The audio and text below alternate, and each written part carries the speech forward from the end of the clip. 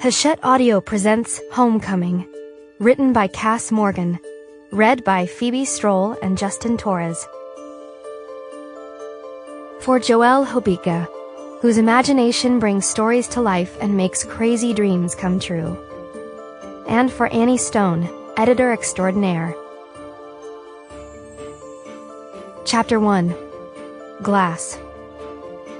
Glass's hands were sticky with her mother's blood.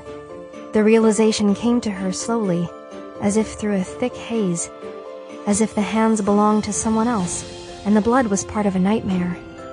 But they were her hands, and the blood was real. Glass could feel her right palm sticking to the arm of her seat in the first row of the dropship, and she could feel someone squeezing her left hand hard. It was Luke. He hadn't let go ever since he'd pulled Glass away from her mother's body and carried her to her seat. His fingers were grasping hers so tightly, he might have been trying to siphon the pulsing pain out of her body and store it in his. Glass tried to stay focused on the warmth of his hand on hers. She concentrated on the strength of his grip, how he showed no signs of loosening his hold, even when the dropship began shaking and dipping on its violent trajectory toward Earth. Not more than a few minutes ago, Glass had been sitting in a seat next to her mother, ready to face the new world together. But now her mother was dead, shot by a deranged guard desperate for a spot on the last shuttle to escape the dying colony. Glass squeezed her eyes shut, trying to stop the scene from playing out again in her mind. Her mother falling, silently, to the ground. Glass dropping onto the floor next to her mother as she gasped and moaned, unable to do anything to stop the bleeding. Glass pulling her mother's head onto her lap and battling sobs to say how much she loved her. Watching the dark stain on her mother's dress spread as the life faded from her. Watching her face go slack, just after hearing those final words. "I'm so proud of you." There was no stopping the images, just as there was no changing the truth. Her mother was dead, and Glass and Luke were hurtling through space on a ship that would crash into Earth at any moment. The dropship rattled loudly and jerked from side to side. Glass hardly noticed. She had the vague sensation of a harness digging into her ribs as her body followed the ship's movements, but the pain of her mother's death gouged deeper than the metal buckle. She'd always imagined grief as a weight, that is, when she thought about it at all. The old Glass hadn't spent a great deal of time dwelling on other people's anguish. That changed after her best friend's mother died, and she'd watched Wells slump around the ship as if carrying an enormous, invisible burden. But Glass felt different, carved out, hollow, as if all emotion had been scraped out of her.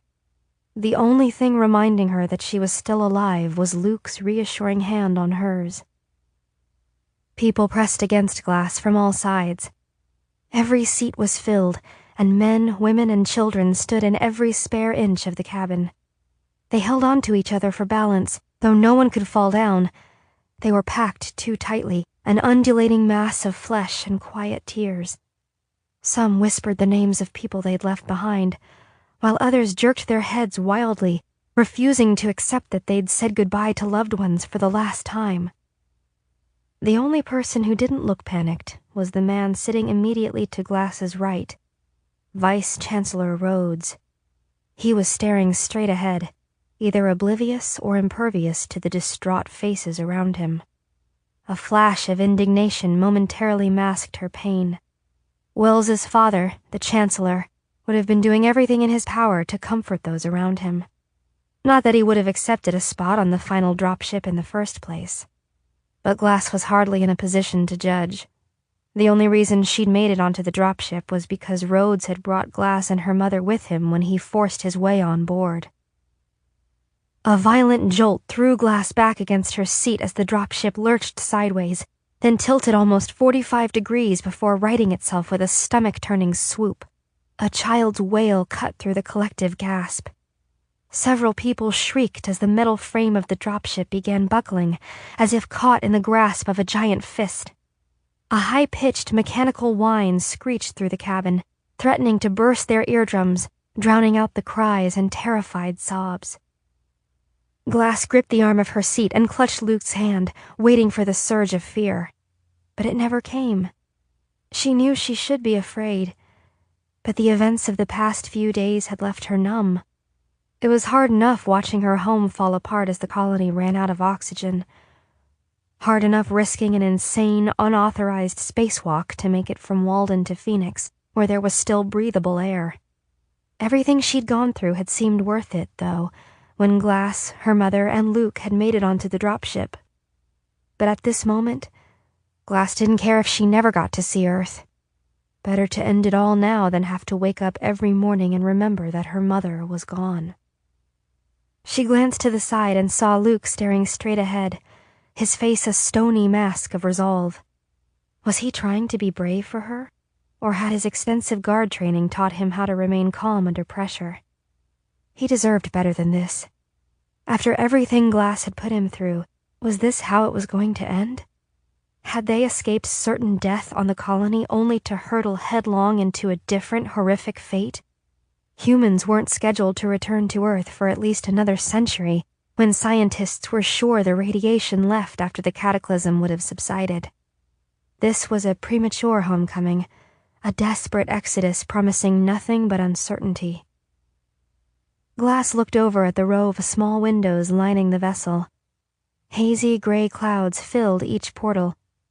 It was oddly beautiful, she thought, just as the windows suddenly popped and shattered, spraying shards of hot glass and metal throughout the cabin. Flames shot through the broken panes. The people closest to the windows frantically tried to duck and move away, but there was nowhere to go. They leaned backward, falling onto the people behind them. The tang of scorched metal burned Glass's nostrils, while the scent of something else made her gag. With rising fear, Glass realized it was the smell of burned flesh. Pushing hard against the force of the ship's velocity, she turned her head to look at Luke. For a moment, Glass couldn't hear the sounds of whimpering and crying or the crunch of metal. She couldn't feel her mother's last breath. She could only see the side of Luke's face, the perfect profile and strong jaw that she'd traced in her mind night after night during those terrible months in confinement when she'd been sentenced to die on her 18th birthday. Glass was brought back to reality by the sound of metal ripping from metal. It vibrated through her eardrums and down into her jaw, through her bones and into her gut. She ground her teeth together. She watched in helpless horror as the roof peeled off and flew away, as if it were nothing more than a scrap of fabric. She forced herself to turn back to Luke, who'd closed his eyes but was now gripping her hand with renewed intensity. "I love you," she said, but her words were swallowed up by the screams all around them. Suddenly, with a bone-shaking crack, the drop ship slammed into Earth, and everything went black. In the distance, Glass heard a low, guttural moaning, a sound full of more anguish than anything she'd ever heard. She tried to open her eyes, but the slightest effort sent her head into a sickening spin. She gave up and allowed herself to sink back into the darkness. A few moments passed, or was it a few hours? Again she struggled against the comforting quiet, fighting her way toward consciousness. For a sweet, groggy millisecond, she had no idea where she was. All she could focus on was the barrage of strange smells. Glass hadn't known it was possible to smell so many things at once. There was something she sort of recognized from the solar fields, her favorite spot to meet Luke, but amplified 1,000 times over. There was something sweet, but not like sugar or perfume. Deeper, richer. Every breath she took sent her brain into overdrive as it struggled to identify the swirling scents. Something spicy, metallic. Then a familiar scent jolted her brain to attention. Blood. Glass's eyes fluttered open. She was in a space so large she couldn't see the walls, and the transparent, star-filled ceiling looked like it was miles away. Slowly, her awareness clicked into place, and her confusion gave way to awe. She was looking up at the sky, the real sky, on Earth, and she was alive. But her wonder lasted only a few moments before an urgent thought ripped through her brain and panic shot through her body. Where was Luke? She snapped into alertness and pushed herself into an upright position, ignoring the nausea and pain that tried to force her back to the ground. "Luke!" she cried out, jerking her head from side to side, praying to see his familiar outline among the mass of unfamiliar shadows. "Luke!" The growing chorus of screams and wails swallowed her cries. Why won't someone turn on the lights? She thought groggily, before remembering that she was on the ground. The stars gave off nothing more than a dull glimmer, and the moon offered just enough light for Glass to tell that the moaning, flailing black shapes were her fellow passengers. This had to be a nightmare. This wasn't what Earth was supposed to be like. This wasn't a place worth dying for. She called for Luke again, but there was no response. She needed to stand, but her body felt strangely heavy, as if invisible weights were tugging on her limbs. Gravity here felt different, harsher. Or was she injured? Glass placed her hand on her shin and gasped. Her legs were wet. Was she bleeding? She glanced down, afraid of what she might find. Her pant legs were torn, and the skin underneath was badly scratched, but there were no visible wounds. She placed her hands on the floor, no ground, and gasped. She was sitting in water. Water that stretched out far in front of her across an impossibly vast distance, with only the faintest shadow of trees at its far edge. Glass blinked, waiting for her eyes to recalibrate and reveal something that made more sense. But the image didn't change. Lake. The word slid smoothly into her mind. She was sitting on the edge, on the shore, of a lake on Earth. A fact that felt as surreal to her as the devastation surrounding her on every side. When she turned to look, she saw only horror. Bodies lying limp and broken on the ground. Wounded people crying and begging for help. The mangled, smoking shells of several dropships that had all landed within a few meters of each other, their frames cracked open and splintered. People running into the still smoldering wreckage, then clambering back out with heavy, still figures draped over their shoulders. Who had carried her out? If it was Luke, where was he? Glass struggled to her feet, her legs shaky beneath her. She locked her knees to prevent them from giving way and swung her arms out to regain her balance. She stood in the icy water, cold creeping up her legs. She took a deep breath and felt her head clear slightly, although her legs continued to tremble. She took a few wobbly steps forward and knocked her foot against a few rocks below the surface. Glass looked down and inhaled sharply. There was just enough moonlight to tell that the water was tinged a deep pink. Did the pollution and radiation of the cataclysm cause lakes to change color? Or was there an area of Earth where water was naturally pink? She'd never paid much attention in her Earth geography tutorials, a fact she was starting to regret more and more by the second. But a desperate cry from a crumpled figure on the ground nearby brought the painful answer to her mind. This wasn't a long-lasting side effect of radiation. The water was colored with blood. She shuddered, then walked toward the woman who had called out. She was slumped on the shore, the bottom half of her body in the rapidly reddening water. Glass stooped down and took her hand. "Don't worry, you're going to be fine," she said, hoping she sounded more certain than she felt.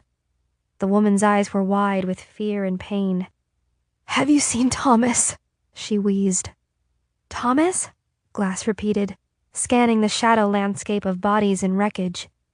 She needed to find Luke. The only thing more terrifying than being on Earth was the thought of Luke lying somewhere out there, injured and alone.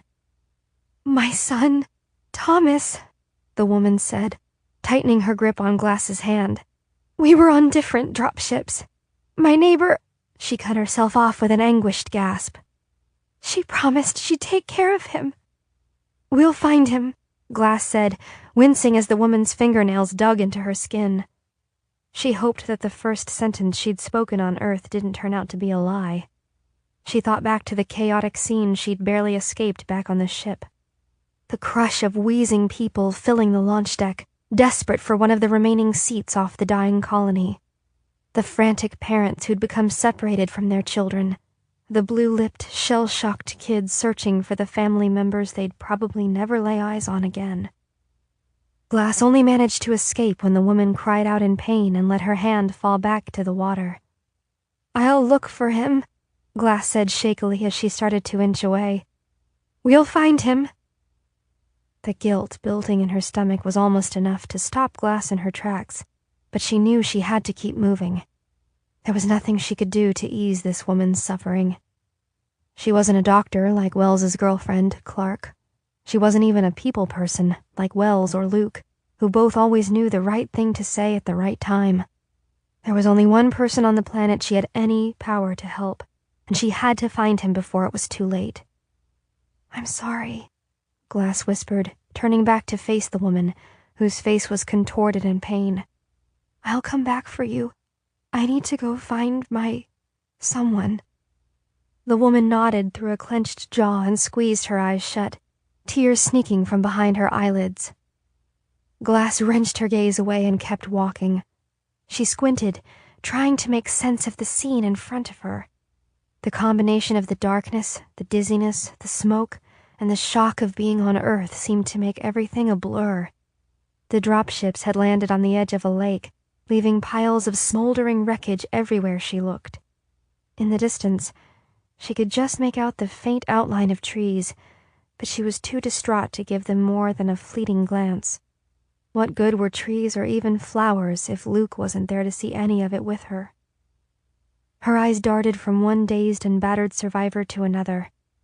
An old man sat on a large piece of metal torn from the dropship, his head in his hands.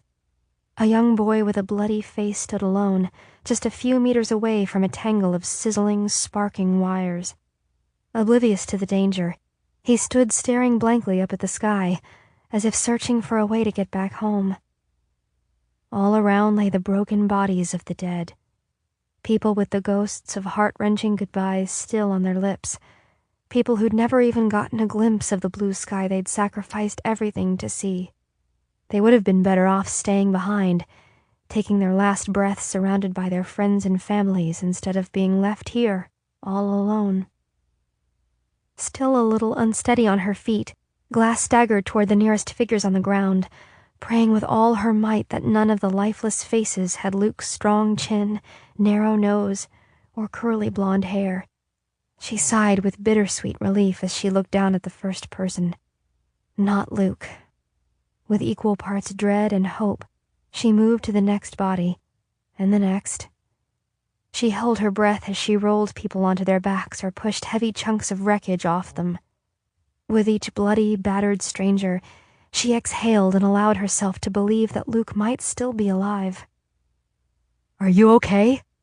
Startled, Glass jerked her head to the side to follow the voice.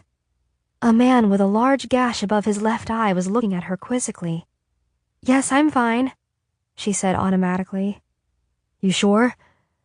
Shock can do crazy things to the body." "I'm okay, I'm just looking..." She trailed off, unable to shape the mass of panic and hope in her chest into words. The man nodded. "Good. I already checked this area, but if you find any survivors I missed, just shout. We're gathering the injured over there." He pointed a finger into the darkness where, in the distance, Glass could just make out the shapes of bent figures hovering over still forms on the ground. "There's a woman over by the water. I think she's hurt." "Okay, we'll go get her." He signaled to someone Glass couldn't see, then broke into a lurching jog. She felt a strange urge to call out, to tell him that it was better to look for the missing Thomas first. Glass felt sure that the woman would rather bleed out in the water than face a lifetime on Earth without the only person who made her life worth living. But the man was already gone. Glass took a deep breath and willed herself to keep moving, but her feet no longer seemed connected to her brain. If Luke were unharmed, wouldn't he have found her by now? The fact that she hadn't heard his deep voice calling her name through the din meant that, at best, he was lying somewhere too hurt to move. And at worst... Glass tried to resist the grim thoughts, but it was like attempting to shove a shadow. Nothing could keep the darkness out of her mind. It would be unimaginably cruel to lose Luke mere hours after their reunion. She couldn't go through it again, not after what happened to her mother. No. Choking back a sob, she rose onto the balls of her feet and looked around. There was more light now. Some of the survivors had used the burning pieces of dropship to create makeshift torches, but the jagged, flashing light was hardly comforting. Everywhere she looked, Glass saw glimpses of mangled bodies and panicked faces emerging from the shadows. The trees were closer now. She could see the bark, the twisted branches, the canopy of leaves. After spending her whole life staring at one solitary tree, it was startling to see so many all together, like turning a corner and facing a dozen clones of your best friend. Glass turned to glance at one particularly large tree and gasped. A boy with curly hair was slumped against the trunk. A boy in a guard's uniform. "Luke!" Glass shouted, breaking into a jerky run. As she got closer, she saw that his eyes were closed. Was he unconscious, or... "Luke!" she cried again before the thought could gain traction. Glass's limbs felt both clumsy and electrified, like a reanimated corpse. She tried to speed up, but the ground seemed to be pulling her down. Even from a dozen meters away, she could tell. It was Luke. His eyes were closed, his body slack, but he was breathing. He was alive. Glass fell to her knees by his side and fought the urge to throw herself across him. She didn't want to hurt him any further. "Luke," she whispered, "can you hear me?" He was pale, and over his eye there was a deep cut, which oozed blood down the bridge of his nose. Glass pulled her sleeve down over her hand and pressed it against the cut. Luke moaned slightly but didn't move. She pressed a little harder, hoping to staunch the bleeding, and looked down to survey the rest of him. His left wrist was purple and swollen, but apart from that he looked okay. Tears of relief and gratitude sprang to her eyes, and she let them slide down her cheeks. After a few minutes, she took her sleeve away and examined the wound again. It looked like the bleeding had stopped. Glass put a hand on his chest. "Luke," she said gently. She ran her fingers lightly over his collarbone. "Luke, it's me. Wake up." Luke stirred at the sound of her voice, and Glass let out a mangled sound that was part laugh, part sob. He groaned, his eyelids fluttering open and sinking closed again. "Luke, wake up," Glass repeated, then brought her mouth to his ear, just like she used to do on mornings when he was in danger of missing check-in at work. "You're going to be late," she said with a small smile. His eyes opened again, slowly, and fixed on her. He tried to speak, but no sound came out. Instead, he smiled back. "Hey there," Glass said, feeling her fear and sorrow melt away for a moment. "It's okay. You're okay. We're here, Luke. We made it. Welcome to Earth." Chapter 2. Wells. "You look exhausted," Sasha said, tilting her head to the side so her long black hair spilled across her shoulder. "Why don't you go to bed?" "I'd rather be here with you." Wells suppressed a yawn by turning it into a grin. It wasn't hard. Every time he looked at Sasha, he noticed something that made him smile. The way her green eyes glowed in the flickering light of the campfire, how the smattering of freckles on her sharp cheekbones could be as fascinating to him as the nighttime constellations were to her. She was staring at them now, her chin pointed upward as she gazed in wonder at the sky. "I can't believe you lived up there," she said quietly, before lowering her eyes to meet Wells. "Don't you miss it? Being surrounded by stars? It's even more beautiful down here." He raised his hand, placed a finger on Sasha's cheek, then gently traced a path from one freckle to another. "I could stare at your face all night. I couldn't do that with the Big Dipper. I'd be surprised if you lasted 5 more minutes. You can barely keep your eyes open. It's been a long day." Sasha raised an eyebrow and Wells smiled. They both knew that was a bit of an understatement. Over the past few hours, Wells had been kicked out of the camp for helping Sasha, the Hundred's former prisoner, escape. That was before he ran into Clark and Bellamy, who had just rescued Bellamy's sister, Octavia, thereby proving that Sasha's people, the Earthborns, weren't the enemy they'd once appeared to be. That alone would have been a lot to explain to the rest of the camp members, most of whom were still a little uneasy around Sasha, but it was only the beginning. Just that evening, Bellamy and Wells had made a shocking discovery. Although Wells, the son of the Chancellor, had grown up privileged on Phoenix, while Bellamy, an orphan, had scraped by on Walden, they were in fact half-brothers. It was all too much to process. And while Wells was mostly happy, the shock and confusion kept the full weight of the news from sinking in. That and the fact that he hadn't had a good night's sleep in ages. Over the past few weeks, he'd become the de facto leader of the camp. It wasn't a position he'd necessarily sought, but his officer training combined with his lifelong fascination with Earth had given him a certain set of skills. Yet, while he was glad to be able to help and grateful for the group's trust, the position came with an enormous amount of responsibility.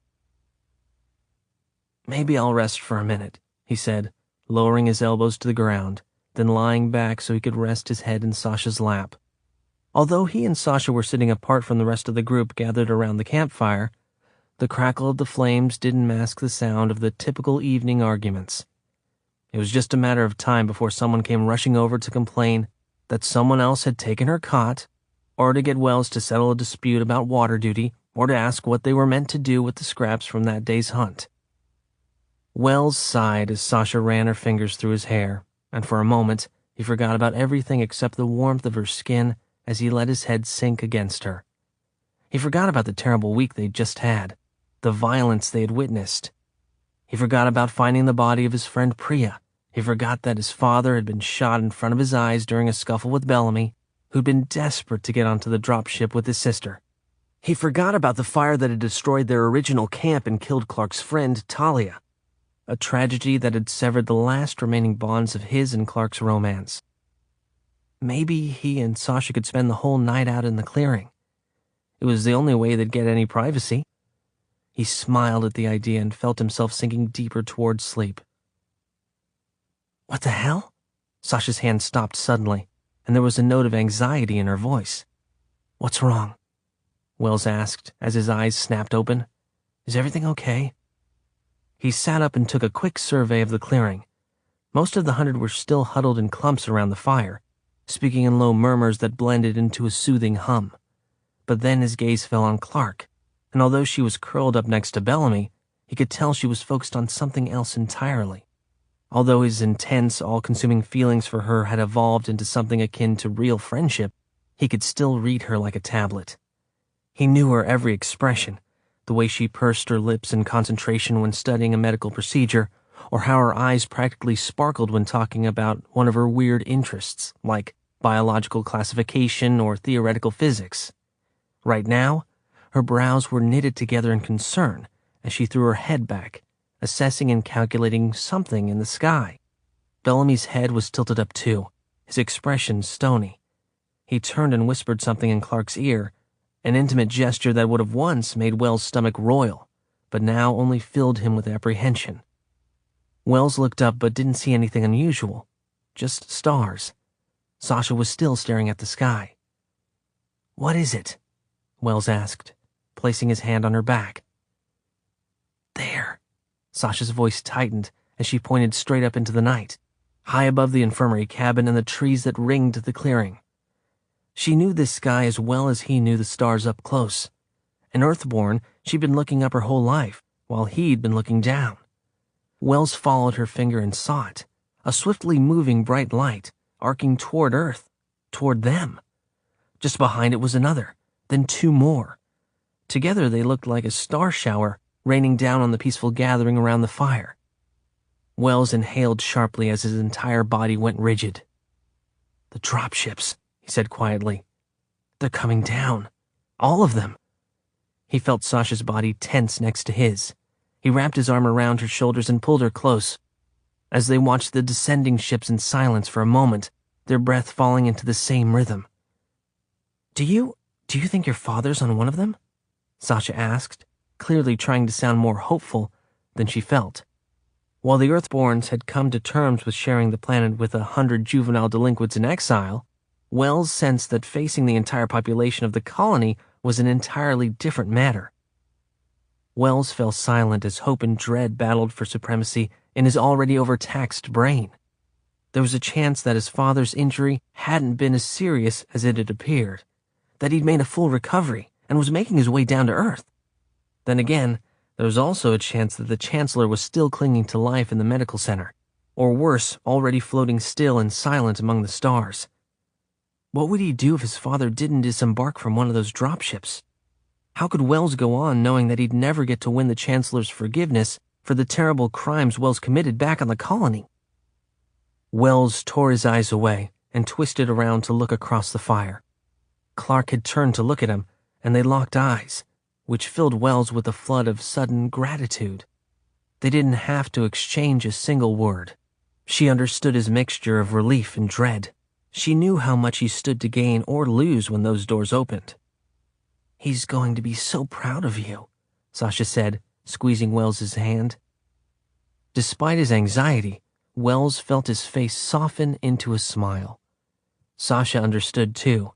Even though she'd never met Wells's father, even though she'd never witnessed their complicated relationship, she also knew what it was like to grow up with a parent responsible for the well-being of an entire community, or in Wells's case, a parent responsible for all known survivors of the human race. Sasha's father was the leader of the Earthborns, just as Wells's father was the leader of the colony. She knew what it meant to bear the weight of that duty. Sasha understood that being a leader was as much as a sacrifice as it was an honor.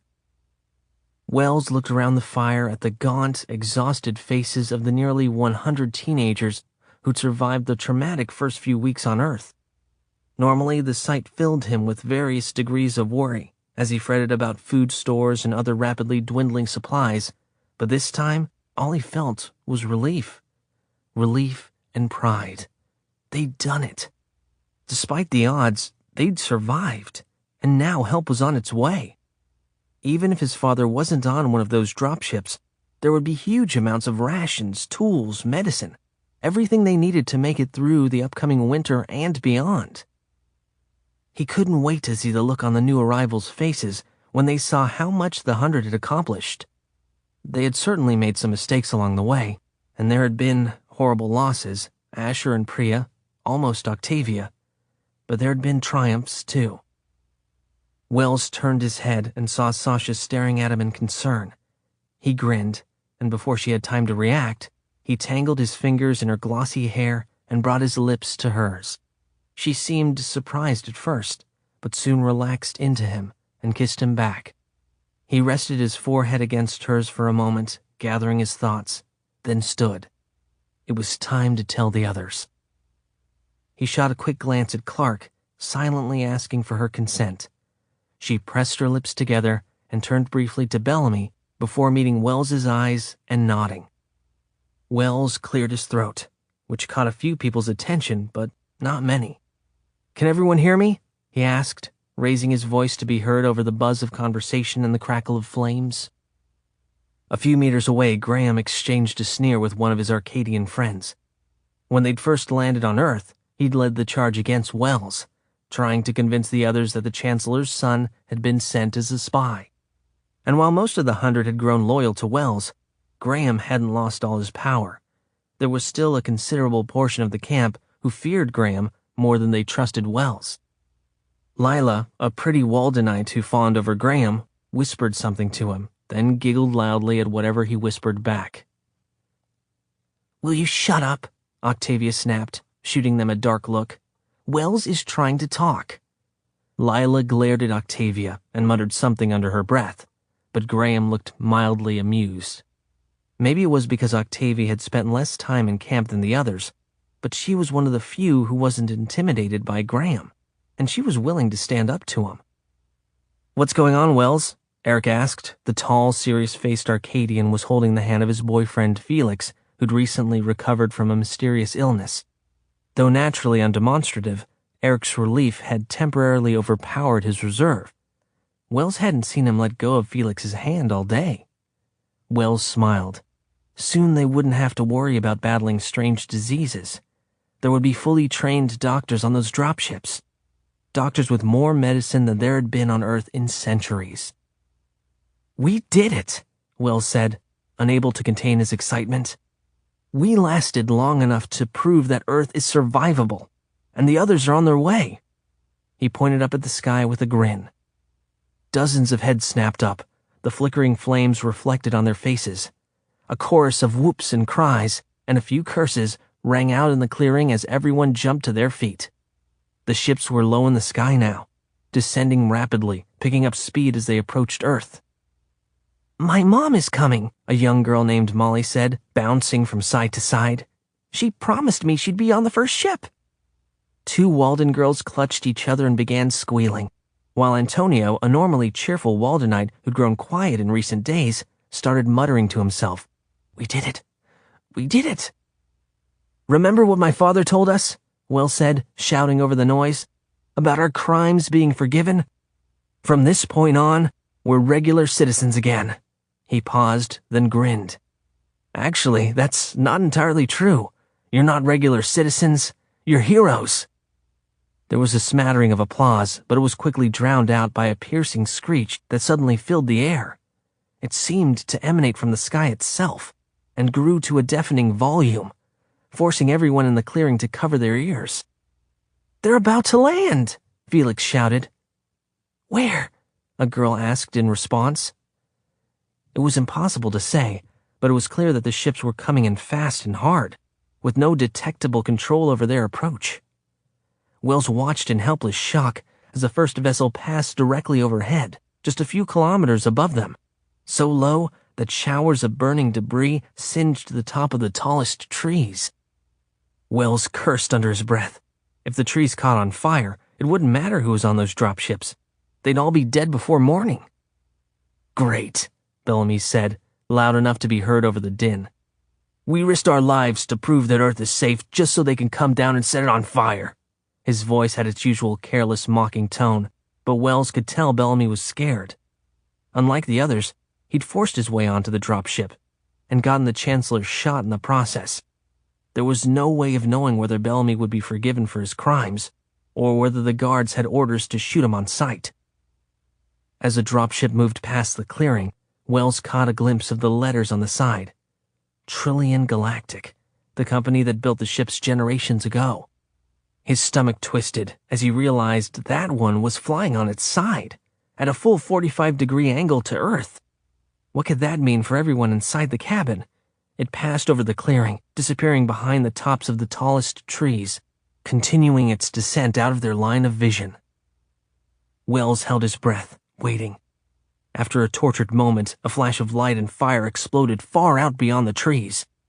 It was at least a few kilometers from their camp, but seemed as bright as a solar flare. A millisecond later came the delayed sound of the crash, a deep thundering that drowned out all other noise. Before anyone could process what they'd just seen, the second ship passed directly over their heads and landed in the same catastrophic fashion, sending up more light and noise. A third ship followed. Each crash shook the ground, sending violent vibrations up through Wells's feet and into his stomach. Was this what had happened when their ship crashed? Their landing had also been terrible. A few people had even been killed. The frightening noises stopped abruptly. As Earth grew quiet again, flames shot into the sky, coloring the darkness, and smoke began to curl upward. Wells turned away from the trees and back to the others. Their faces illuminated in the orange light from above, asked the same question that was repeating on a loop in his own head. Could anyone have survived that? "We have to go get them," Eric said firmly, raising his voice to be heard over the chorus of gasps and nervous murmurs. "How will we find them?" Molly asked, trembling. Wells knew she hated being in the woods, especially at night. "It looks like they might have landed near the lake," Wells replied, rubbing his fingers in circles against his temples. "But they could be much farther. If anyone even survived," he thought. He didn't need to say it out loud. They were all thinking the same thing. Wells turned back toward the crash. The flames rising above the trees were subsiding, shrinking down into the woods. "We better start moving. Once that fire goes out, there's no way we'll be able to find them in the dark." "Wells," Sasha murmured, placing a hand on his shoulder, "maybe you should wait until morning. It's not safe out there." Wells hesitated. Sasha was right about the danger. There was a violent faction of Earthborns who'd rebelled against her father and were now roaming the woods in between Mount Weather and the Hundred's camp. They were the ones who'd kidnapped Octavia, who'd killed Asher and Priya. But he couldn't bear the thought of the injured and scared colonists waiting for their help. "We won't all go," Wells said to the group. "I just need a few volunteers to take emergency supplies and lead everyone back to camp." He looked around the clearing they'd worked so hard to turn into a home and felt a surge of pride. Octavia took a few steps toward Wells, so she was standing in the center of the circle. She was only 14, but unlike the other younger members of the group, she wasn't shy about speaking up. "I say we let them find their own way," she said, raising her chin defiantly. "Or better yet, they can just stay where they are. They pretty much sentenced us to die when they sent us down here. Why should we risk our lives going to rescue them?" A murmur of assent rippled around the crowd. Octavia shot a quick glance at her brother, maybe seeking his support, but when Wells looked at Bellamy, his face was strangely inscrutable. "Are you kidding?" Felix asked, looking at Octavia with dismay. His voice was still weak from his illness, but his anxiety was clear. "If there's even the slightest chance that my parents are out there, then I have to try to find them. Tonight." He stepped closer to Eric, who put an arm around Felix's shoulders and squeezed him tight. "And I'm going with him," Eric said. Will scanned the group for Clark and Bellamy. They met his eye. Then Clark took Bellamy's hand and hurried along the outer edge of the circle to where Wells was standing. "I should go too," Clark said quietly. "There are probably injured people who need my help." Wells glanced over at Bellamy, waiting for him to object to the risk, but he'd gone tense and quiet, staring into the darkness beyond Wells. Perhaps he knew it was futile to argue with Clark when she had her mind set on something. "Okay," Wells said. "Let's get ready. Most of you should stay here and prepare the camp for new arrivals." Clark ran to the infirmary cabin for the medical supplies, while Wells assigned other people to carry drinking water and blankets. "Eric, can you find some food? Anything we've got?" As his team scurried off to prepare, Wells turned back to Sasha, who was still standing next to him, her lips pressed together in concentration. "We should bring something to use as a stretcher," she said, casting an appraising glance around the clearing. "There might be people who can't walk back." She started toward the supply tent without waiting for Wells to reply. He broke into a jog after her. "Smart thinking," he said, matching her quick strides. "But I don't think it's a good idea for you to come with us." She stopped abruptly. "What are you talking about? None of you know the terrain as well as I do. If anyone can get you there and back safely, it's me." Wells sighed. She was right, of course, but the thought of Sasha facing hundreds of colonists, and most likely many armed guards, who had no idea Earthborns even existed, sent a jolt of fear through him. He remembered the shock and disorientation he'd felt when he'd first laid eyes on her. It was as if his entire understanding of the universe had been flipped on its head. He certainly hadn't trusted her at first, and it had taken the rest of his group even longer to believe that she was telling the truth about belonging to a peaceful community of people living on Earth.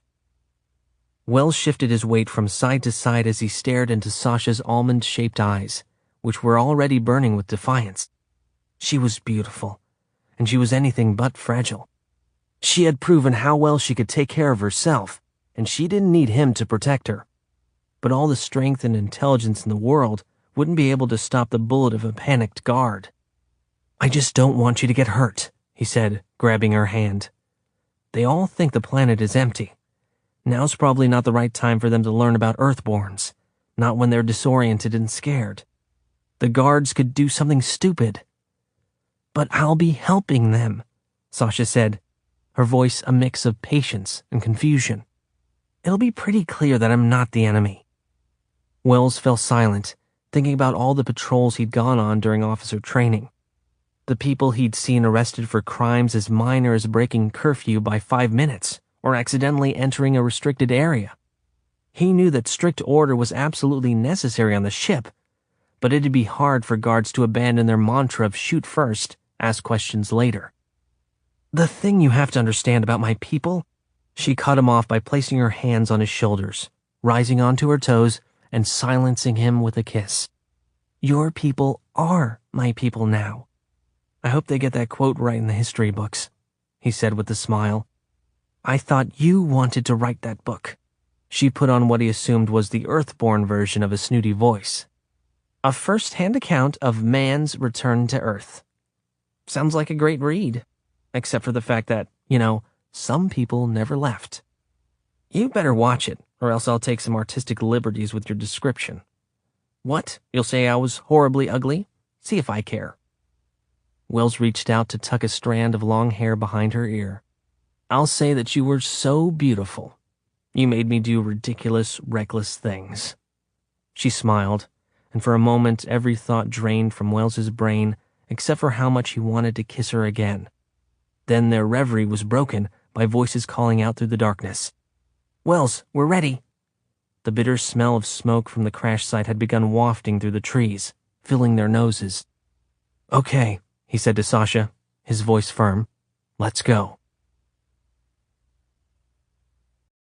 Chapter 3. Clark. Clark stared at the crash scene, eyes straining in the dark, waiting for the inevitable moment when her training would kick in, when her instincts would anesthetize her panic. But hovering at the edge of the wide expanse of debris, absorbing the destruction, all she felt was horror. It was far worse than when the 100 had landed. From what she could see, 3 dropships had slammed into the ground just a few dozen meters apart. It was amazing that they hadn't crashed on top of each other. Their jagged metal carcasses protruded from the earth around the water's edge, looming high above the surface of the lake. Motionless bodies were scattered everywhere. The fires had mostly gone out, but the stench of burning metal lay heavy on the air. Even worse than the sight of so many bodies was the growing number of wounded.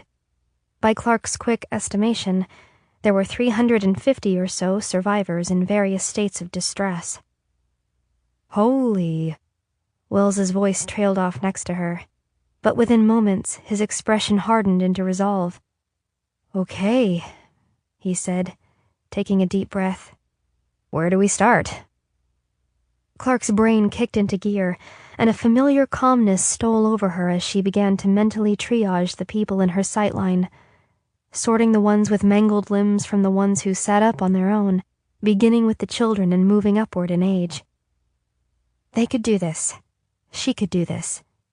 Each of the dropships had to be stocked with medical supplies. She had a lot more to work with this time around, and she'd learned a massive amount over the past few weeks. Besides, there had to be at least 1 or 2 fully qualified doctors among the passengers. She could only hope that they were among the survivors. She winced as a pang of regret radiated through her chest. She needed her parents more than ever, but was no closer to finding them than she had been when she left the camp days ago. Start separating them into groups, she said to Wells, Sasha, and the other members of the rescue party. Leave the worst injuries where they are, and lead anyone who can walk back to the clearing.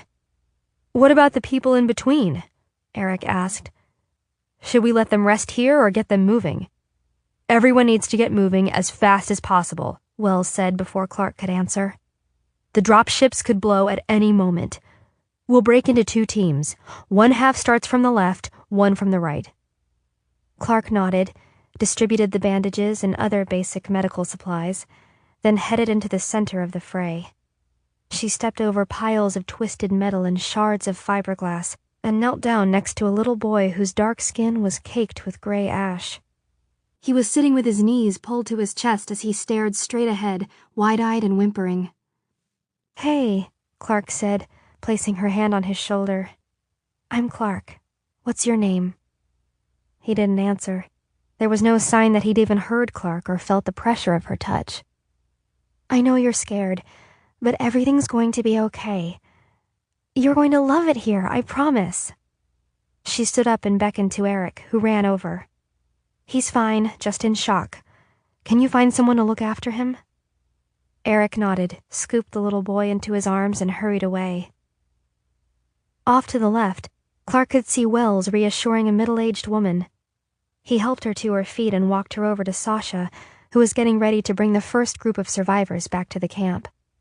An icy chill ran down Clark's spine when she saw a young man in a guard uniform standing among them. Bellamy had promised to stay out of sight for the time being, but it wouldn't take much to draw him into a confrontation. What if something happened to him while she was gone? "Clark!" She turned to see Felix signaling for her. "We need your help over here." She hurried over and found him kneeling next to a young girl with long, tangled strawberry blonde hair. Felix had tried to bandage her arm, but it was already soaked through with blood. "It won't stop," he whispered, his face pale. "You need to do something." "I got it," Clark said. "You keep moving." She unwrapped the bandage and surveyed the wound. "Am I going to die?" the girl whispered hoarsely. Clark shook her head and smiled. "Nope, no way I'm going to let that happen. Not before you get the chance to explore Earth." She reached into her kit and pulled out the antiseptic, praying that she'd find some more at the crash site. She was almost out. "Guess what I saw the other day?" she said, trying to distract the girl as she prepared to stitch the deep gash in her arm. "A real live rabbit." "Really?" The girl turned her head to the side, as if expecting to see one hop out from behind a pile of wreckage. 10 minutes later, the girl was being led away by Wells, freeing Clark to deal with the more seriously injured. It was distressing to see so many people in pain, but the intense focus it required provided a welcome relief from her thoughts. Clark had spent the past few days in a haze, each new development or revelation proving more bewildering than the last. She had gotten back together with Bellamy, who had somehow found a way to forgive her for what she had done to Lily. Then they had rescued Octavia from Sasha's faction of Earthborns, who in turn had rescued Octavia from the violent Splinter Group. But the thing that made Clark's head spin most of all was the discovery that her parents were alive, and on Earth.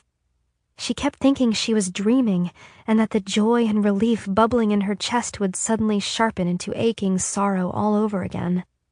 But the parents she had mourned for a year hadn't been executed and floated into space. They had somehow made their way to Earth, and even lived with Sasha's family before heading off on their own. Now she just had to figure out how to track them, which seemed impossible in 1,000 ways. But sitting still and doing nothing wasn't an option either. As soon as she'd done all she could for these survivors, she'd be making her plans to leave. "This one's not breathing," Eric said with a grimace as Clark approached. She crouched down and brought her hand to the man's neck. His skin was still warm, but there wasn't even the faintest whisper of a pulse. Clark pressed her lips together, then lowered her ear to the man's chest, praying for a heartbeat. But there was nothing but silence. "There's nothing we can do for him," Clark said, trying not to meet Eric's eyes. She didn't want to see the horror in his face, and she didn't want him to see the helplessness in hers. She looked down at the man again, seeing his face properly for the first time. Clark gasped as an invisible hand punched through her sternum and wrapped its fingers around her heart. It was her old biology tutor, Mr. Peters, the one who gave Clark access to the ship's restricted archive center when she was only 10 so she could look at photos of elephants. "You okay?" Eric asked. Clark nodded, trying to blink away the tears threatening to blur her vision. Had Mr. Peters lasted long enough for a glimpse at the night sky? Had he been able to see the moon reflecting off the water, or catch the scent of trees in the wind? Or had he died without ever setting eyes on the planet he'd spent his whole life revering from afar? "We should leave the bodies here for now," she said, turning away. "It's more important to deal with the injured." Clark left Eric and carefully stepped over a pile of twisted, red-hot metal in order to make her way toward a man lying on his side. He wore a coat that had once been white, but was now covered with dust, soot, and a slowly expanding patch of blood. His eyes were shut, and his mouth twisted in defiance of his pain. Clark let out a low gasp as she took in his tall, lanky frame and shoulder-length gray hair. It was Dr. Lahiri, her former mentor and one of her father's oldest friends. The last time she'd seen him was when he'd come to her cell, and she'd accused him of betraying her parents. He called her a traitor in response, and before she could think better of it, she'd actually socked him in the face. The rage that had consumed her that day felt strangely distant now. Although her parents had certainly been betrayed, they were alive, and Clark knew there were people far more accountable than Dr. Lahiri. Like Vice-Chancellor Rhodes, the man who'd ordered her parents to perform the monstrous radiation trials in the first place. Clark crouched down and placed her hand near his elbow. "Dr. Lahiri," she said in what she hoped was a confidence-inspiring tone. "Can you hear me? It's Clark." His eyes sputtered open, and he stared at her for a long moment, as though unable to tell if she were real or a hallucination. When he finally spoke, it was through a clenched jaw, as if any extraneous movement would push him past the limit of bearable pain. "Clark, you're alive." "Yes, despite your best efforts," she said, smiling so he'd know she was mostly joking. "Let me see what's going on here, okay?" He nodded slightly, then shut his eyes and winced. Clark gently opened his coat, palpating his abdomen, ribs, and chest. He grimaced when she reached his collarbone. She carefully opened his eyes and checked his pupils, and ran her hands over his scalp to check for any contusions she'd missed. "I think it's just my shoulder and clavicle," Dr. Lahiri said through gritted teeth. "And a concussion," Clark added, trying to keep her voice neutral. "I think the bones are broken. I can set them and make you a sling, but I'm afraid we don't really have much here for the pain. Did you bring any supplies with you?" "I don't know what's on the dropships," Dr. Lahiri said, causing Clark's stomach to plummet with disappointment. "It all happened so quickly. There wasn't time to prepare. We'll make do. I'm going to help you sit up. Are you ready?" She kneeled behind him and placed one hand under his good arm and the other behind his shoulder blade. "On my count. 1, 2, 3. She raised him to a sitting position, and he let out a pained cry as she helped him lean against a wall of debris. The color began returning to his face. "Just stay as still as possible until my friends come to get you." She waved a hand in the air, gesturing for Wells and his team. "They'll help you get somewhere safe." "Clark," Dr. Lahiri muttered, his voice growing hoarse. She reached for her water container and lifted it to his lips. He took a small sip and continued. "I'm sorry about what I said last time. Your parents would be so proud of you. I'm so proud of you." "Thank you," Clark said slowly, wondering whether Dr. Lahiri really believed that her parents were dead or whether he was still too afraid to tell her the truth. "I'm sorry for losing my temper." Despite the pain, he smiled. "I just wish I could take as much credit for your left hook as I can your surgical skills." The next few hours passed in a blur. Clark hardly noticed the dawn breaking, except for the fact that it made suturing easier. By the time the sun was high in the sky, all the uninjured colonists had been led to camp, and a good portion of the injured had been carried away as well.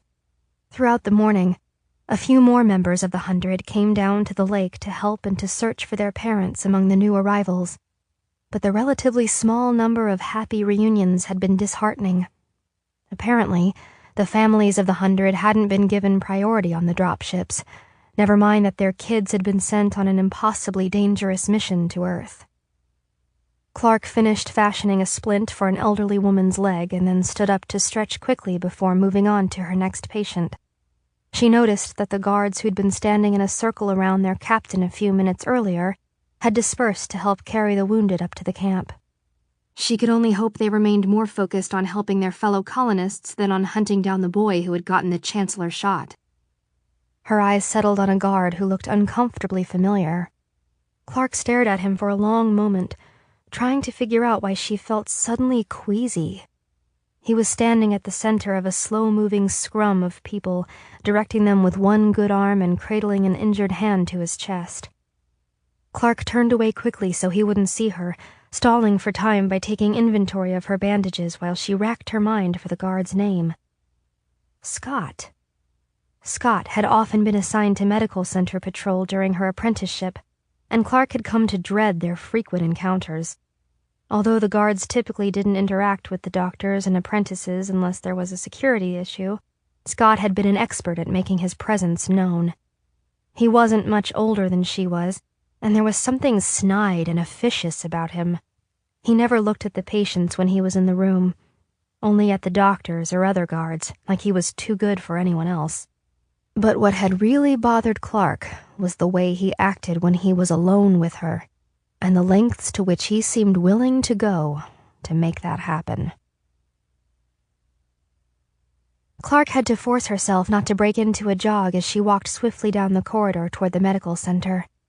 She was nearly 20 minutes late for her rounds shadowing Dr. Lahiri, but the punishment for hazardous behavior was even harsher than that for tardiness. Being late meant that she was in trouble with her supervisor. Breaking one of the ship's rules meant facing the council.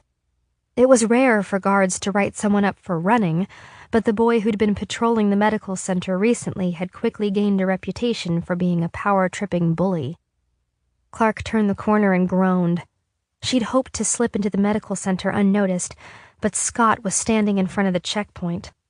His back was to her, but she recognized his broad shoulders and slightly greasy blonde hair that always looked to be longer than was typically allowed by guard regulations.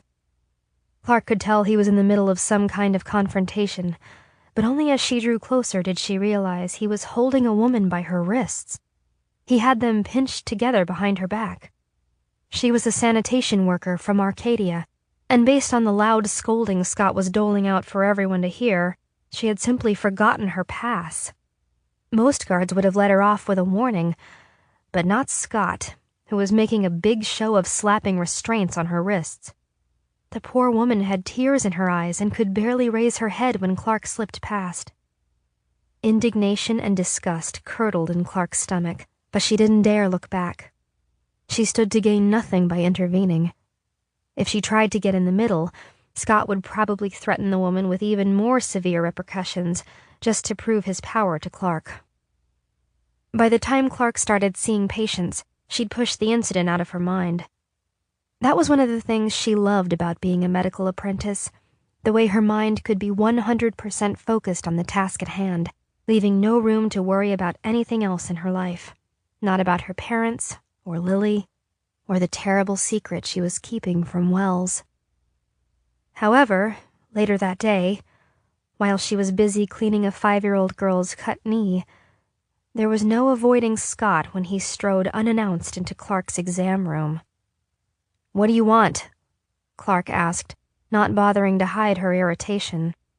It was one thing for him to strut down the halls like he was Chancellor of the Corridors. It was another for him to barge into her exam room when she was with a patient. He waved a bruised and swollen finger in front of Clark's face and smirked. "You won't believe it, but that bitch actually bit me when I was cuffing her." "Watch your language, please," Clark hissed, shooting a glance at the little girl staring at Scott wide-eyed from the exam table. He laughed unpleasantly. "I'm sure she's heard worse. She looks like a Waldenite." Clark narrowed her eyes. "Aren't you a Waldenite?" she asked, doing her best impression of Glass and her snooty friends. He ignored the jab and took a step closer. "I'm in need of your services, Doctor," he said in a voice that somehow managed to be both mocking and vaguely threatening. "If you'll just take a seat outside, I can look at that for you after I'm done with Cressida here."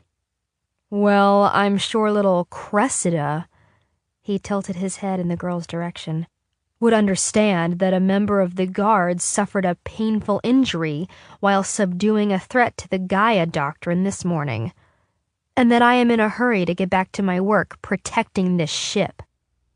Clark fought the urge to roll her eyes. She just managed to keep her expression neutral while she sprayed a skin regenerator on Cressida's knee, gently affixed a bandage over it, and patted the girl on the leg. "You're all set. Just keep it clean and dry until tomorrow, okay?" Cressida nodded and hopped down from the table, running out the door to her mom, who waited just outside.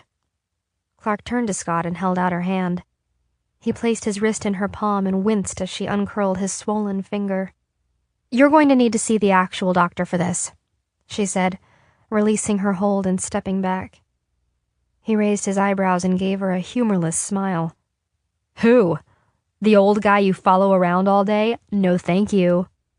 "Dr. Lahiri is the most respected doctor on the ship." "Yeah, well, he's not who I want checking out my other injury." "What are you talking about?" "That piece of Arcadian trash also tried to kick me. I knocked her down, but she managed to knee me in a rather sensitive area, if you know what I mean." Clark sighed.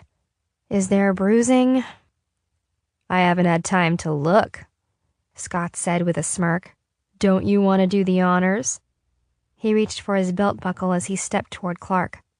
"I should call a nurse," Clark said, moving toward the intercom. "Now, just hold on a second." Scott grabbed Clark's arm with his good hand and pulled her back. "I don't need a nurse. I just need you to do your job, doctor." Before he could utter another word, the door behind him banged open and Wells strode in, looking even taller than usual in his officer's uniform. Scott snapped to attention, his gaze locking on the floor. Clark couldn't help but smile at Wells over Scott's shoulder. "I'm sure you're not preventing this medical apprentice from getting her work done, are you?" Wells asked, his voice stern but his eyes playful. "No, sir," Scott said stiffly. "Glad to hear it, guard. Carry on with your rounds." "Yes, sir." Clark stifled a grin until the door clicked shut behind Scott, then stepped over to Wells and wrapped her arms around him. He tilted her chin up and kissed her softly on the lips. "Thank you, Officer Jaha." "You're welcome, medical apprentice Griffin." Clark was exhausted. She hadn't eaten anything since the previous evening, and all the food they'd taken to the crash site had gone to the survivors. The team had taken turns leading the survivors back to camp, and there were only a few injured left to deal with. She had put it off as long as she possibly could, but there was no way to avoid treating Scott. He sat on a log at the edge of the clearing, looking up at her as she approached. "I thought you'd never get to me," he said, his lips pressed together into something resembling a grin. "I'm sorry about the wait," Clark said, hoping that maybe he wouldn't recognize her after all the months she'd spent in confinement and her weeks down on Earth. "It's okay, Doc. It took me this long to come to Earth just so you could finally show me your bandaging skills. I believe we were interrupted last time." Clark's heart sank. Scott knew exactly who she was, and he hadn't grown any more charming since she'd last seen him. "Let's see what's going on here." She gestured for him to show her his wrist. He held out his hand to her, and she took it, her stomach churning in protest as she made contact with his clammy skin. She turned his hand over, moving it gently back and forth and from side to side. "So you're a real doctor, finally?" Scott said. "I guess that means you can't afford to get all squeamish during examinations now." "Not exactly," Clark replied without looking up. "I never finished my training, but I'm the closest thing we've got down here."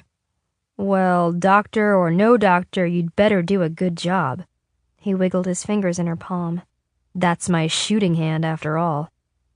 Clark pulled a bandage from her supply bag and began winding it around his wrist and hand. "It's not broken," she said matter-of-factly, hoping to get out of the conversation as quickly as possible. "But you'll need to limit your use of this hand for a few days to allow the swelling to go down." She inhaled deeply and looked him directly in the eye. "Which shouldn't be a problem, since we hunt with spears and arrows here, not guns." Scott met her gaze with a glint in his eye. The skin on Clark's arms rippled with goosebumps. "I wasn't talking about shooting animals," he pronounced coolly. Before Clark could ask him what he meant, he cocked his head to the side and surveyed her with the same expression that used to make her want to shower as quickly as possible. "So why didn't you finish your training?" "I was confined before I completed it," Clark said flatly, not meeting his eyes. "Confined? You?" He paused for a moment, then snickered. "Little Miss Perfect, confined. You know what, though? I don't mind being treated by a convict. I kinda like knowing that all that time, there was a bad girl hiding under those scrubs." He lowered his voice as a woman in an officer's uniform strode past, talking urgently with a man Clark vaguely recognized. "I hope you brought those scrubs to Earth. I always liked the way that they made your—" "You're all set," Clark said with exaggerated cheer as she secured the bandage and gave him an extra hard pat on the wrist, ignoring his grimace of pain. "I'll see you around." Without giving Scott another look, Clark hurried away, shuddering as if to throw off the weight of his heavy, lingering gaze. Chapter 4. Wells. Wells winced as he trudged up the slope toward the lake for the 8th time that day. He'd walked nearly 20 miles trekking back and forth, leading survivors to the camp and then heading back for another group. There were more adults than kids in the clearing, a sight that seemed almost as strange as the two-headed deer they'd spotted their first week on Earth. Their presence was made all the more conspicuous by the fact that they could do nothing more than stare in wonder and shock at their surroundings, while, all around them, teens who had been rotting away in a detention center just a few short weeks ago were barking out directions. Wells had also been struck by the lack of happy reunions. He'd only witnessed 2 of them finding any relatives, and they were both Phoenicians. None of the Waldenites or Arcadians had any loved ones on the ships. "I can't believe I made it," a young woman panted as she gracefully accepted Wells's assistance climbing the steep slope. "You had a pretty rough landing there," he said, shortening his stride so it'd be easier for her to keep up. Although it had been only a few weeks since his own arrival, he'd forgotten how unsteady he'd felt at first. "Not the landing," she said, stopping to look up at him. "On Phoenix. It was terrifying." She turned to glance up at the sky, then sighed and shook her head. "They don't have much time left." Her words were like a fist to Wells's gut. Before he could ask what she meant, though, Eric stepped in to lead the young woman through the woods to the camp, freeing Wells to return to the lake. A hot coil of guilt tightened around Wells's stomach. He didn't need to know the details to understand that he had probably been responsible for whatever grim fate lay ahead for the people still on the colony. He may have become a leader down here on Earth, but he was still a cold-hearted murderer back on the ship. Wells could almost feel the cool metal of the airlock at his fingertips as he opened it, just a little, allowing precious oxygen to leak out of the ship.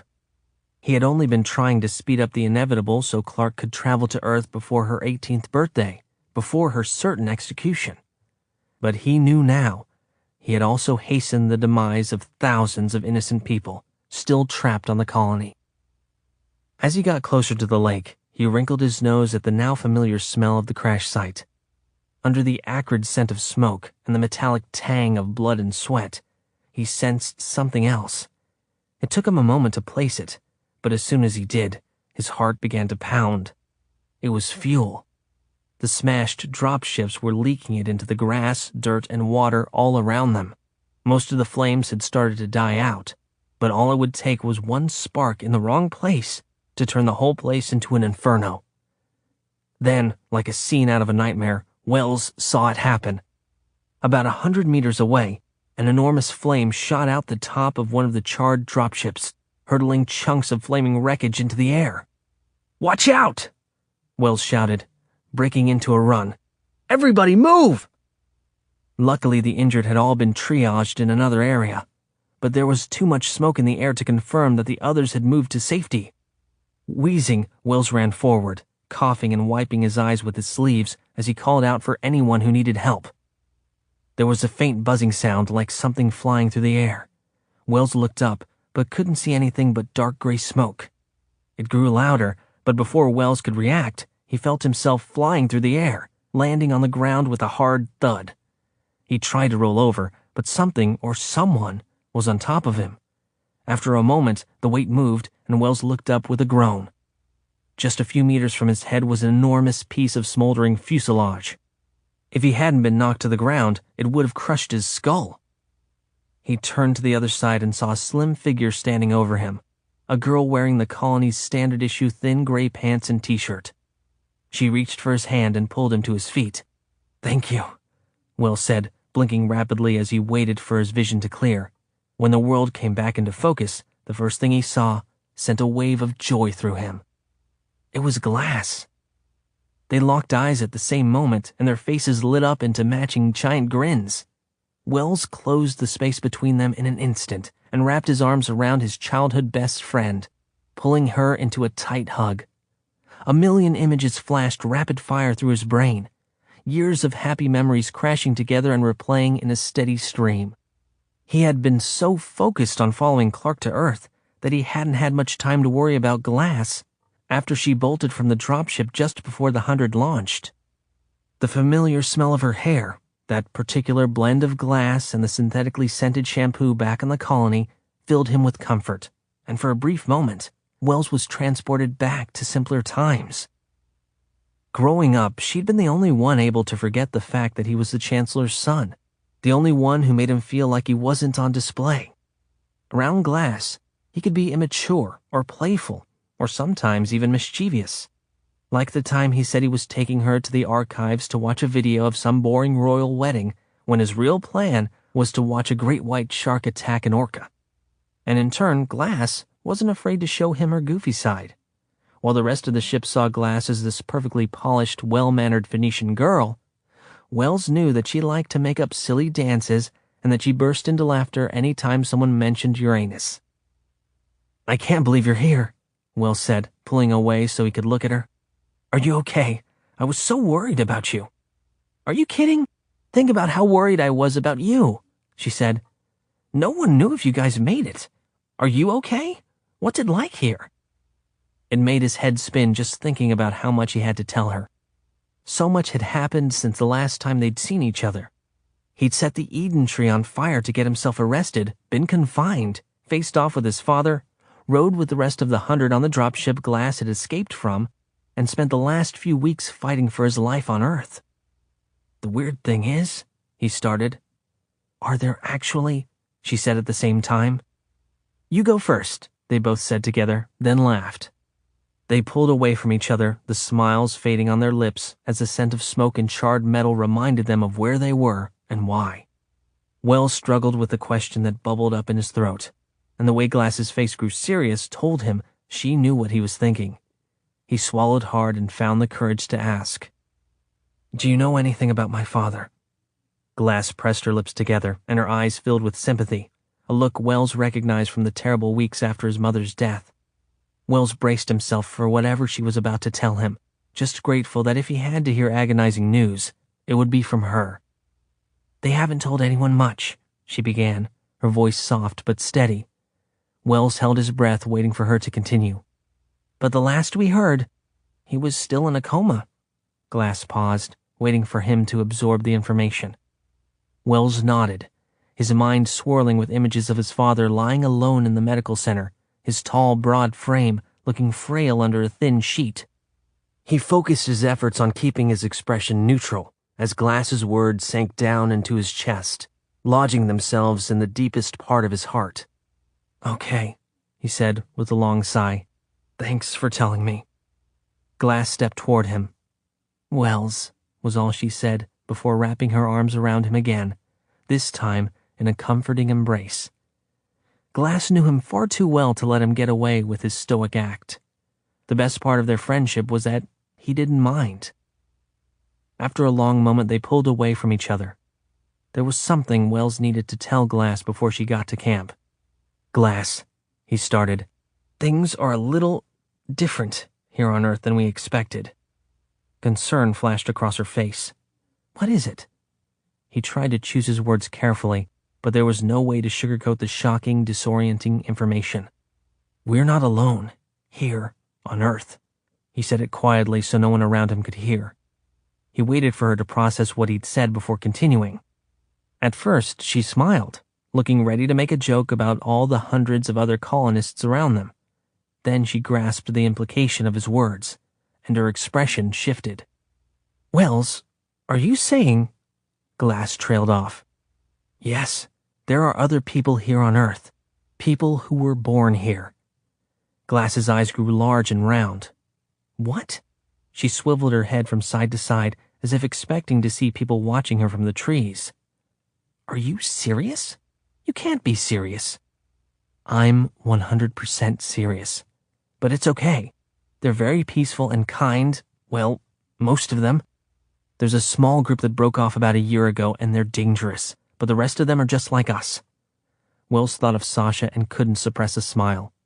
They're actually pretty inspiring. The Earthborns are good people, maybe better people than we are. I think we have a lot to learn from them. I just have to figure out a way to let the others know without scaring anyone. Glass was staring at him, but it was no longer with confusion. Wells, she said slowly, a small smile forming at the corners of her mouth. Is there something you're not telling me? He gave her a sidelong look. Yes, there's obviously a ton I haven't told you yet. There was this terrible attack and a fire, and then people started getting sick, and you'll never guess what happened when— No, she said, cutting him off. Something you're not telling me about these Earthborns. Or maybe one in particular? What? No. He was usually pretty adept at hiding his thoughts, but something about Glass's tone made his cheeks redden. Oh my God, she whispered. There's a girl, an Earth girl? Her voice was equal parts shock and delight. You're crazy. There's no Earth. He cut himself off with a smile and shook his head. How could you possibly have known that? Glass reached out and squeezed his arm. You can't keep secrets from me, Wells Jaha. It was the way you were talking about these inspiring Earthborns. You had the same look on your face that you got when you used to talk about Clark. Her expression grew less playful as her brow furrowed. Does that mean you two broke up? What happened? Wells sighed. It's a long story, but I'm fine. He smiled, thinking about the previous evening, lying with his head in Sasha's lap as they stared up at the stars. More than fine, actually. I can't wait for you to meet Sasha. Sasha, Glass repeated, seeming slightly disappointed that it wasn't a more exotic name. Where is she? Before Wells could reply, a tall boy in a guard's uniform approached, carrying a small water container with one hand, his other arm bound with a sling. Glass's face lit up at the sight of him, and she didn't look away as he passed the container to her and waited for her to take a sip. Thanks, she said, smiling at him before finally turning back to Wells. Wells, this is Luke. Wells extended his arm and shook the guard's good hand firmly. I'm Wells. Nice to meet you. I know. I recognize you, of course, and Glass has told me all about you. It's really good to meet you, man, Luke said, grinning as he released Wells's hand and clapped him on the shoulder. Glass hooked her arm through Luke's and glanced back and forth between the two boys, beaming. Wells grinned. He had no idea how Glass had ended up with a guard, let alone one who wasn't from Phoenix. But none of that mattered down here. Besides, there was something about Luke that Wells liked right away. He seemed solid, sincere, nothing like the slimy Phoenicians Glass used to date. She was clearly in love, and that was all Wells needed to know. Welcome to Earth, Wells said with a smile, gesturing to the sky and trees and water all around them. As he did so, he noticed the blood covering Glass's shirt. He inhaled sharply.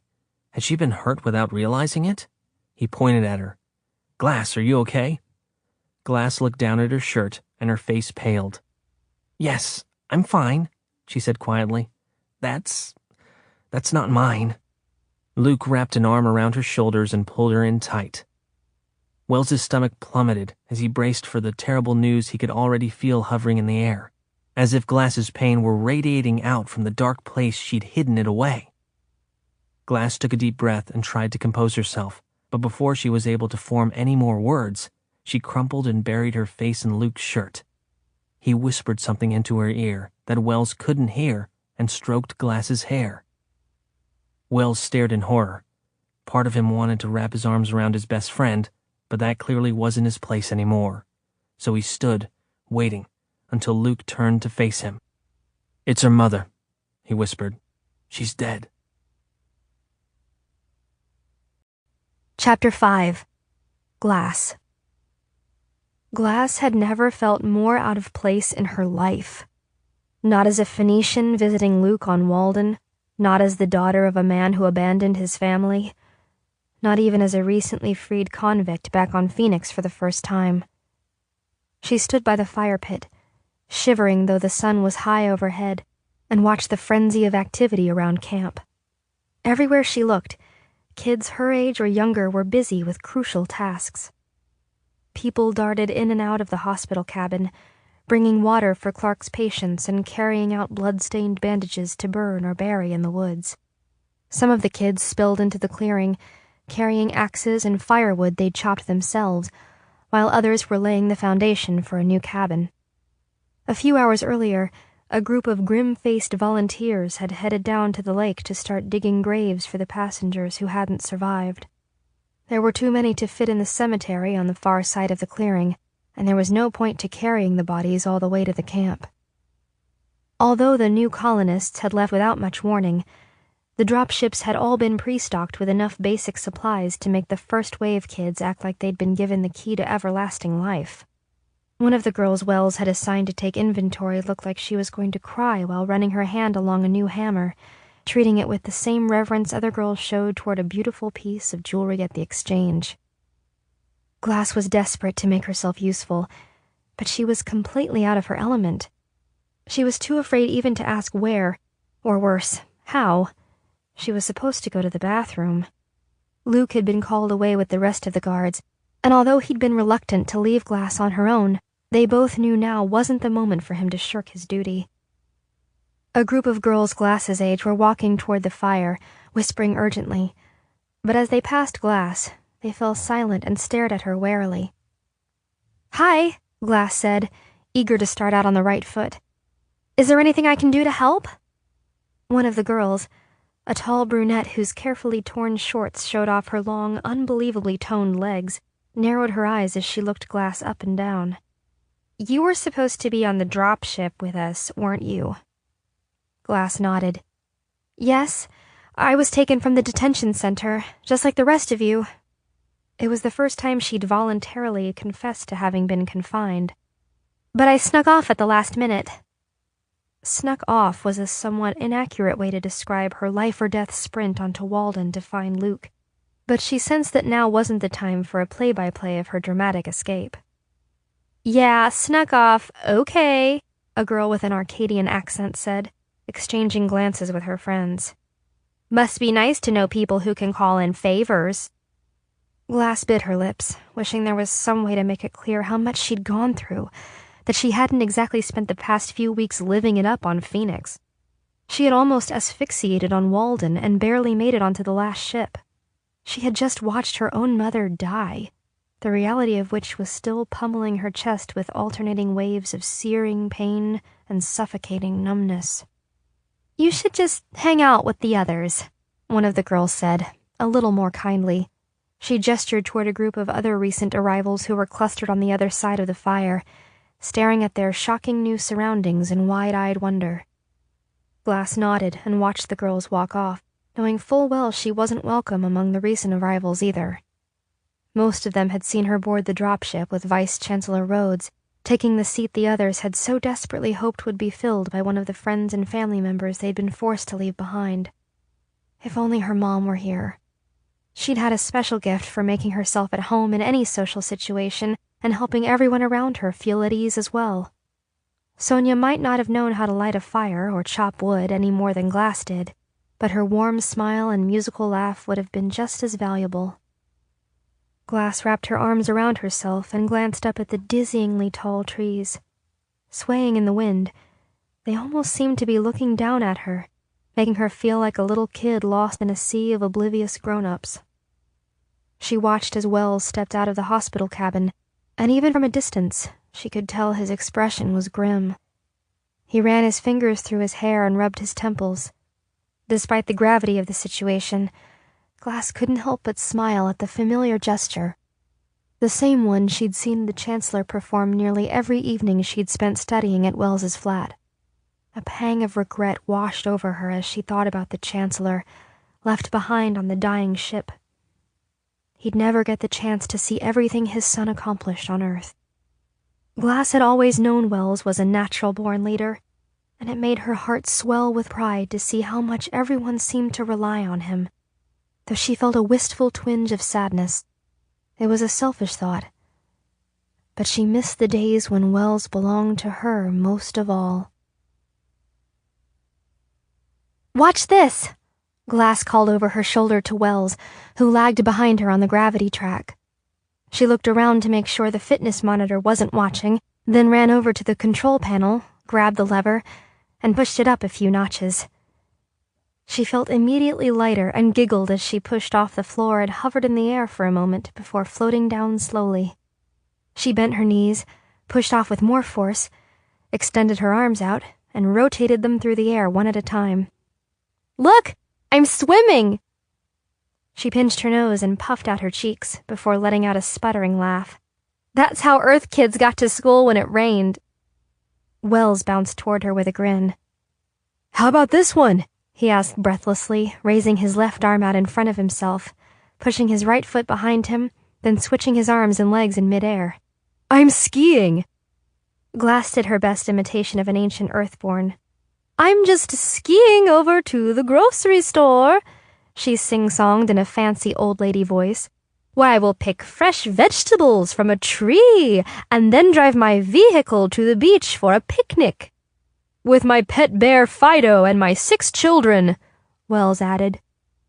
Glass and Wells collapsed onto the track in a fit of laughter so loud it brought the fitness monitor hurrying out of his office. "What do you think you're doing?"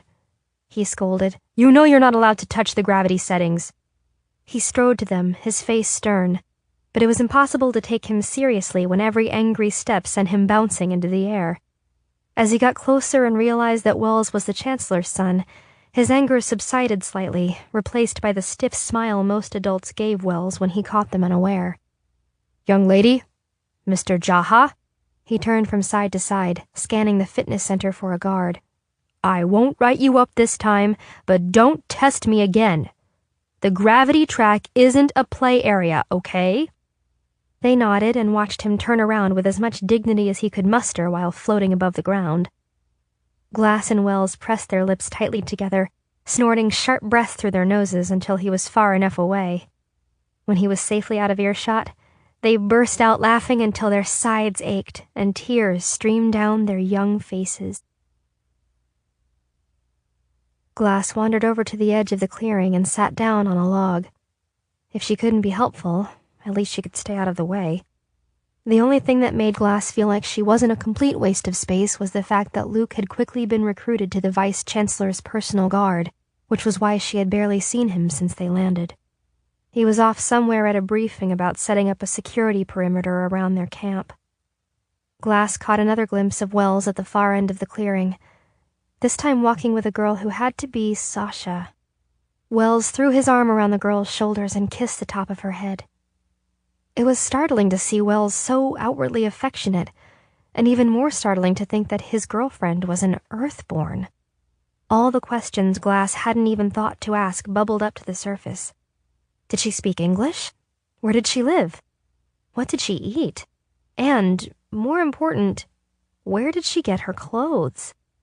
Glass looked enviously at Sasha's tight black leggings, which seemed to be made of animal skin, and ran her hands along her own torn, dirty pants.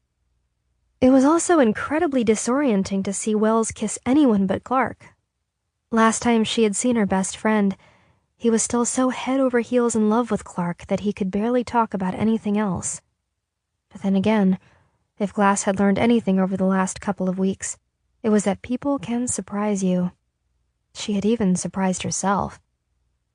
Glass laughed to herself before blushing and looking around to see if anyone noticed.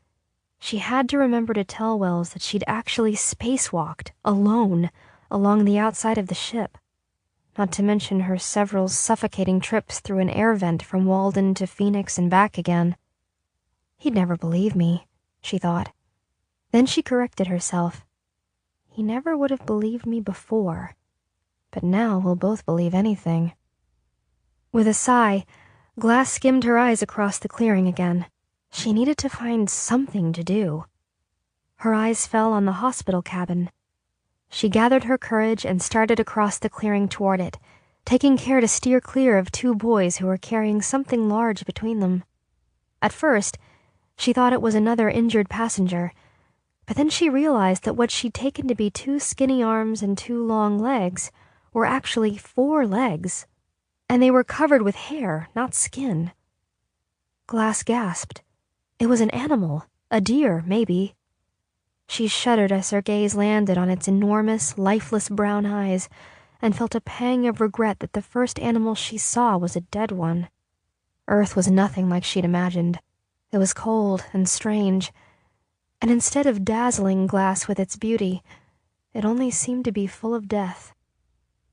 Glass turned away and walked up to the infirmary cabin, pausing at the door for a moment before taking a deep breath and stepping inside. From the first instance, she was overwhelmed by the efficiency of the operation, even in such a small space. It was a swirl of activity.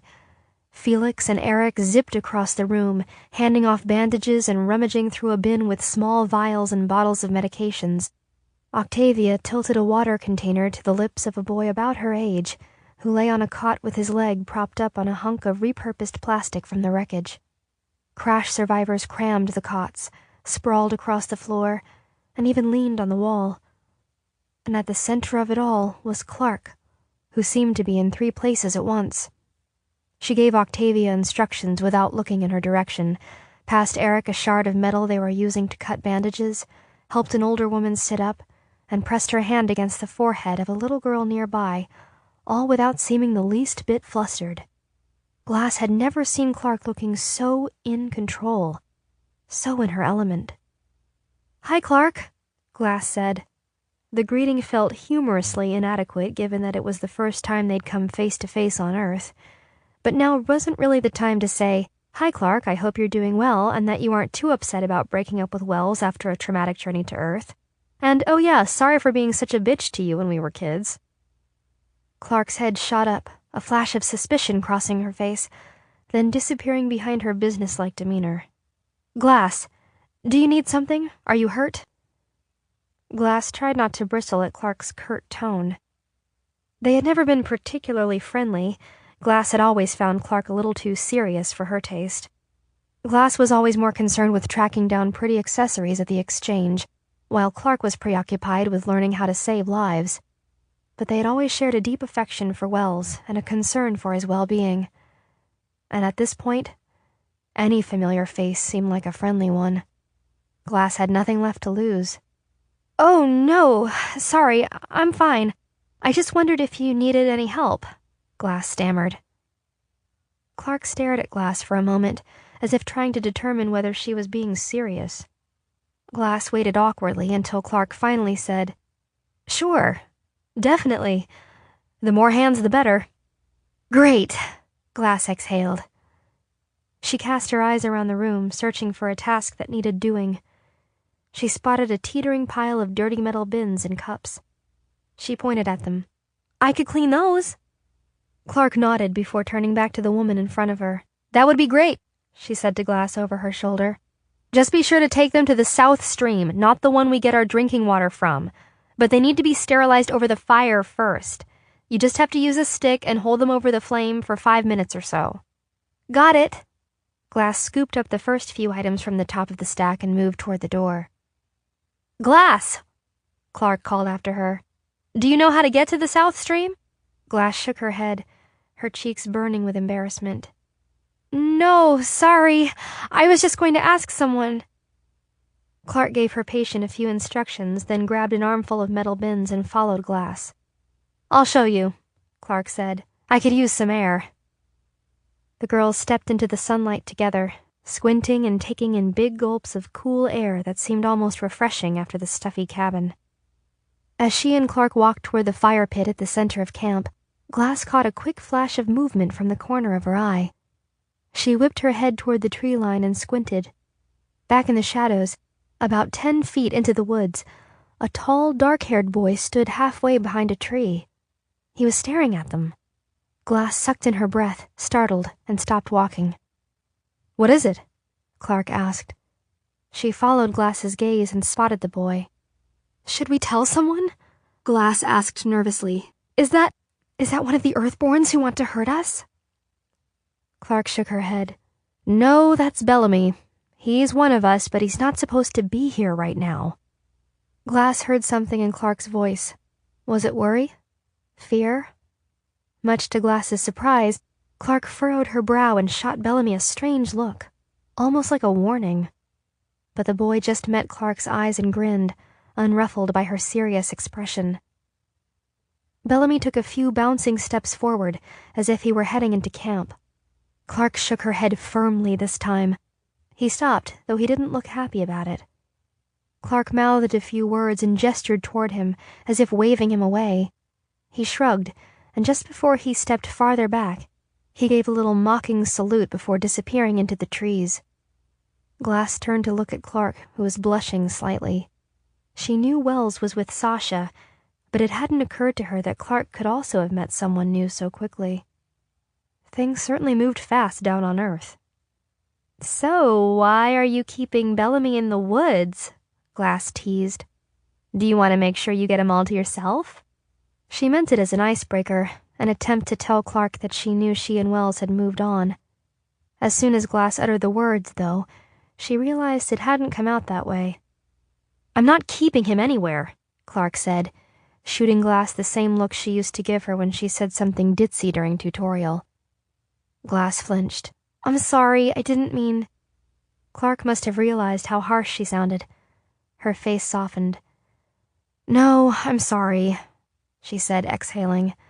"That wasn't fair. There's just a lot going on that we haven't told you about yet." Glass let out a small laugh. "Yeah, I'm starting to figure that out." "Does that mean you know about Wells?" "About him and..."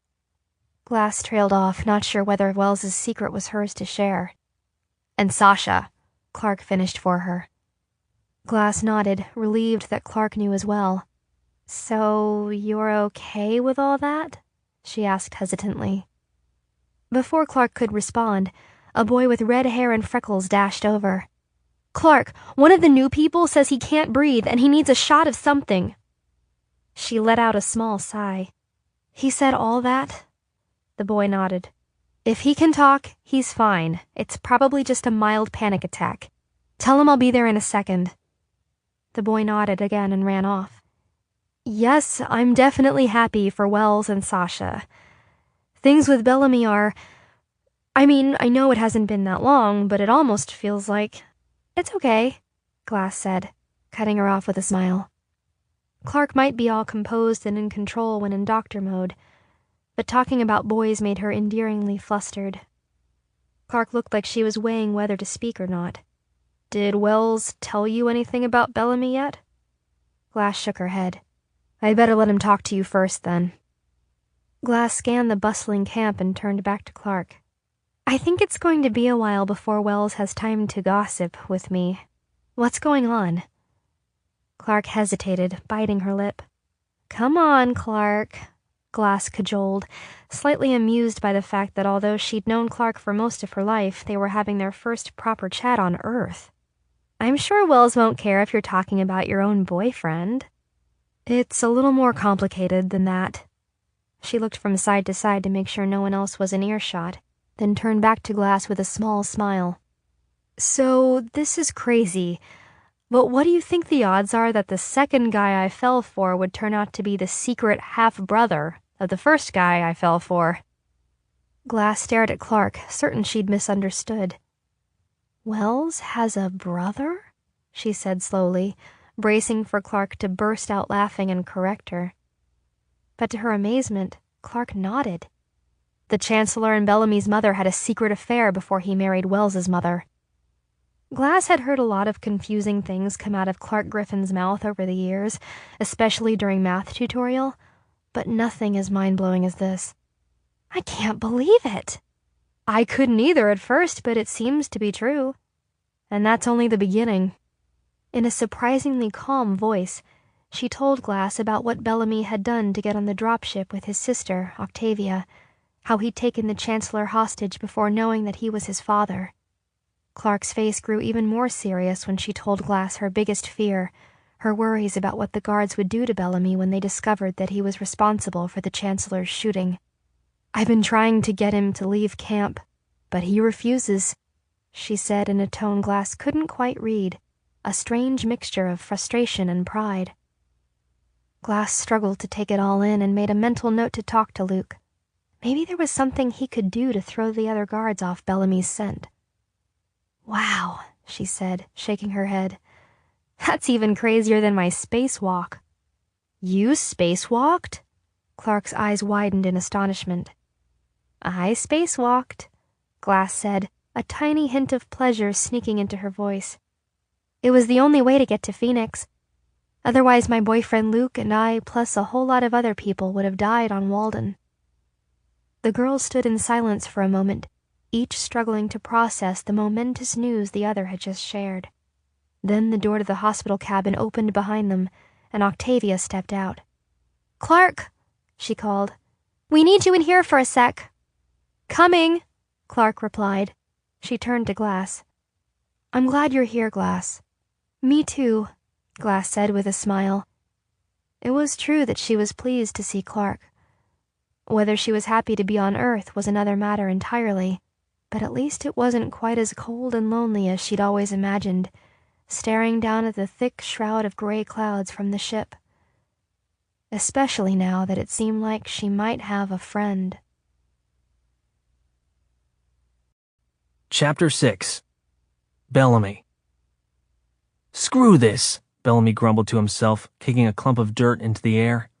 He watched it sail into a smooth arc between two trees before landing with a plop a few meters away. Footsteps pierced the silence of the woods, where he lurked behind a cluster of tall trees, keeping himself out of sight.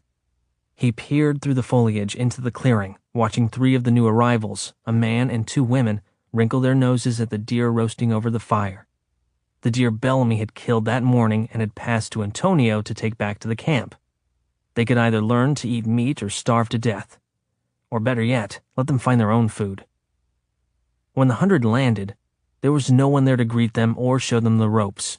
No one taught Bellamy how to track animals, use a bow and arrow, or skin a two-headed deer.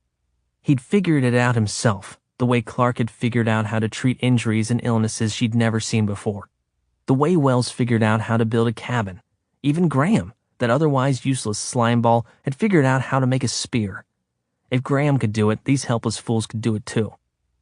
Bellamy would have given his best bow to strut right into the middle of the camp, his head held high, and defy the bastards out there to just try to arrest him.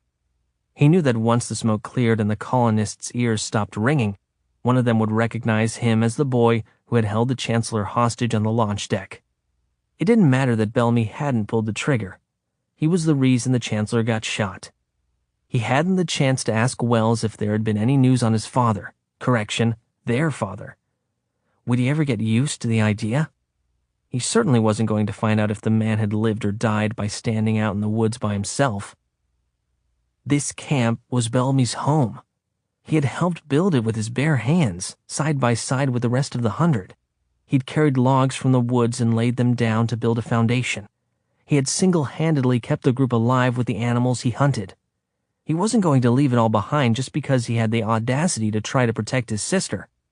It wasn't his fault the colony had some stupid population rule that made Octavia a freak of nature and gave other people permission to treat her like a criminal. A branch snapped, and Bellamy spun around with his fist raised, then lowered it bashfully when he saw a little boy staring up at him. "What are you doing out here?" Bellamy asked, looking around to make sure he wasn't being trailed by anyone else. It was bizarre seeing adults in the camp, but it was even stranger seeing little kids. "I wanted to see the fisheth," he said, though his lisp made the word sound like fiftheth. Bellamy crouched down so he was eye level with the boy, who looked to be about 3 or 4. "Sorry, buddy. The fish live in the lake. That's a long way from here. But look." He pointed toward the trees. "There are birds up there. Want to see some birds?" The boy nodded. Bellamy stood up and craned his head back. "There," he said, pointing to a spot where the leaves were rustling. "You see?" The boy shook his head. "No." "Let me help you get a closer look." Bellamy reached down, scooped the boy into his arms, and lifted him onto his shoulders, making the toddler squeal with delight. "Keep it down, okay? No one's supposed to know I'm out here. Now look, there's the bird. See the birdie?" Bellamy couldn't see the boy's face, so he took the silence as a yes. "So where are your parents? Do they know where you went?" Bellamy crouched down so the boy could slide off his back, then turned to face him. "What's your name?" "Leo," a girl's voice called. "Where'd you go?" "Shit," Bellamy said under his breath, but before he had time to move, a girl with long dark hair hurried into sight. He exhaled. It was just Octavia. She cocked her head to the side and smiled. Already luring children into the woods like a real creepy hermit, are we? That didn't take long. Bellamy rolled his eyes, but he was secretly glad to see Octavia in such good spirits. She'd had a tough few weeks, and just when she'd returned to camp, the rest of the colony had suddenly arrived. If nothing else, Octavia was adaptable. She had spent her first 5 years living in a frickin' closet, and the rest of her life proving she deserved to be alive. "You know this kid?" Bellamy asked. "That's Leo. Where are his parents?" Octavia shot a glance at Leo, then shook her head sadly. Bellamy let out a long breath and looked at Leo, who was busy tugging at a large vine encircling a nearby tree. "So, he's all on his own?" Octavia nodded. "I think so. There are a bunch of them. I guess their parents didn't make it onto the dropships, or else—" She didn't have time to finish the sentence. He knew they were both thinking of the freshly dug, still unmarked graves down by the lake. "I've been looking after them all, until we can figure out what to do." "That's really sweet of you, O," Bellamy said. She shrugged. "No big deal. The little kids aren't the ones we should be pissed at. It's their parents who locked us up." She was trying to sound blasé, but Bellamy knew that growing up in the colony's care center had given her a soft spot for orphaned kids. "Come on, Leo," she said, reaching out for his hand. "I'll show you where the bunny lives." She looked at Bellamy. "You going to be okay out here?" she asked. Bellamy nodded. "It's just for today. Once things settle down, we'll come up with a plan." "Okay, be careful," she smiled and turned to Leo. "Let's go, kiddo." Bellamy stared after them and felt something in his chest twinge as he watched Octavia hop down the slope, pretending to be a rabbit in order to make Leo laugh. She had always been on the outside looking in. No one but Bellamy had ever treated her fairly or even kindly. Until now. She had finally been given the chance to be a normal teenager, with friends and crushes and, if he was being totally honest, a seriously smart mouth. He wasn't going to leave her behind, obviously, and he wasn't going to take her away.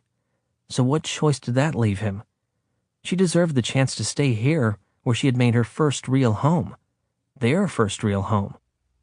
Bellamy had a sudden flash of the expression on Clark's face as she urged him to hide, and his stomach balled up into a knot. It took a lot to frighten that girl. A brilliant doctor with a warrior spirit who just happened to be breathtakingly beautiful, especially when the light hit her blonde hair, but the thought of the guards aiming their guns at him had been enough to fill her luminous green eyes with fear. Bellamy exhaled slowly, trying to calm himself. Clark was just looking out for his best interests. Keeping him alive was a pretty basic one. But her frantic pleas for him to stay safe and out of sight kindled more anger in him than anything else. Not at Clark, but at this whole messed up situation. It was getting dark. Was he going to spend the entire night in the forest? He was just about to walk back into the clearing and resume his rightful place when he saw Wells enter from the other side of the tree line, leading another group of stunned survivors. Bellamy studied Wells's upright bearing, his brisk pace, and the confident way he addressed the shambling group, as if he were their leader, not a convicted criminal half their age. It was hard for Bellamy to get his head around the fact that Minnie Chancellor was his actual real-life brother. It wasn't every day that you not only realized that you'd gotten your father shot, but also that you had not one, but two illegal siblings. Everyone in the clearing suddenly fell silent, and all heads snapped toward the spot from which Wells had just emerged. Bellamy followed their gaze and saw Vice Chancellor Rhodes striding through the trees and into the camp. He moved silently among the 100 and the other survivors with his shoulders thrown back, wearing the slightly bored expression that always made him look like a douche back on the ship. Here it just made him look like a moron. He'd narrowly escaped death less than 24 hours ago, and now he was on the ground for the first time in his entire life. Would it kill him to show the slightest bit of relief, or, hell, excitement? No one dared speak to the Vice-Chancellor as he walked around the clearing in a slow circle, flanked by 4 guards, surveying the camp they had worked so hard to build. Dozens of people held their breath at once, waiting for him to do or say something. After a long moment, the Vice-Chancellor stepped inside the nearest cabin. He was out of sight for a moment, then came back into the sunlight, one corner of his mouth twitching with amusement. Bellamy wanted to fly across the clearing and punch the sadistic little power grubber right in the face. But one look at the guards who followed him at a short distance, forming a half circle around Rhodes at all times, was enough to keep Bellamy's feet in place. Not only were there a lot more guards than he'd expected, at least 20, not counting the ones who were injured and still making their way back from the crash site, they all seemed to have guns. Bellamy swallowed hard. The abstract threat of guards with orders to shoot him was one thing. Staring down the barrel of a real gun here on Earth was another. Bellamy wasn't exactly more afraid than he had been before the newcomers got here. He was just more certain than ever that he and Octavia had to look out for themselves, because no one else would do it for them. Eventually, Rhodes made his way into the center of the clearing and turned to address the group that had gathered around him. He paused, keeping his audience waiting. Octavia stood in the front of the group, eyeing the vice-chancellor skeptically. Wells moved off to one side, his arms crossed over his chest, his expression unreadable. Clark remained at the very back of the crowd, leaning against the wall of the hospital cabin. She looked exhausted, which made Bellamy all the more furious. He'd give anything to be able to put his arm around her and tell her that she'd done an amazing job. The people gathered around looked at Rhodes, their dirt-smeared faces filled with expectation, and Bellamy realized with some surprise, relief. Most of the 100 seemed glad Rhodes and his minions were there. They actually thought he was here to help them. Finally, Rhodes began. "My fellow citizens, this is a sad day, a day we will mourn for generations, but it is also a great day. I am so honored to stand here with you at long last on the soil of Earth. The contributions of those of you who came down on the first dropship will not soon be forgotten. You have bravely forged ahead where none of our people have set foot in hundreds of years." Bellamy studied Clark's face. She betrayed no reaction, but he knew they were thinking exactly the same thing. There were plenty of humans who had set foot here, not all of them Earthborns. Clark's parents, for example, and the others who had come to Earth with them. So far, though, none of the 100 knew Clark's parents were alive besides Bellamy and Wells. "You have proven that human life can indeed exist again on Earth. That is magnificent. But our lives do not depend solely on safe water or clean air." He paused for dramatic effect and looked around the crowd, locking eyes with one person after another. "Our lives depend on each other," he continued. Several people in the crowd nodded emphatically, and Bellamy wanted to gag.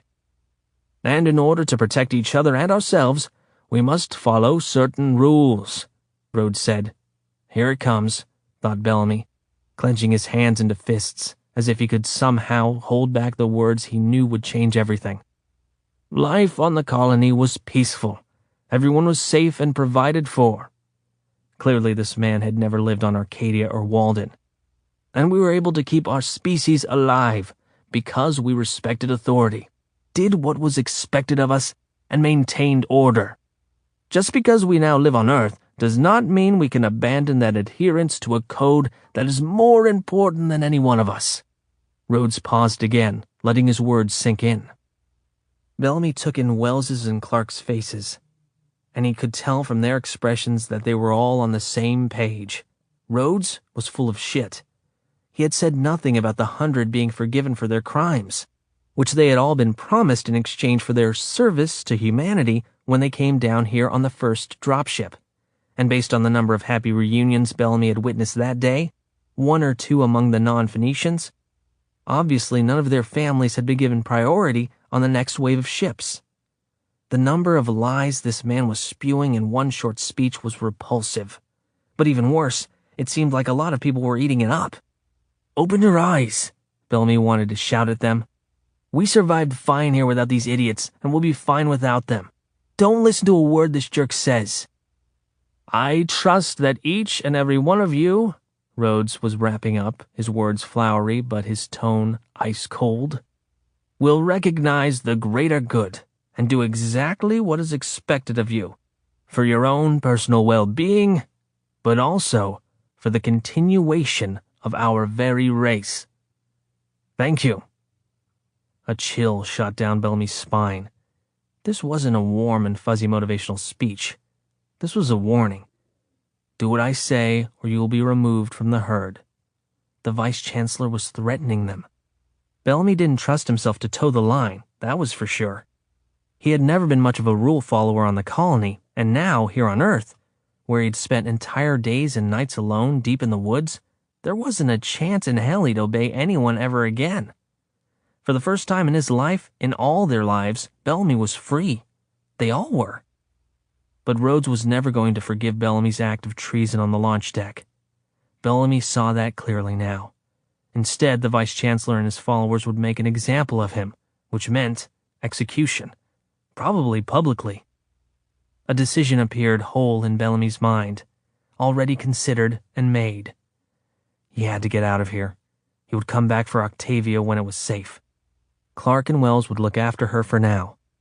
Bellamy took a large step backward, farther into the woods, his eyes locked on the back of Rhodes' head. On his second step, he backed right into a tree, smacking it hard. He fell forward with a grunt and struggled to keep his balance. He managed to stay upright but stepped heavily on a pile of dry sticks near his feet. They cracked loudly, the snap, snap, snapping echoing right out into the clearing. Hundreds of heads popped up to follow the sound. The guards raised their guns to their shoulders and zigzagged the barrels at the tree line. With surprisingly quick reflexes, Rhodes turned and scanned the landscape for the source of the sound. Bellamy was stuck. He couldn't move, or he'd definitely be spotted. His only option was to stay perfectly still and hope that Rhodes and his guards all had terrible eyesight. No such luck. Rhodes spotted him almost instantly, his face pinching into a delighted grimace. They stared at each other for a long moment, during which Bellamy wasn't sure if the vice-chancellor recognized him as the one who had held the chancellor hostage. Then a flash of sheer joy passed across his usually inscrutable face. "There!" Rhodes yelled to his guards, pointing straight at Bellamy. The uniformed crew crossed the clearing in record time. Bellamy spun around, counting on his knowledge of the woods to put him at an advantage. He could sprint over tree stumps and duck under low branches at top speed. But he'd gone no more than a few meters when he felt one, then two bodies throwing themselves against his, knocking him to the ground. The guard who landed on him grunted and scrambled to get his hands around Bellamy's arms. Bellamy fought back, hard, shoving and kicking as he wrestled his way to his knees, then to a standing position. His heart pounded so hard he actually felt his ribs vibrating with each beat. Adrenaline coursed through his limbs. He felt like one of the animals he tracked and killed to keep the 100 alive. More guards arrived and began to surround Bellamy. He took a couple of short steps toward one of them, but at the last second, he ducked, whirled around, and ran in the opposite direction. The guards scrambled to keep up. Bellamy bolted a few steps farther into the shady woods, still hopeful that he could shake them. But they didn't use their bodies to stop him this time. A sharp crack pinged off the tree trunks, and dozens of startled birds fluttered out of the highest branches.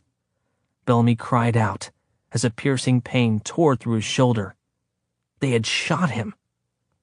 Bellamy fell to the ground and was instantly swarmed with guards, who roughly lifted him up and bound his arms behind his back with no regard to the blood pouring from his wound. They dragged him into the clearing.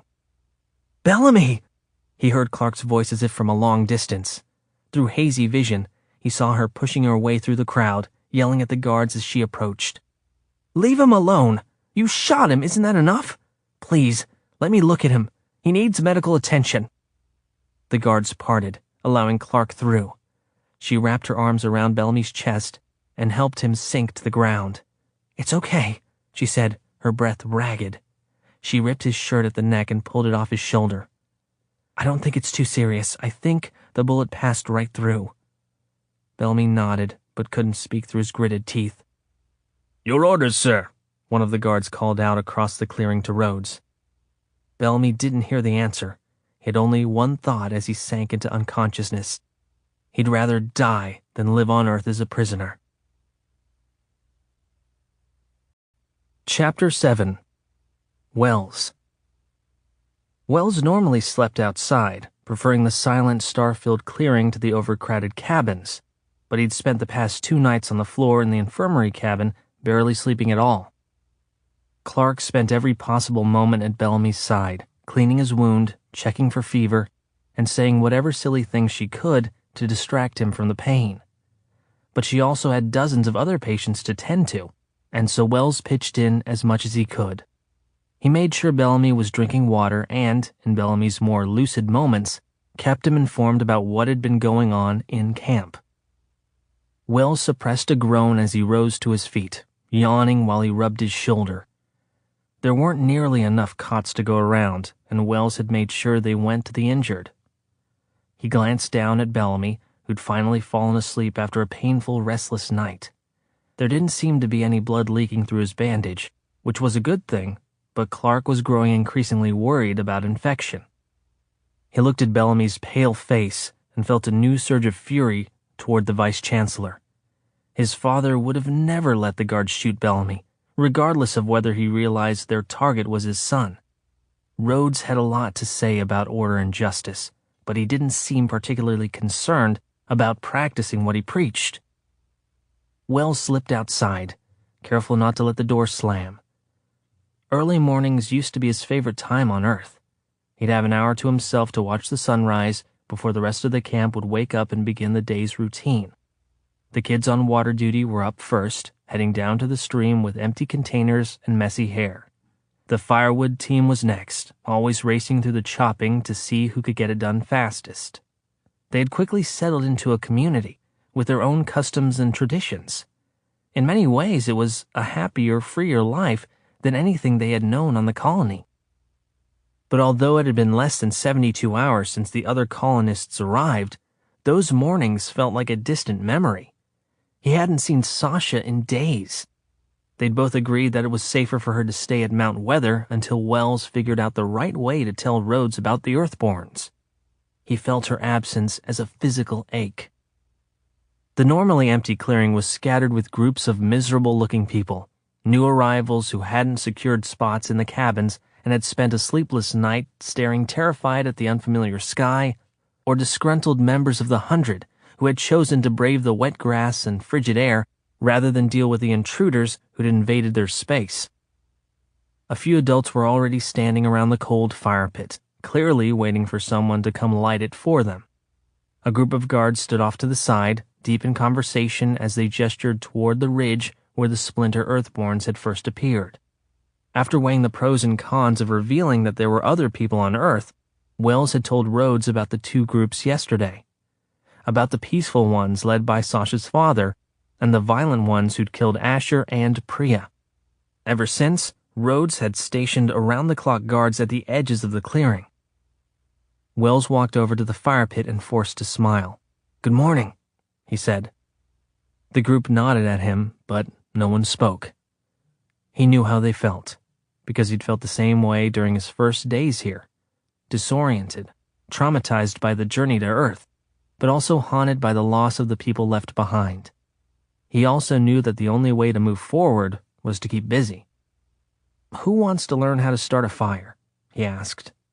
They all accepted his offer with varying degrees of enthusiasm, but only one, a woman in her 20s, hung around long enough to try it on her own. Wells stacked logs in her arms and steered her back toward the fire pit. He showed her how to stack the logs in a pyramid to get the best airflow and walked her through the steps of lighting them. When they were done, she smiled, and he saw a tiny spark of life return to her eyes. "Great job," Wells said. "Keep an eye on that, and when there's some food to cook, we'll build it up a little more." He headed toward the small groups who had gathered for hunting duty, passing the cluster of guards on the way. He felt their eyes on him and stopped. They stood with their guns over their shoulders, waiting for someone to tell them what to do. Although he'd been stripped of his officer's rank when he was confined, he cleared his throat and addressed them with the same voice he'd learned during training. "One of you should head out with each hunting party. We've got a lot of people to feed, and those guns could come in handy." The guards looked at each other as if checking for permission, then shrugged and followed him. Wells divided them up and gave them a few tips on walking quietly so they didn't scare off their prey. The only two who stayed behind were the ones Rhodes had assigned to guard the infirmary cabin, to ensure that Bellamy didn't escape. The clearing grew increasingly noisy as hungry people spilled out of the overcrowded cabins, searching for something to eat for breakfast. They were in desperate need of several more cabins, which would require a massive harvesting of logs and at least a week of building. He'd have to train 20 or 30 of the new arrivals to get it done quickly before the weather got cooler. They also needed more water buckets, which they'd have to shape from metal wreckage.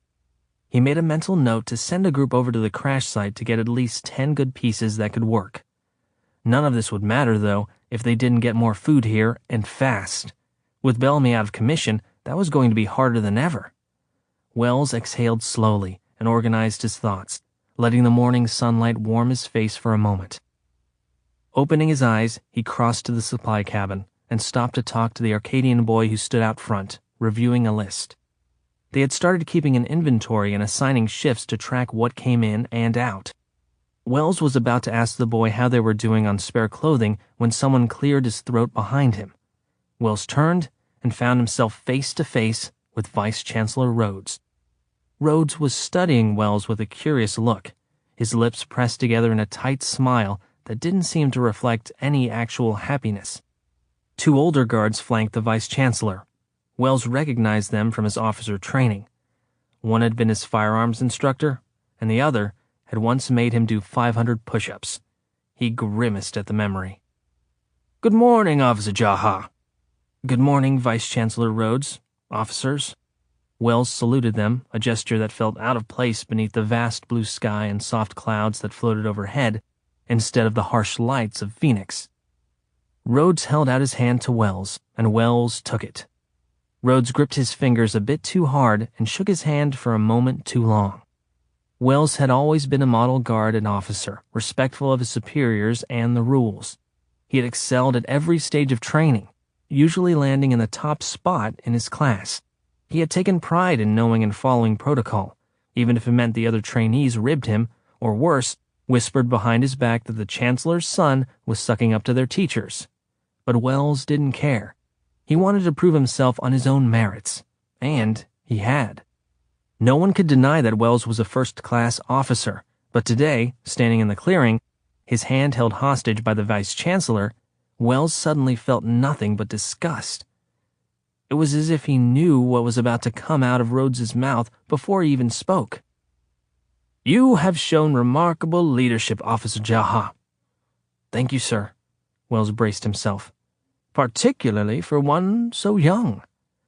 Rhodes emphasized the last word, twisting it into an insult. "On behalf of the Council, I would like to thank you for your service, young man." Wells said nothing. "You have set up a satisfactory, if temporary, camp here on Earth." The Vice Chancellor's top lip curled in disdain. "But you have taken on far too much responsibility for someone your age, when you should be enjoying your youth." Wells pictured the arrow piercing Asher's neck just inches from his own, saw Priya's bloated body hanging from a tree, felt the gurgling and terrifying hunger pangs they'd all shared in those first few days. Some youth. He wanted to spit at Rhodes, but he kept his lips pressed together. "We more experienced leaders will take over now," Rhodes continued, "while you enjoy a well-deserved break." Wells's nostrils flared, and he felt his cheeks get hot. He struggled to keep his expression soldier neutral. Rhodes was taking control, but he clearly had no idea what he was getting into. Neither had Wells at first, but now he had several weeks of crucial knowledge that he could share. His voice steady, his tone diplomatic, Wells said, "With all due respect, sir, those of us who came down on the first ship have learned quite a bit in a very short period of time. Things are more complicated down here than they may seem. Something we learned the hard way. We can save you a lot of time and trouble. Allowing us to share what we've learned will serve the greater good of everyone here." Rhodes's smile grew tighter, and he let out a choked laugh. "With all due respect, officer, I think we are well qualified to handle anything that may arise. The sooner we bring order back to this community, the sooner we can all feel safe." Wells knew the look in Rhodes's eyes. It was a special combination of disdain, mockery, and envy that he'd been seeing in people's faces his entire life. Being the Chancellor's son had never been simple. Rhodes looked at Wells and saw a spoiled, know-it-all child. Wells could single-handedly build a cabin for each of the new colonists, and Rhodes would still see him as an entitled show-off. As the son of the one person who had stood between the vice-chancellor and the top job, Wells was the symbol of Rhodes's frustration. Any goodwill Wells may have earned as the person who kept the 100 alive for the first few weeks was quickly dissipating, along with his influence. If this was his last chance to speak directly with Rhodes, then he was going to use it well. "Yes, sir," Wells said in his most respectful tone. Rhodes saluted him stiffly, clearly pleased with himself. He spun on his heel and began to walk away, the guards trailing him like obedient pets. "There's just one thing," Wells called to Rhodes's back. The vice-chancellor stopped and turned back, looking annoyed. "The prisoner Bellamy Blake." Rhodes's eyes narrowed. "What about him?" "He is vital to the survival of this camp." "Excuse me, officer?" Rhodes shook his head in disbelief. "Are you referring to the young man who almost got your father killed?" "Yes, I am, sir. Bellamy is by far the best hunter we have. He has kept us all alive. We need him." The smile fell from Rhodes's face, and his expression grew cold. "That boy," Rhodes said slowly, "is a murderer." "He's not," Wells said, trying hard to sound calmer than he felt. "He didn't mean to hurt anyone. He was just trying to protect his sister." He'd hoped Bellamy's protectiveness would strike a chord with the vice-chancellor, but the word sister only prompted a sneer. Wells could only imagine what would happen if, out of desperation, he admitted that Bellamy was his brother. "He's the reason your father isn't here," Rhodes spat. "The reason I'm in charge." With that, he spun around and stormed away. Wells watched him go, his heart sinking. There would be no lenience for Bellamy. No mercy. Chapter 8. Clark. The stitches weren't holding. Clark clenched her jaw as she cleaned the wound on Bellamy's shoulder for the third time that day. She knew objectively that her frustration wasn't helping, but she was half out of her mind trying to figure out what to do next. She could take her chances and hope Bellamy's body fought off an infection and began to heal despite the stitches. Or she could remove the stitches and put new ones in, but that would put him at risk for reopening the wound inside, which could set him back. She took a deep breath, exhaled slowly, and tried to focus. Though Bellamy had been lucky that the bullet had made a clean exit, it had entered in the worst possible place, within millimeters of a major artery. It would have been a tricky spot to stitch up if they had been back on the ship with a sterile surgical suite and bright lights. But in this dark cabin, with 2 guards hovering over Bellamy and bumping into Clark every time she tried to check his wound, it was nearly impossible. This was why doctors weren't supposed to operate on people they cared about. She could barely keep her hands from shaking, let alone make an objective decision under pressure. She felt Bellamy's forehead with the back of her hand. His fever had come down, which was a good sign, but he was still disoriented and in a lot of pain. It made Clark sick to think of how much he was suffering, and how little she could do to help him. "Clark?" a weak voice called from across the room. "Clark? I need you, please." It was Marin, an older woman with a deep gash in her leg. Clark had cleaned and stitched the wound, but they were running desperately low on painkillers, which meant they could only be used in the most dire cases. "I'll be right there," Clark said. It killed her to leave Bellamy, but there were still so many people who needed serious medical care that Clark couldn't spend more than a few minutes with him at a time. She squeezed his hand, and he half opened his eyes, smiled, and gave her hand a weak squeeze in return. She gently placed his arm back down on the cot and turned, bumping into one of the guards. "Excuse me." Clark could barely keep the irritation out of her voice.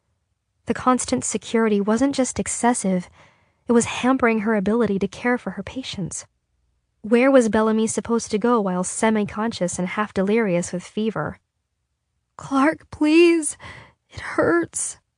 The voice was plaintive, desperate now. Clark didn't have time to wallow. She had dressings to change and medicine to administer. Yet while she was grateful for the chance to be helpful, the exhausting, around-the-clock care she had to provide wasn't enough to clear her mind of worry. Every time she caught a glimpse of Rhodes, her body seized with fury and disgust. Not only had he nearly killed Bellamy, but he was essentially keeping her prisoner. There was no way she could leave the camp with Bellamy in danger, and every hour that passed was one that could have been spent tracking down her parents.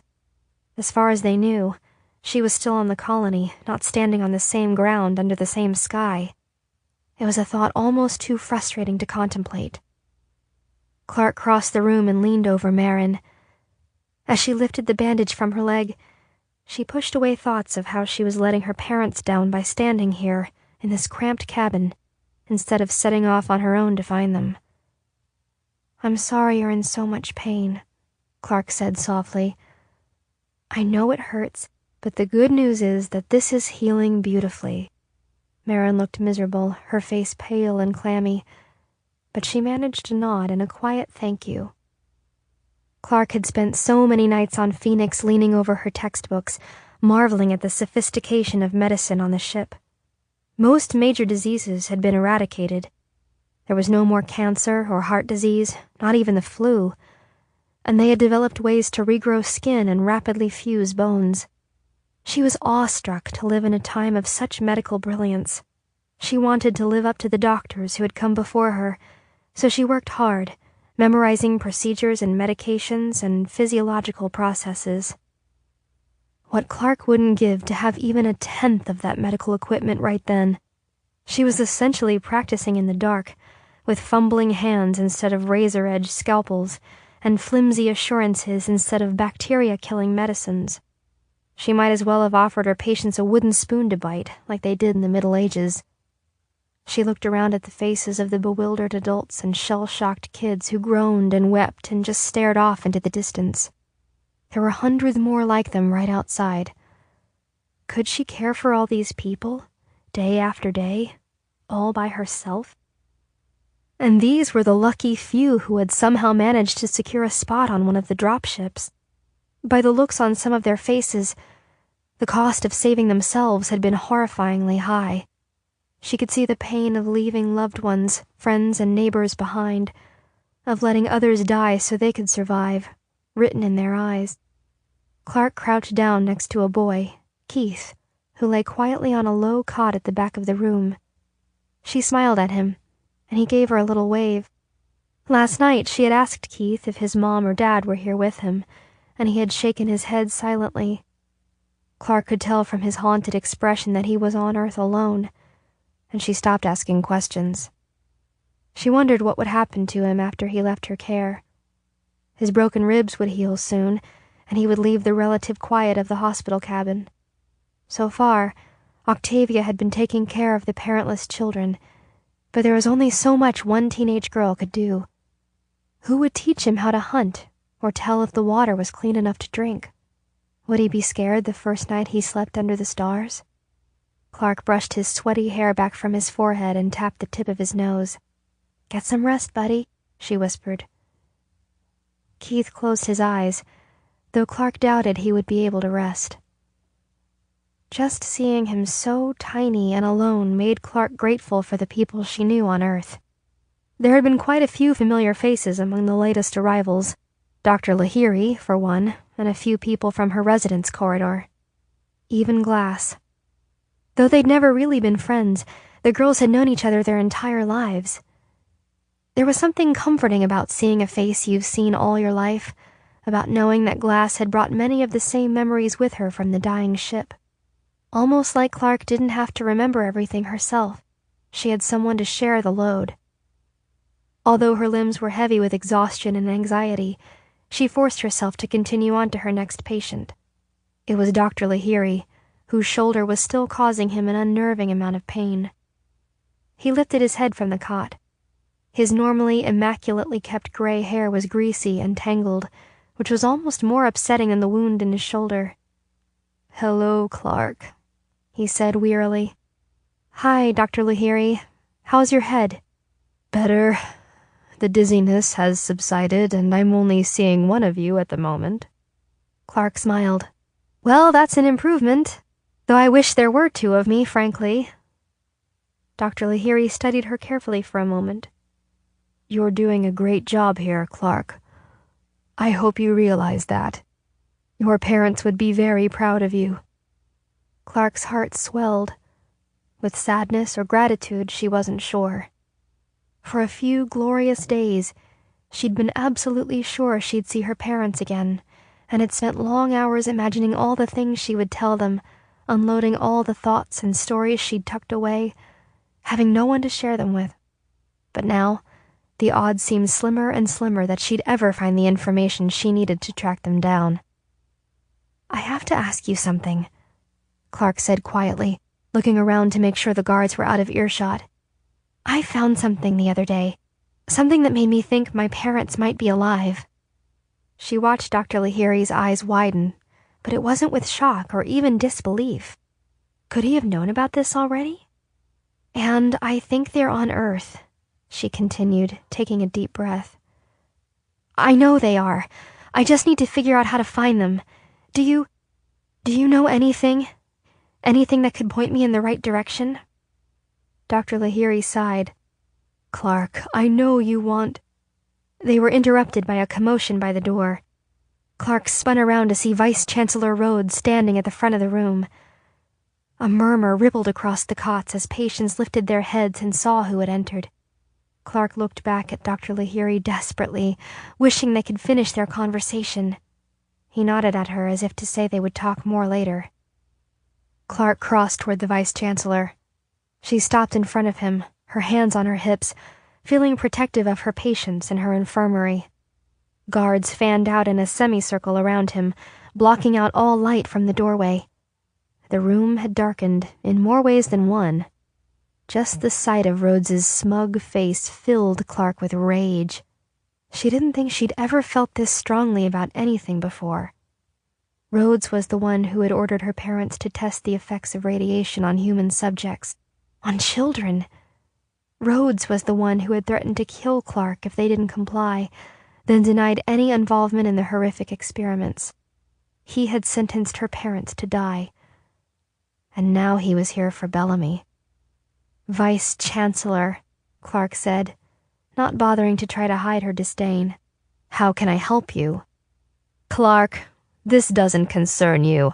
We are here about Bellamy Blake. He brushed against her shoulder as he stepped past her and farther into the room.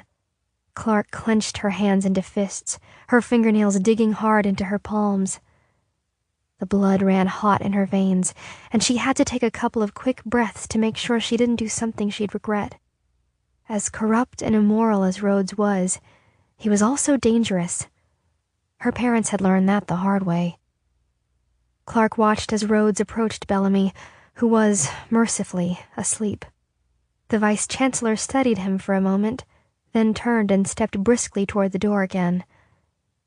As he passed his guards, he spoke without looking at them. Put the prisoner in solitary confinement until his trial. Sir, ventured one of the guards, where will we keep him? Rhodes stopped and spun slowly to look at him with narrowed eyes. Figure it out, he snapped before disappearing through the door. Yes, sir, the guard said to Rhodes's retreating back. Clark's stomach did a slow turn as she recognized the voice. It was Scott. She looked up to see him staring at Bellamy, his face unreadable. Normally, the sight of his blotchy skin and watery eyes made her want to take a long, hot shower. But this time, she didn't feel her usual revulsion. This time she felt more hope than disdain, because Scott had given her an idea. No one, especially not Vice-Chancellor Rhodes, was going to hurt Bellamy. Clark would see to that. Chapter 9. Glass. Glass knew she was lucky to be on Earth, but a part of her wondered if she'd have fought quite so hard to get here if she'd known she was going to spend the rest of her life peeing in the woods.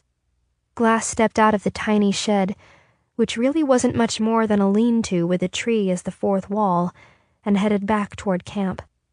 At least, she thought she was heading toward camp. All the trees looked the same, and she was still getting her bearings. The distant sound of voices reassured her she was getting closer. She stepped into the clearing, reluctantly leaving behind the comforting quiet of the woods. Glass stopped in her tracks, suddenly disoriented. She wasn't in the right place. She was used to arriving between the infirmary and the supply cabins, but somehow she had ended up on the opposite side of the camp, near one of the new dormitory-like structures that was going up. She sighed at her own miscalculation, making a mental note to be more careful next time. Luke had already lectured her several times about staying alert and not going off into the woods alone. But he was working all the time, and Glass wasn't comfortable enough with anyone else in camp to ask them to come with her to the bathroom. Glass rounded the construction site and came up behind two men talking in low voices near the tree line. They were engrossed in conversation and didn't seem to notice she was there. She stopped, unsure whether to alert them to her presence, stay still until they were done, or just keep walking past them. Before she had a chance to decide, she realized that one of the men was familiar. It was Vice Chancellor Rhodes. Glass froze as her brain unleashed a storm of conflicting emotions. Something about him had always made Glass's skin prickle, and watching him order his guards to shoot Bellamy certainly hadn't helped matters. Yet at the same time, he was the reason Glass was alive. When he'd spotted Glass and her mother in the crush of people trying in vain to make their way to the dropships, he'd swept them along with his entourage and secured them the final 2 seats. Glass hadn't been near enough to Rhodes to speak to him since that moment, but now 1,000 unspoken questions bubbled up in her throat. Why had he helped them? What was his relationship with her mother? Had she spoken of how much Glass had disappointed her back on the colony? The Vice-Chancellor's voice snapped Glass out of her thoughts. "We'll hold the trial in the center of camp. Make sure everyone knows attendance is mandatory. I want them to see up close that treason or self-serving treachery of any kind will not be tolerated." Glass stifled a gasp. He was talking about Bellamy. "Yes, sir," said the other man, who wore a ripped and dirt-dusted officer's uniform. Glass recognized him as the Vice-Chancellor's second-in-command, Burnett, the man who had grabbed her arm and pulled Glass and her mother to safety on the launch deck. "And have you thought about where we will house him long-term if his sentence is confinement?" Rhodes let out a harsh, dry laugh. "Confinement? There's only one outcome to this trial, and I assure you it is not confinement." Burnett nodded. "I see. You and I will sit on the council, as will a couple of the elder Phoenicians who came down with us," Rhodes continued. "I've already spoken to them. They understand what they need to do. We will execute the prisoner, which should serve as a clear reminder to all that maintaining order here on Earth is just as important, indeed more so, than it was on the colony." "I understand, sir, but as to the logistics, we can't exactly float the prisoner down here. How would you like to handle the execution? We have firearms, but—" Burnett hesitated for only the briefest of moments. "Will you pull the trigger yourself?" Glass shut her eyes as a wave of nausea crashed over her. She couldn't believe her ears. They were talking about executing Bellamy in the same offhand manner they might have used to discuss electricity rations or an upcoming Remembrance Day celebration. "I've been giving that some thought, and I believe I have just the person for the job. He's a rule-abider, and he's an excellent guard. A member of the engineering corps, in fact. But he's displayed some rebellious tendencies lately, harboring a fugitive, among other things. And I think this task will do nicely to remind him where his loyalties lie." Glass's head started to spin, as if someone had cut off the oxygen supply to her brain, and she reached out a hand to steady herself on the nearest tree trunk. Luke. The Vice-Chancellor was going to force Luke to execute Bellamy to prove his loyalty. But Luke would never kill someone. She knew he couldn't possibly pull the trigger. What would Rhodes do to him then? Would he question more than just Luke's allegiance? Would he wonder if Luke could be trusted at all? Because it had become crystal clear what Rhodes did to people he couldn't trust. Rhodes and Burnett began walking toward a small cluster of guards she didn't recognize. As soon as they were out of earshot, Glass let out a long breath that ended in a choked sob. She had to find Luke. She scanned the campsite but didn't see him anywhere. Panic began to rise in her chest. Stay calm, she told herself. Freaking out will solve nothing. You kept it together during a spacewalk. You can certainly keep it together long enough to find Luke. Glass forced herself to walk calmly across the center of camp, headed for the infirmary cabin. Maybe Clark had seen Luke. She stepped inside. It took a moment for her eyes to adjust to the dim, windowless cabin, and she felt momentarily blinded. When her vision returned, she saw Luke standing across from her, his back to her. He was on duty, guarding Bellamy. The relief she felt upon seeing him nearly brought tears to her eyes. But then an image of Luke raising a gun and pointing it at Bellamy, pulling the trigger, the loud pop as he fired it, flooded her mind. She couldn't let it happen. She couldn't let them force Luke to make that decision. And she wasn't going to stand by while they threatened to hurt him, too. Glass crossed the room in 3 big steps and grabbed Luke's arm. He spun around, his fists up in a defensive gesture, then laughed when he saw her. "Hi," he said, dropping his arms to his sides. "You trying to get me in trouble?" His smile fell when he saw the expression on Glass's face. "Are you okay?" Luke said in a low voice, leaning toward her so no one else could hear their conversation. "Can we talk?" She nodded toward the door. "Outside?" "Sure." Luke turned to the other guard. "Hey man, I need to step outside for a second. You okay?" The guard shrugged, looked at Bellamy, who lay sound asleep and strapped down to the cot, and turned back to Luke and nodded. Luke followed Glass out into the sunlight. They stepped behind the cabin, and after checking to make sure no one was listening, Glass told Luke everything she had heard Rhodes say. She hated seeing the pain look on his face as he absorbed the full weight of her words. He looked away from her, casting his gaze far out over the treetops. He was silent for a long moment, and Glass held her breath. Birds chirped. The sound of an axe splicing wood echoed across the camp. Finally, Luke turned back to her, his jaw tight and his eyes burning with resolve. "I won't do it," he said firmly. Glass's heart fluttered with love and pride at Luke's clear sense of right and wrong. She admired his integrity and honor. It was one of the first things she had been drawn to. But she would never, could never, let him jeopardize himself to save someone else. "But, Luke, you understand what that means, right? They'll punish you." Glass's voice trembled with fear. "I know he saved my life, but Rhodes is dangerous. You should have seen the way he talked about executing Bellamy. It was awful. Who knows what he's capable of?" "I know." Luke's jaw clenched and unclenched. They were both quiet for a moment. Glass took his hand and squeezed it. He felt far away, distant, like he did when he was preparing for a spacewalk.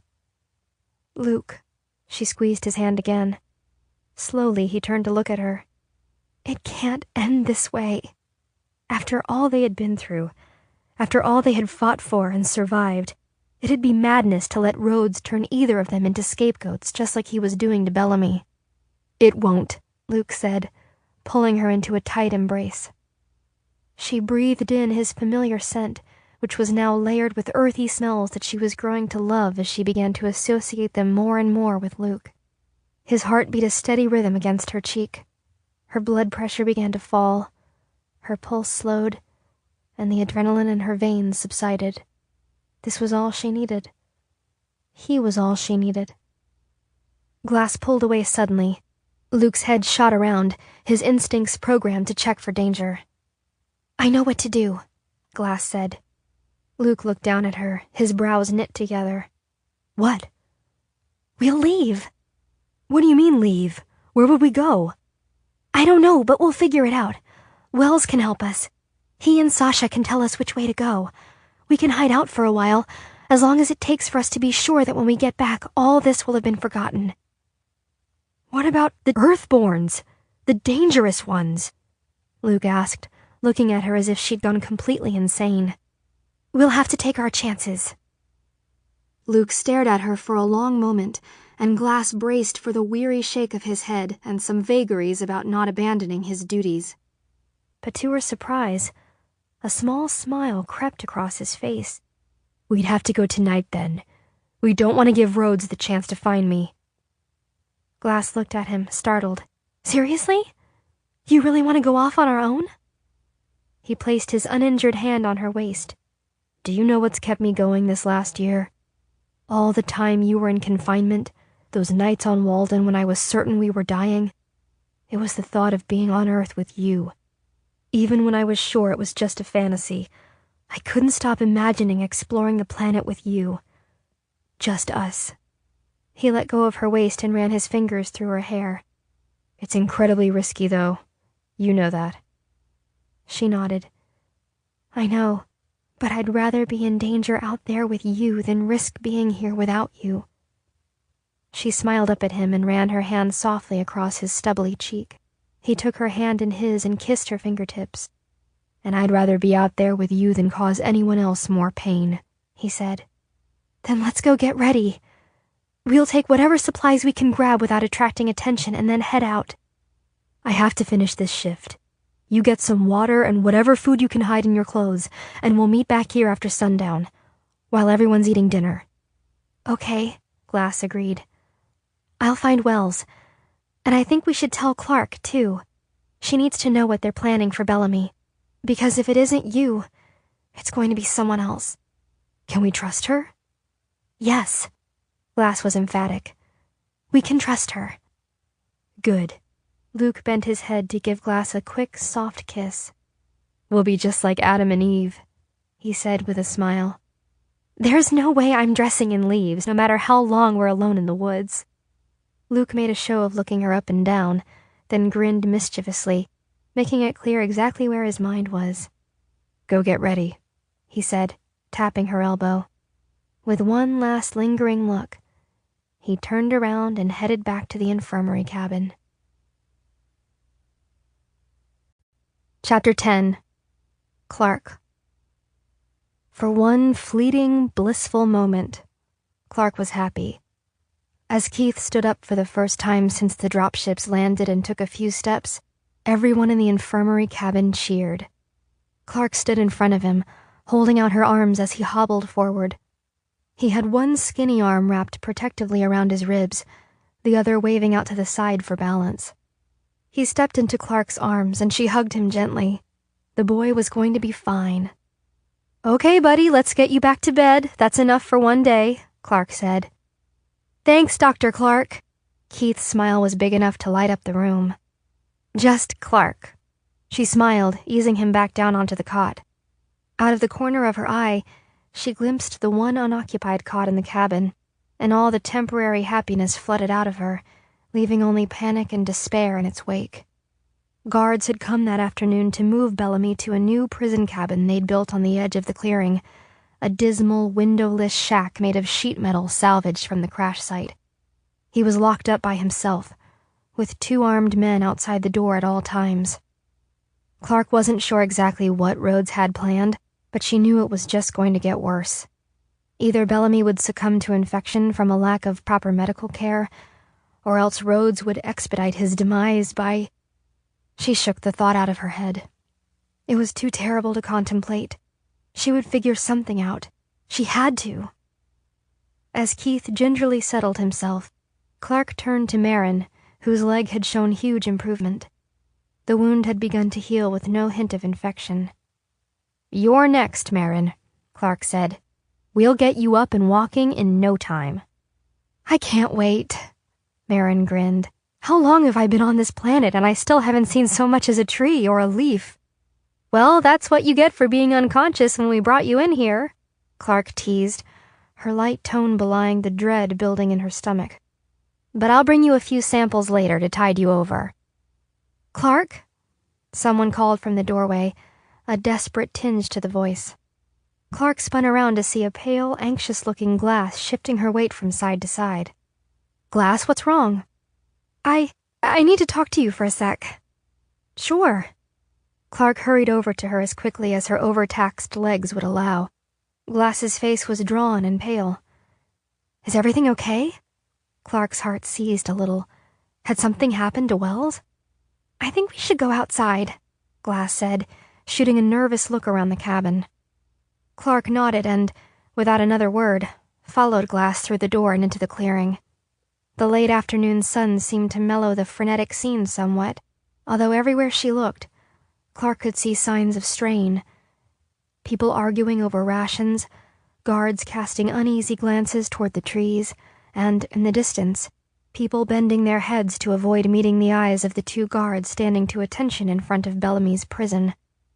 The idea of him in there, alone and ill, made Clark want to break into a sprint and crash through the door, guards be damned.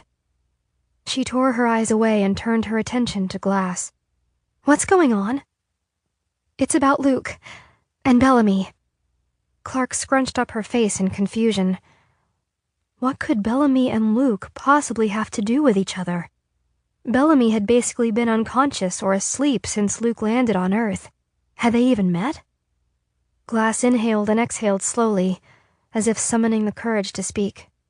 "Clark, I thought you should know. They're planning to execute Bellamy." Her voice had grown faint, as if saying the terrible word took a physical toll. Clark's stomach dropped out, and she bit her lip to stifle a cry. "Execute him?" she whispered. Glass nodded. It wasn't as if Clark hadn't expected something like this. Her medical training had taught her to consider every eventuality and face even the grimmest head-on. But there was an enormous difference between forcing herself to imagine the worst-case scenario and actually hearing it articulated on another person's lips. "They're planning to hold a trial, but it's going to be a total sham," Glass continued, her face growing more pained with each word. She explained that Rhodes was going to make Luke kill Bellamy. "But we're not going to let them force Luke to do it," she said quickly. "We're leaving camp, tonight. That should buy you some time." How will that help us?" "If Luke isn't there to carry out Rhodes' orders, they'll have to rethink the execution. It's not a permanent solution, but it might buy you an extra day to figure something out." Is that why you're leaving? So Luke won't have to kill Bellamy?" Glass nodded, unhinging something in Clark's chest, allowing a surge of unprecedented affection and gratitude to rush forth. Clark wanted to grab Glass's hand and beg her forgiveness for every snide comment, every time she'd giggled inwardly at one of Glass's mistakes in school. She'd never judged a person so unfairly. But she couldn't move, could barely speak. They were going to kill Bellamy. They were going to drag the boy she loved into the clearing, point a gun at the kindest, bravest person she'd ever met, and end his life with the twitch of a finger. But then Clark's brain kicked into another gear, and she felt other instincts taking over. No. She refused to let this happen. She saved lives. She didn't stand by and watch them fade into oblivion. She would save Bellamy. If Glass could find the courage to flee the camp with Luke, Clark could find the courage to do whatever was necessary. At that thought, the gravity of Glass's plan began to sink in. "Glass, there has to be another way. It's too dangerous. You guys don't know the terrain, and there are people out there who want to hurt us. Wells told us about the other faction of Earthborns. We'll be careful, I promise." She forced a smile that didn't reach her wide, sad blue eyes. "But listen, Clark," Glass said, putting her hand on Clark's arm. "Just because Luke isn't here doesn't mean Bellamy will be safe. They'll find someone else to do it." Clark nodded, her mind whirring. "I know. I think I have a plan." She thought of Scott's sour breath and penetrating stare. A shudder passed through her, but her resolve was firm.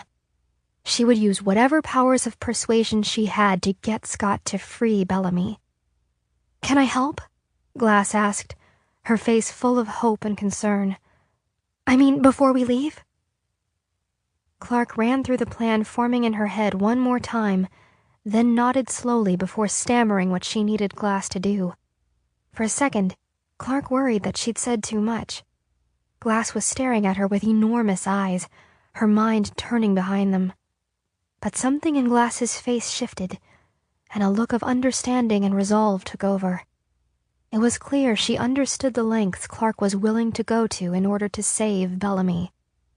She could only hope it was enough. Chapter 11. Wells. Wells had never set out to be in charge. It had just evolved. He saw things that needed to be done, and he did them. If he thought something could be done better, he suggested it. It wasn't a power thing, like it clearly was with roads. It was just the best way Wells had found to keep people alive. He stepped into the supply shed and surveyed the stacks of odds and ends they'd collected from the crash sites. He knew Rhodes wouldn't want him assessing their inventory, but the vice-chancellor had been conspicuously absent for most of the day, and Wells figured he could always come up with some excuse if he were caught. He needed to do something to keep busy. He could hardly stand to be in the clearing. The sight of the armed guards in front of the new prison made him physically ill. He racked his brain trying to come up with a way to help Bellamy, but he couldn't think of a way to talk to Rhodes without making the situation even worse. So until he came up with a plan that didn't involve getting both him and Bellamy killed, he'd take inventory. There hadn't been much in the way of actual supplies prepared and loaded onto the Hundred's dropship by whoever was in charge up there on the colony. It seemed as if they hadn't believed the 100 would survive the trip, let alone spend more than a month on Earth. There had been a smattering of useful things, 1 case of medicine and first aid tools, 2 cartons of protein paste, which were long gone, and a handful of blankets, water containers, cooking utensils, and weapons. The second round of dropships hadn't carried much more. Wells figured that was a result of having no advance notice when they left the colony. But somehow the 100 and the newcomers had managed to stockpile an impressive number of supplies. They had repurposed broken seats and shards of metal into water buckets, cots, chairs, and tables. They'd used straps and wires to bind canvas and upholstery into tarps and tents and blankets. They had foraged for wide, flat leaves they could dry out and use for multiple purposes, from woven baskets to plates and bowls. They used everything they could find to cook, clean, and protect themselves. It was awe-inspiring, really, that all these people had put their heads together and figured out how to survive. Wells had never been so aware of how easy they'd had it on the ship. The quiet of the supply shed was a welcome change from the hubbub outside. Wells took his time assessing their inventory, making a mental note that they needed to start gathering more leaves and small pieces of wood for kindling. They were doing okay on berries and plants, and a whole new crew was training to track animals, which was good, considering that it'd be a long time before Bellamy would be able to go hunting. Wells stood up and stretched his arms over his head. He heard a soft thunk against the side of the building. Maybe it was Felix dragging the rain barrels over, as Wells had asked him to. He stepped outside to see if he could help. Moving around the side of the shed, his eyes landed on Kendall, and his body went rigid. The younger girl had seemed sweet at first, and had paid so much attention to Wells he'd thought she'd had a harmless crush on him. But over the past week, he'd grown more concerned with her behavior. Nothing about her quite added up, from her strange accent to the way her story about ending up in confinement kept changing. But that wasn't the most troubling part. Wells's skin prickled as he thought about Priya, his friend who'd been violently killed and left hanging from a tree. They'd all thought the Earthborns had done it, of course, just like they'd murdered Asher. But even the horrific details of that terrible day didn't add up. Priya had been strung up with a rope from the 100's own camp, and the gruesome letters carved into her feet bore a startling resemblance to the handwriting on her grave marker, a marker Kendall had fashioned herself. Part of Wells thought he was just being paranoid, that he'd been rattled by the traumatic events, but there was also part of him that knew not to let Kendall out of his sight. She stood alone, her back to him, leaning over one of the rain barrels. She was reaching down into it. "Hey, Kendall," Wells said, trying to keep his tone neutral. Kendall jumped at the sound of his voice and faced him with a large smile plastered on her face. "Oh, hi, Wells," she said smoothly. "What's going on? What's up with the rain barrel?" "Nothing. Just checking to see how much was in there. Felix just rolled these over. I don't know how he did it with so much water in them." "It's not hard if you get it at the right angle," Wells replied. Why do you need to check the water level? Kendall looked up at the sky and held up her hands near her shoulders, palms up, as if checking the air for moisture. It doesn't look like we're going to have any rain today, and I wanted to be sure we had enough. Wells studied her face. Something about her was out of sync. It was almost as if her semi-clueless voice and her piercing stare belonged to two different people but had accidentally ended up together. Did you find something in there? Kendall tittered. In the rain barrel? No. Why? What were you doing with your hand in it then? Wells, I don't know what you're talking about. I didn't have my hand in the barrel. Kendall, I saw you standing there reaching into it. She narrowed her eyes and pursed her lips. For a moment so brief, Wells thought he might be imagining it. Her expression transformed from innocent and awkward to cool and calculating. Then she opened her eyes wide again, smiled shyly, and shrugged. Wells, I don't know what to tell you. I wasn't reaching into the barrel. I have to get to my hunting shift. Before Wells could say another word, she turned on her heel and scurried back to the center of camp. Wells felt uneasy. Something wasn't right. He looked down into the barrel, but all he saw was crystal clear water, about halfway up the side. With a frustrated slap of his palms against the side of the barrel, Wells decided he needed to tell Rhodes what he'd just seen. Making sure the water was safe to drink was more important than some stupid power struggle. It wasn't hard to track down the vice-chancellor. He just had to spot the clump of guards gathered around, waiting for orders. With an excuse me or two, he made his way to the front of the group and stood behind Rhodes, who was talking to Officer Burnett, his second-in-command. Sir, Wells said in his well-trained officer's respectful tone. Rhodes spun around and looked Wells over from head to toe. He seemed surprised to see Wells again. Yes, Officer Jaha. How can I help you? Wells felt the eyes of the guards on him. I witnessed something I think you should know about, sir. Did you? Yes, I saw a girl named Kendall dropping something into one of the rain barrels. I believe she was putting something into our water supply. And what do you think this Kendall was putting into our water supply? Rhodes asked coolly. I don't know, sir, but there's something about her that doesn't feel quite right. She's just a little off. Rhodes let out a dry chuckle. She's off. Wells nodded. Rhodes looked from Wells to Burnett, then back again. Well, Jaha, thank you for bringing this very critical piece of intelligence to my attention. I will be sure to have my men investigate anyone who may seem a little off. We can't have that. The men gathered around snickered. Wells felt his cheeks burn. It's not a joke, Wells said firmly. She was up to something.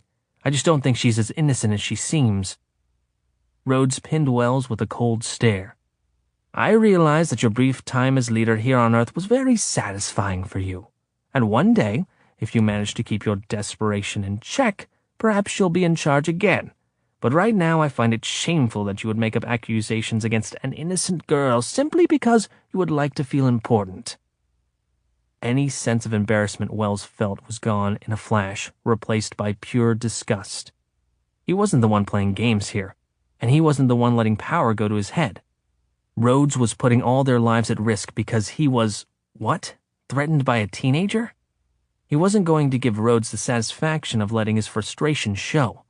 As hard as it was, he ignored Rhodes's accusations and focused on giving him concrete evidence so he'd have to act regardless of whatever personal beef he had with Wells. Sir, before you arrived here, 2 members of our group were killed. Yes, I heard about those unfortunate incidents. Rhodes waved his hand dismissively at Wells. But I understand that you were not properly protected. We've established a security perimeter that will prevent that from happening again. I'm not sure how a perimeter would prevent an arrow from hitting someone in the neck, sir. And I'm not sure how a perimeter would help if one of their people has already infiltrated our camp. My friend Priya was strung up from a tree like an animal. We couldn't understand how someone could have snuck into camp for long enough to do that to her without anyone noticing a stranger among us. But I think I figured it out. I think that the culprit was already here, not an outsider at all. I think it was Kendall. Rhodes looked at Wells like he was a scrap of trash stuck to his boot. That's enough. Come back to me when you're ready to help. I don't have time to listen to your conspiracy theories and delusions. I have a settlement to run. If you can tell us where to find an ample food supply, then I'm happy to listen to you. Now go." Without a word, Wells stormed away. As he rounded the corner of the nearest hut, he slammed directly into someone. "Sorry," he said, looking up into a familiar face. Kendall. She had been standing right there and had heard everything he said to Rhodes. Wells braced himself for a harsh exchange of some kind. But instead, all Kendall did was shoot him a strange, unreadable smile before turning around and heading off into the woods.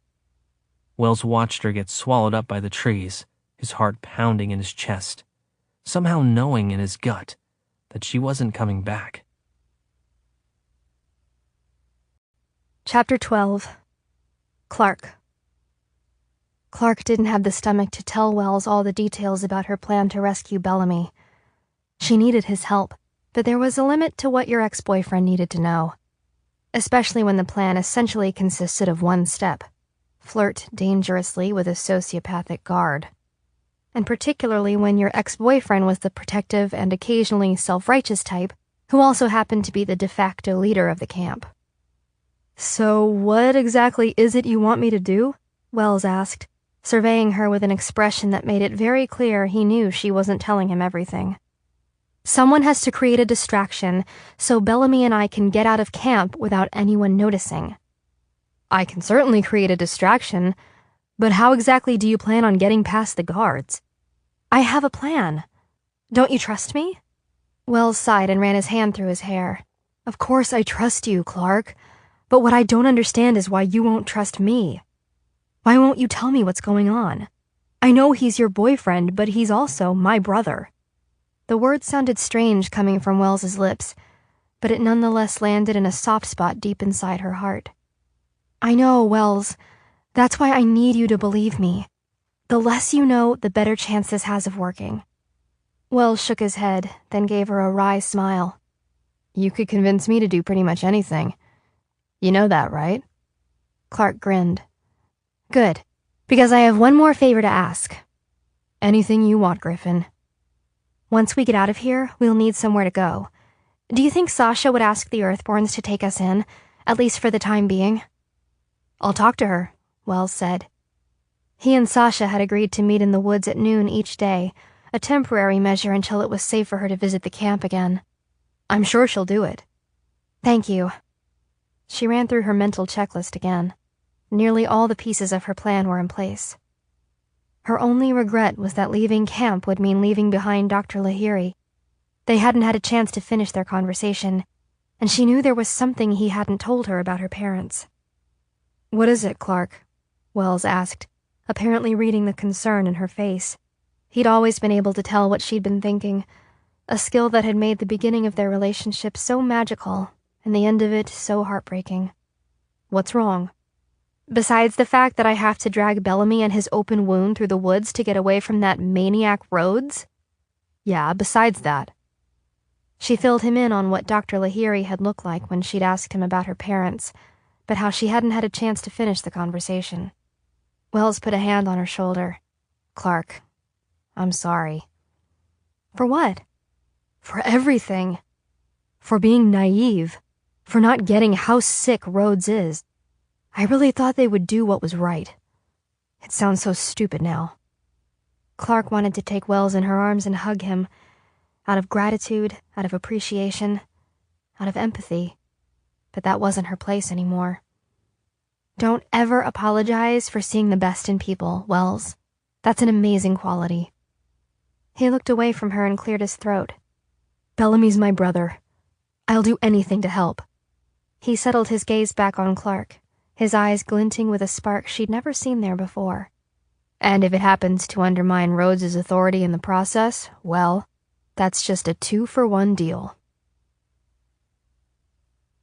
An hour later, after Clark had rinsed off in the stream, then changed into slightly less filthy clothes, she set off on her mission. "It's just for show," she repeated to herself, trying to slow her pounding heart. "Nothing's actually going to happen." The repetition soothed her, and soon the words blended into a melody in her head. She stopped in her tracks. There he was, leaning against the supply shed, his thumbs hooked in his belt, a smug smile squirming across his face. He was talking to an Arcadian girl about Clark's age, with the same color hair and general build as Clark, too. Well, at least he has a type, she thought. Gross. Clark took a slow breath, braced herself, and reviewed her plan, hoping for the millionth time it would work, that she wasn't just about to recreate one of her own nightmares. "Hi, Scott," Clark said as she headed for the supply cabin door. Instead of avoiding eye contact and walking past him as quickly as possible, like she'd normally do, she forced herself to let her gaze linger on his face, and she flashed him what she hoped was a beaming smile, though it could have well been a grimace. "Hello, Doc," he drawled, giving her a quick look up and down. The girl Scott was talking to turned to glare at Clark and, when it was clear Scott's attention was now fixed elsewhere, stormed away. "He's all yours, honey," Clark thought, "just as soon as I get what I need." Adrenaline pumped through her body as she stopped in the cabin entryway, just a few inches from Scott. His intense expression made her nervous. He looked suspicious. Was she coming on too strong? Flirting was not her specialty. She'd always been much more comfortable using scalpels and microscopes than smiles and sauntering strides. Scott's mouth slithered higher at the corners, and his eyebrows shot up, as if asking her a silent question. "To what do I owe the honor?" he asked, reaching out to hold the door for her. "I was just looking for something in here," Clark said. "Do you mind helping me?" "Sure, no problem." He followed her inside and pulled the door shut behind him with a thud that made Clark's stomach churn, but she had to keep going. She flipped her hair over her shoulder and turned to face him. "Listen, I wanted to apologize." He looked momentarily startled, but then smirked and said, "What could you have to apologize for, sweetheart?" His voice made Clark's skin crawl, but she continued, "For not always giving you proper medical attention. This was it. She couldn't screw it up now. She lowered her voice and tried to make it as breathy as possible. "I still get a little nervous around certain patients." He raised an eyebrow. "Yeah, what kind of patients?" She forced herself to place her hand on his arm. "The ones who make me feel more like a schoolgirl with a crush than a real doctor." Scott's eyes popped in a way that gave Clark a whole new sense of the expression his eyes lit up. If they hadn't been Scott's eyes, she would have been flattered to have a guy look at her like that. A flash of guilt cut through her as she realized Bellamy did look at her that way. "Really?" His voice was tinged with a note of disbelief, but that didn't stop him from putting his hand on her waist. Clark nodded, ignoring the pressure of his touch, though it was like letting a spider crawl across her arm. "Do you forgive me? I promise to be more professional going forward." Scott placed his other hand on her hip, then let both hands slide around until they were on her butt. It took a considerable amount of willpower for Clark not to pull away. "Professional might be overrated." Steeling herself, she leaned over to whisper in his ear. "Well, in that case, want to go on a little walk with me? There's a part of the woods I've been dying to explore." He tightened his grip for a moment before letting her go and shooting her an oily smile. "Absolutely." They stepped back outside, and Clark hoped Scott didn't notice how she shuddered as he placed his hand on the small of her back. "Lead the way, Doctor." Clark turned toward the woods just in time to see Octavia cross over the tree line, leading two small children by the hand. To Clark's horror, Bellamy's sister was staring straight at her, a look of pure loathing burning on her face. Octavia didn't know about Clark's plan to use Scott. She probably thought this scene was exactly what it looked like. Clark cheating on Bellamy with a guard. Clark locked eyes with Octavia, wishing they still had cornea slips and she could send the girl a message. But the only way to communicate with her on Earth was to speak to her, and that would never work.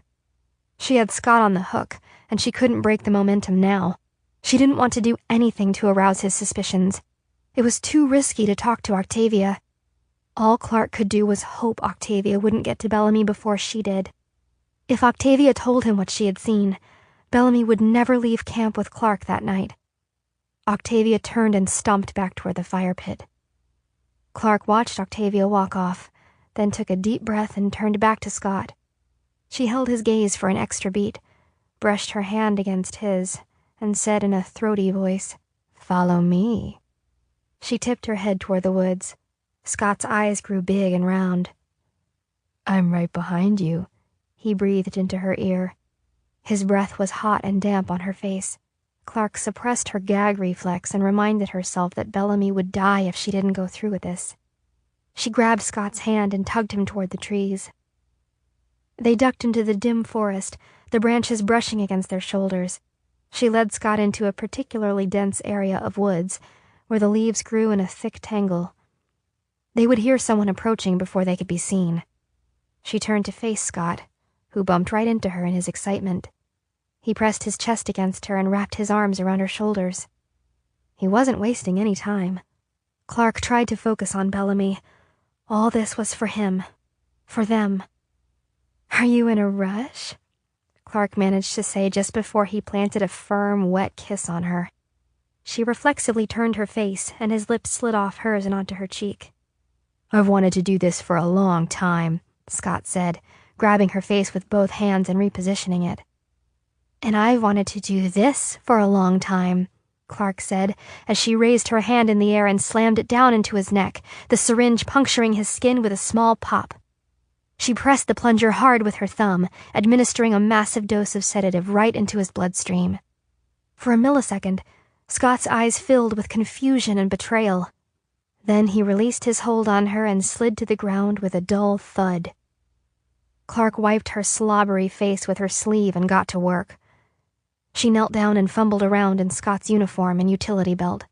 Her hands were shaking, but she finally managed to wrap her fingers around his heavy keyring and the cold, smooth metal of his gun. Without so much as a backward glance, she hopped up and headed back through the trees, leaving him unconscious on the ground. Clark wanted to be far away from him when he woke up. She pushed Scott from her mind and slipped back into the clearing. She ran her eyes around the camp, checking for guards and looking for Wells. He was in the arranged spot. Clark closed her eyes and listened hard. Yes, she could hear the lower whistle from the trees that was their signal from Sasha. She'd gotten the message. Clark steeled herself. It was go time. Chapter 13. Bellamy. The pain was searing and constant, unlike anything he'd ever felt before. It was much worse than the time he'd fallen down a flight of stairs during a fight and broken his collarbone. This was a deep, throbbing pain, like the inside of his bones were on fire. Bellamy slumped against the cold metal wall, a wall that must have been built around him while he was unconscious, because it sure as hell hadn't been there when he was shot. His stomach rumbled loudly, although the thought of swallowing anything added a layer of nausea to the waves of pain. He couldn't remember the last time he'd eaten. He had a vague recollection of Clark encouraging him to take a few mouthfuls of protein paste, but had no idea how long ago that had been. Bellamy squeezed his eyes shut and tried to distract himself by replaying his favorite moments with Clark over again in his mind. The first time she'd kissed him, when she'd shed her reserved, serious doctor persona like a set of binding clothes and thrown her arms around him in the woods. The night they went swimming in the lake, and it had felt like the entire planet belonged to him and the glistening girl with the mischievous spark in her eyes. He even reminisced over the past few days in the infirmary cabin, feeling his pain abate every time she stroked his cheek or followed a tender kiss on the forehead with a decidedly undoctor-like kiss on his neck. Hell, taking a bullet to the shoulder almost seemed like a fair price to pay for one of her surprisingly diverting sponge baths. It worked for a moment, but the pain inevitably returned with renewed fury. He started to raise a hand to adjust his bandage and realized his wrists were bound together and attached to the wall behind him. With a groan, he twisted around to investigate, his shoulder throbbing in protest at the movement, but the pain wasn't quite enough to overwhelm his curiosity. He'd never seen anything like these cuffs before. They were lightweight, made of thin metal cord that looked as delicate as thread, with a slim lock binding them together. He tried to pull his hands apart, but the fiber held strong and dug into his skin. As he tugged, he felt the tension in the cord getting stronger and watched in amazement as his wrists slammed together. The metal was reacting to his movements. He held very still and slowly the cord released its grip, until he was able to wiggle his hands again. Bellamy's shoulder burned, and he scooted himself further up the wall, trying to find a comfortable position. Grunting with the effort, he settled in and leaned his head back. He was exhausted, but the pain made it impossible to sleep for more than a few minutes at a time. Narrow shafts of sunlight filtered through the cracks between the sheets of metal that formed the walls and roof of the cabin. He studied the angle of the light and listened carefully to the sounds outside, trying to figure out where the prison was located. The far-off thwack of an axe hitting firewood told him he was a good distance from the woodpile. A group of boys walked by, right on the other side of the wall, chatting about a Walden girl. Under their voices he could hear water sloshing, which meant he was near the path people used to get to the stream. Bellamy strained to identify every sound he could make out. Logs clattering together, blankets and tarps snapping as someone shook them out, a guard's officious tone as he corrected someone's stacking technique. But there was only one sound Bellamy wanted to hear, and he held his breath, frustration building in his chest. Octavia's voice. He needed to hear his sister. He would be able to tell from just a few words whether she was happy or scared, in danger or safe. But he didn't recognize any of the voices floating across the clearing. The place was overrun with newcomers. Bellamy didn't even have the strength to be angry anymore. He only cared about Octavia, Clark, and Wells. If it weren't for them, he wouldn't care if he lived or died, if he was executed or set free to live alone in the woods. But what would happen to his sister if he were killed? Who would look after her once he was gone? The 100 had formed a community, but now that Rhodes and all the others were here, all bets were off. He couldn't be sure anyone would look out for his kid sister when they were all busy looking out for themselves, just like everyone else had been back on the ship. A loud thud against the wall of the cabin made Bellamy jerk to the side, which sent shooting pain through his upper body. "Jesus!" he grunted. Then he heard scuffling followed by loud voices. One familiar voice rose above the rest. It was Wells. "Put the shackles on," Wells said, in a voice Bellamy had never heard before, low and menacing. "Do it now," he snapped. "And don't make a sound. If you do so much as open your mouth, I'll shoot you." And although it contradicted everything Bellamy knew about his half-brother, it sounded like Wells meant it. Shit, Bellamy thought. Mini Chancellor's starting to sound like a mini Vice-Chancellor. There was silence as, presumably, the guard complied with Wells's order. A few seconds later, two figures burst through the cabin door, a stony-faced, iron-jawed Wells and a flushed, rapidly breathing Clark.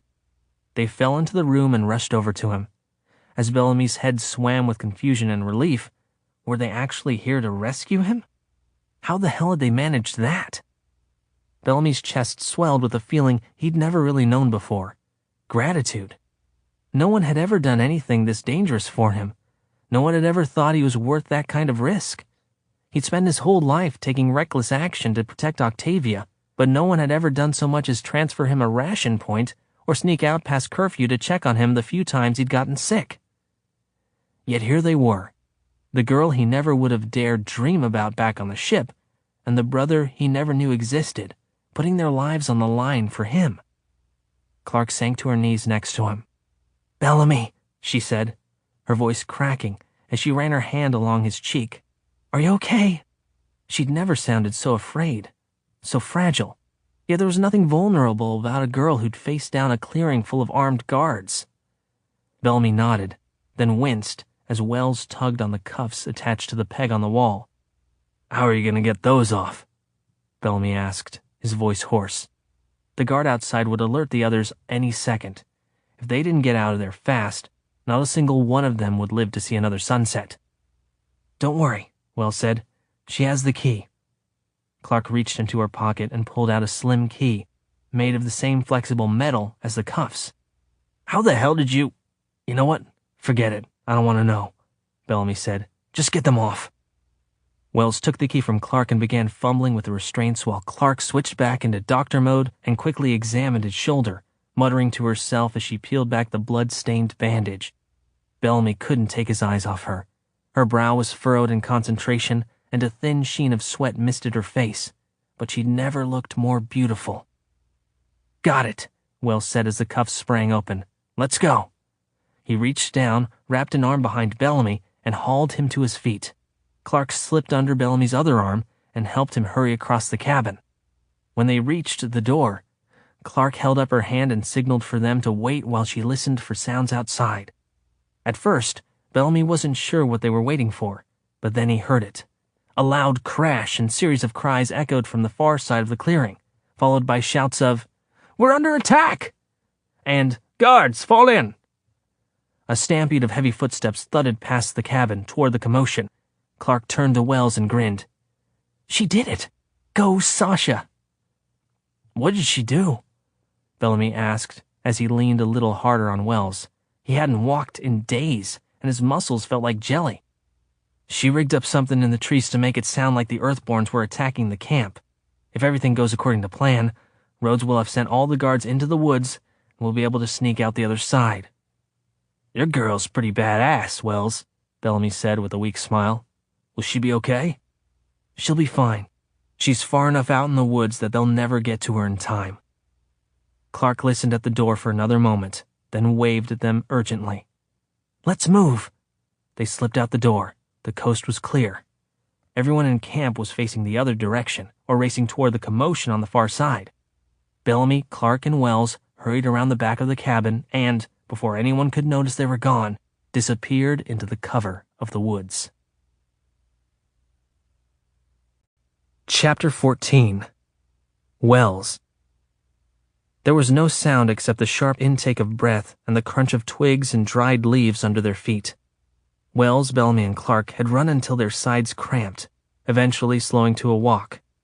Wells glanced over his shoulder to check on Bellamy, whose shoulder was clearly hurting him, although he refused to complain, and who seemed much more anxious about Octavia than he was about his injury. "You're sure she doesn't think I abandoned her?" Bellamy said, as he allowed Clark to help him step over a moss-covered log blocking their path. "Positive," Wells said, glad he could provide at least that modicum of comfort. "We told her the plan, and she agreed that it would be better for someone to remain at the camp and keep tabs on Rhodes for a while." "She would have come if it weren't for the kids," Clark chimed in. "She's the only one who's looking after them. It's really amazing what she's done." Wells watched as pride momentarily chased away the fear in Bellamy's face. "I always knew she had it in her." "Where did Sasha say she'd meet us?" Clark asked, scanning the trees nervously. Although she and Bellamy had stumbled across Mount Weather once before, Wells knew neither of them were confident about finding it again. "She'll find us," Wells said. There was a rustling in the tree ahead of them, and a moment later, a figure dropped down from the branches, landing silently on her feet. "Okay, that was kinda creepy," Wells said with a grin as Sasha walked toward them. He still hadn't gotten used to how Sasha managed to blend in with her surroundings. It was almost as if she changed color, like the lizards he'd read about when he was a kid. But she didn't, of course. It was something about the way she breathed, her stillness. She just became part of the woods. He pulled her into his arms, burying her face in her long dark hair that always smelled like rain and cedar. "Thank you for your help," he said, cupping his hand under her chin and raising it for a kiss. "That was amazing." "Does that mean it worked?" Sasha asked, breaking away to look from Wells to Clark to Bellamy. "It worked perfectly," Wells said. "So what's the plan now?" Bellamy asked, clearly in pain. His face was pale and his breathing had grown ragged. "I'm taking you all back to Mount Weather with me," Sasha said. "You can stay there as long as you need." "They won't mind?" Bellamy asked, looking nervously from Clark to Sasha. Sasha shook her head. "As long as you're with me, it'll be fine," she assured him. "We shouldn't stop for long," Wells said, his voice strained. "Once they realize you're missing, they're going to come after us." "Belle, are you okay to keep moving?" Clark asked gently. "I'm good," he said, though he wouldn't meet Clark's eye.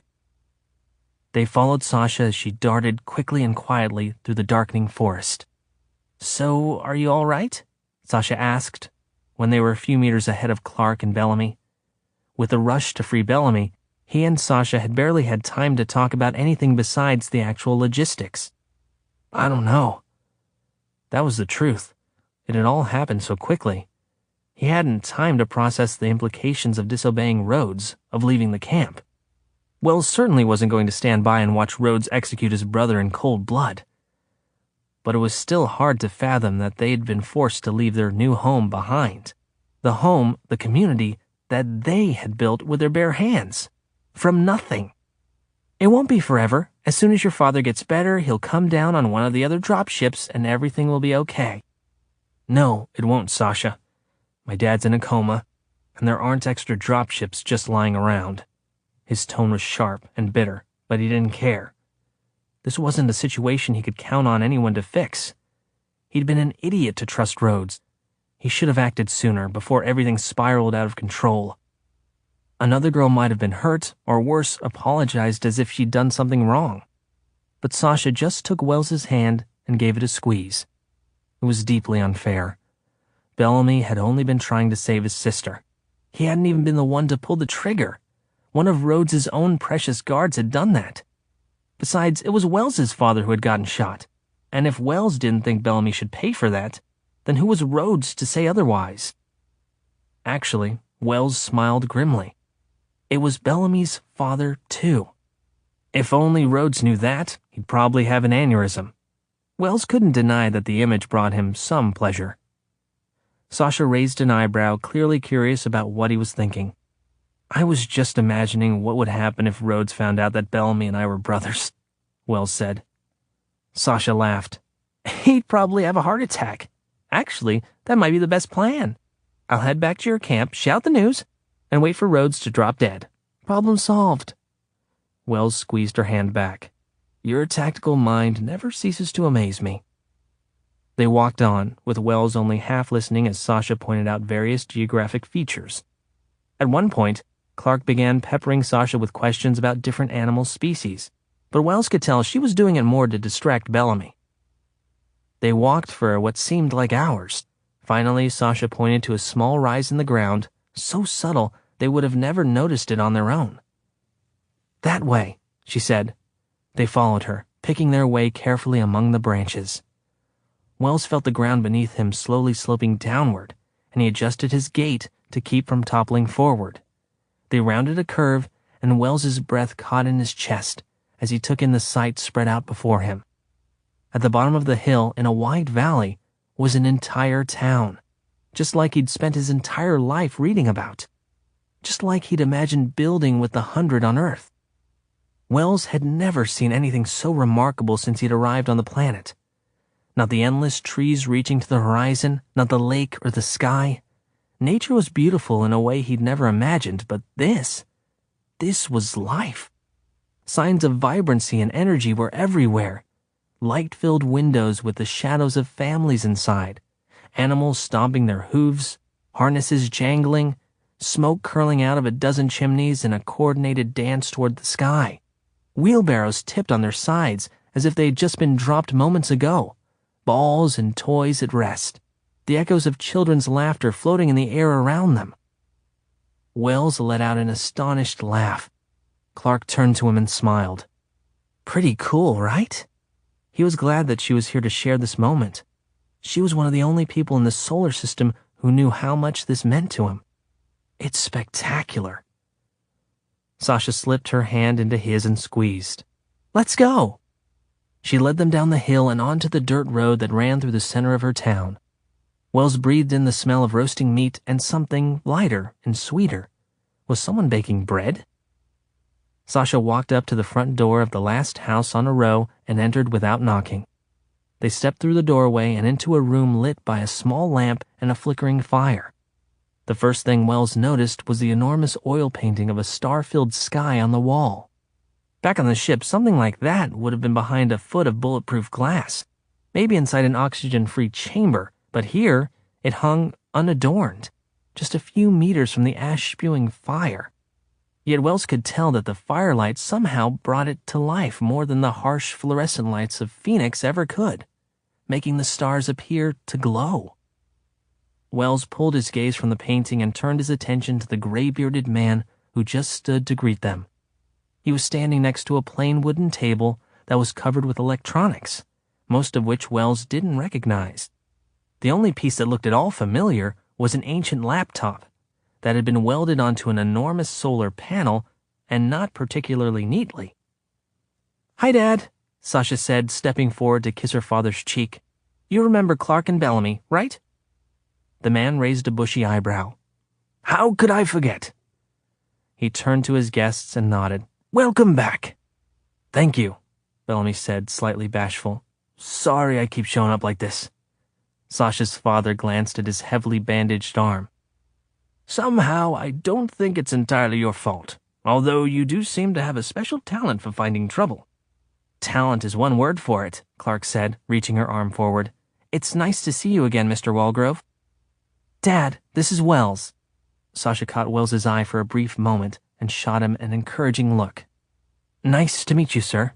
Wells stepped forward and held out his hand. "Nice to meet you too, Wells." Sasha's dad gripped Wells's hand in a firm shake. "Call me Max." Max turned back to Bellamy. "Where's your sister?" He said the word casually, without twisting his lips with disdain like Rhodes would have done.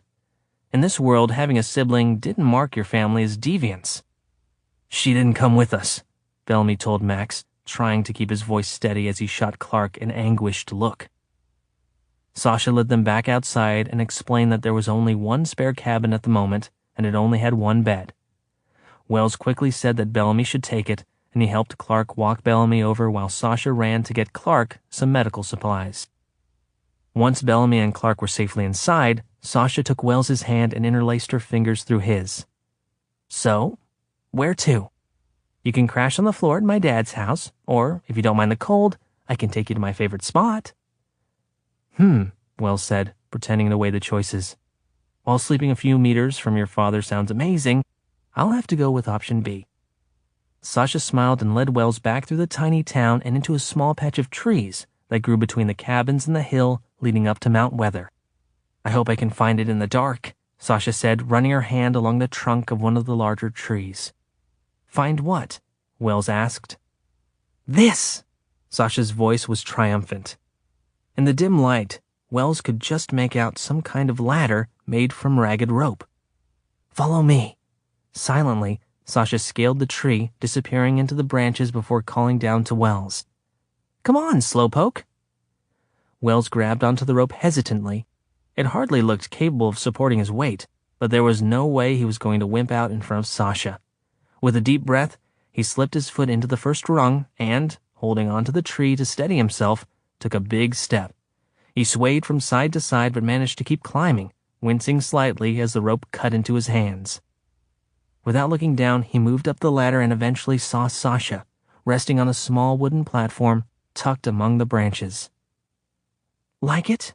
she asked, grinning as if she'd just invited Wells into the most magnificent palace. Carefully, he slipped off the ladder and crawled over next to her. "Love it," he said with a smile. "Did you make it yourself?" "I was pretty little, so my dad helped." "And he won't mind if we spend the night here?" "Wells, my father is in charge of our entire society. He's a little too busy to care about where I sleep." Wells snorted. "No father is that busy." "It's fine. Though we can certainly go back if it'll make you more comfortable." In response, Wells reached his arm around Sasha and pulled her close. "I'm pretty comfortable here, actually." She smiled and gave him a quick, light kiss. "Good. I've missed you these past few days," Wells said, lowering himself onto the wooden platform and pulling her down with him. "I've missed you too." Her voice was muffled as she snuggled into his chest. "Thank you. For everything. I never meant for you to get caught up in all this, let alone impose on your people." Sasha sat up slowly and looked at him. She traced her hand along the side of his face and then began running it through his hair. "You don't have to thank me, Wells. I want to keep you all safe too, you know." "I know." He took her hand and kissed it. "So," he said, looking around, This seems like a nice place to sleep. Are you tired?" "Exhausted," he said, wrapping his hand behind her and pulling her in for another kiss. "You? Maybe not quite that tired." She kissed him again, and the rest of the world slipped away.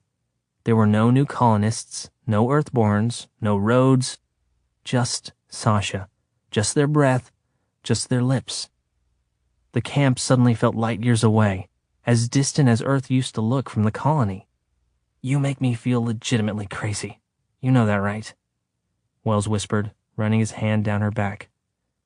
"Why? Because I'm seducing you in a tree?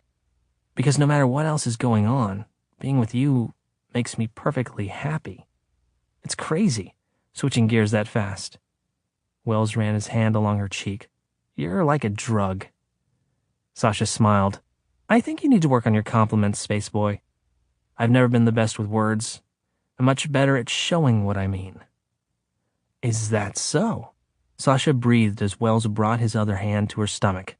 "I guess I'll have to take your word for it." Wells let his fingers drop a little lower, and she shuddered.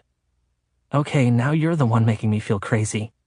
"Good," Wells whispered into her ear, thinking that things on Earth weren't quite as dire as he'd feared. As long as he had Sasha, it would always feel like home. Chapter 15. Glass. Glass looked around her, feeling genuine awe for the first time since setting foot on the ground. Sunlight filtered through the trees, showering the ground with golden dots of light, like thousands of little gemstones. This was how Earth was supposed to look. Peaceful, beautiful, and full of wonder. Luke took Glass's hand to steady her as they made their way down a steep slope. There was a narrow stream at the bottom, the water perfectly clear except for the red and yellow leaves dancing in the current. When they reached the bottom, Glass hesitated, turning from side to side as she scanned the bank for the best place to cross. But as she took a hesitant step toward the edge, Luke picked her up with his good arm and crossed the stream with an easy bound, despite the fact that they were both carrying heavy packs. When they reached the other side, Luke lowered her carefully to the ground, then took her hand again as they continued. At first, they'd kept up nearly constant conversation as they exclaimed and pointed out different trees and signs of various animal life. But after a while, they'd fallen silent, too overwhelmed by the beauty around them to fumble with the inadequate words they had to express it. Glass almost liked it better that way. She loved watching Luke's face light up each time his eyes settled on a new wonder. It had taken a couple of hours for Glass's heart rate to come down after they'd slipped away from the camp. The quiet had scared her initially. Every snap of a twig or rustling of leaves boomed in her ears and made her jump. She knew it was just a matter of time before Rhodes realized they were gone and sent a search party to hunt them down. But after a few hours, her stress faded away, and she began to savor the silence, the freedom of being completely alone with Luke. Glass couldn't believe they'd ever considered staying at camp. The air was fragrant with damp leaves and musky tree bark. It was a riot of sensory input that Glass had never experienced before. She couldn't have imagined how much brighter and more saturated the colors were on Earth, how much sweeter the air, or how the rich smells would compete for her attention. They'd walked long into the night and slept for a few hours before setting off again, eager to put as much distance between them and Rhodes as possible before the Vice-Chancellor sent a search party after them. Every half hour or so, Luke would stop, fish a compass out of his pocket, and set it on the ground, checking to make sure they were still heading due north. Sasha had told him that the splinter Earthborns, the violent ones, had claimed a vast area to the south of the colonists' camp as their territory. It was no guarantee, of course, but heading north at least wouldn't lead them directly into harm's way. The trees grew close together, creating a canopy of leaves so thick it almost blocked the sky. But the amber light spilling through the branches and the rapidly cooling air made it clear that the day was nearly over. "I think we made it," Glass said wearily. The fear and adrenaline that had kept her going yesterday had drained away, and exhaustion had set in. "They're not sending anyone after us, are they?" "It doesn't seem like it," Luke said with a sigh. He reached over and slid Glass's pack off her shoulder. Let's rest for a little bit." They dropped the packs and walked toward an enormous, moss-covered tree whose huge, twisty roots stuck out of the ground. Luke raised his arms over his head and stretched before lowering himself onto the root. "Come here," he said, grabbing Glass's hand and pulling her onto his lap. Glass laughed and pressed her hand against his chest. "We have the whole planet to ourselves, and you want to share the same seat." "We don't have the whole planet, you little imperialist," Luke said, twisting a strand of her hair around his finger. "We have to leave some room for the Earthborns." "Oh, right," Glass nodded with mock gravity. "In that case, we better conserve space." She smiled and swung her leg over Luke's so they were facing each other. "Good plan," he said, wrapping his arms around her waist, closing the narrow distance between them. He kissed her gently on the lips and then brought his mouth down to her chin, her neck. Glass let out a small sigh, and Luke grinned. He kissed the spot where her jaw met her neck and raised his head to whisper in her ear. "It feels good to be selfless, doesn't it?" "It has its benefits," Glass breathed, running her hand down Luke's back. Their joking aside, it felt incredible to be so alone. On the ship, there were thousands of people packed into a space originally designed for hundreds. There were always ears listening, eyes watching, and bodies brushing up against each other. People knew your name, your family, and your actions. But out here, there was no one watching them, no one judging them. "Oh, look," Glass said, pointing over Luke's shoulder at a cluster of small pink flowers she hadn't noticed before. He twisted around and extended his arm, reaching for one, but just as his fingers were about to close around the stem, he pulled back and let his hand fall back to his side. "It doesn't seem right to pick it," he said, turning back to Glass with a sheepish expression on his face. "I agree." She smiled and placed her hand on the back of his head, bringing his lips back to hers. "It's a shame, though," Luke murmured. "It would have looked beautiful in your hair." "Better just to imagine it." Luke kissed her again, then slid his arm under her and stood up, lifting her into the air. "Luke!" she laughed. "What are you doing?" He took a few steps and, without a word, lowered her to the ground, laying her gently in the patch of flowers. Glass's breath quickened as she watched Luke kneel beside her. The playfulness in his face had disappeared, replaced by something closer to reverence.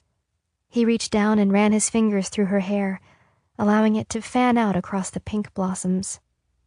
Glass's heart was pounding, but she forced herself to stay still as Luke bent down to kiss her, using his good hand to support his weight. She parted her lips slightly, then reached her arms around to pull him closer. She took a deep breath, savoring the heady combination of the flowers, the forest air, and Luke. "We should get going," Luke said finally, looking up at the darkening sky. "We're going to need to find a place to stay tonight." Glass let out a long, contented sigh. "Can't we just stay right here forever?" "I wish, but we're not actually safe out here in the dark. We should find a spot that's more protected." They walked on with renewed energy for a few more hours as the sky went from a deep grayish purple to a rich, velvety black. The moon was so bright, it blocked out most of the stars and painted strangely beautiful shadows on the forest floor. It was so beautiful, it made Glass's heart ache, as each new wonder served to remind her how much her mother was missing, how much she'd never get to see. Luke came to a sudden halt and held out his hand to stop her. He cocked his head, listening, though Glass didn't hear anything. After a moment, Luke whispered, "Do you see that?" At first, all she could see was a shadowy landscape of trees, but then she spotted it. It was a small building, right there in the middle of nowhere. "What is it?" she asked, suddenly nervous that they'd wandered somewhere they weren't meant to be. "It looks like a cabin," Luke said, tightening his hold on her hand as he led her forward, stepping slowly and silently. They made their way toward it, moving in a wide arc before approaching it from the side. It wasn't a cabin. It was a tiny stone house, remarkably intact. The sides were covered with vines and moss, but it was clear that the walls were sturdy and strong. They stopped a few feet away. A sudden breeze rustled the trees, and then it fell silent. Both Luke and Glass held their breath, waiting for any sign of life. But none came.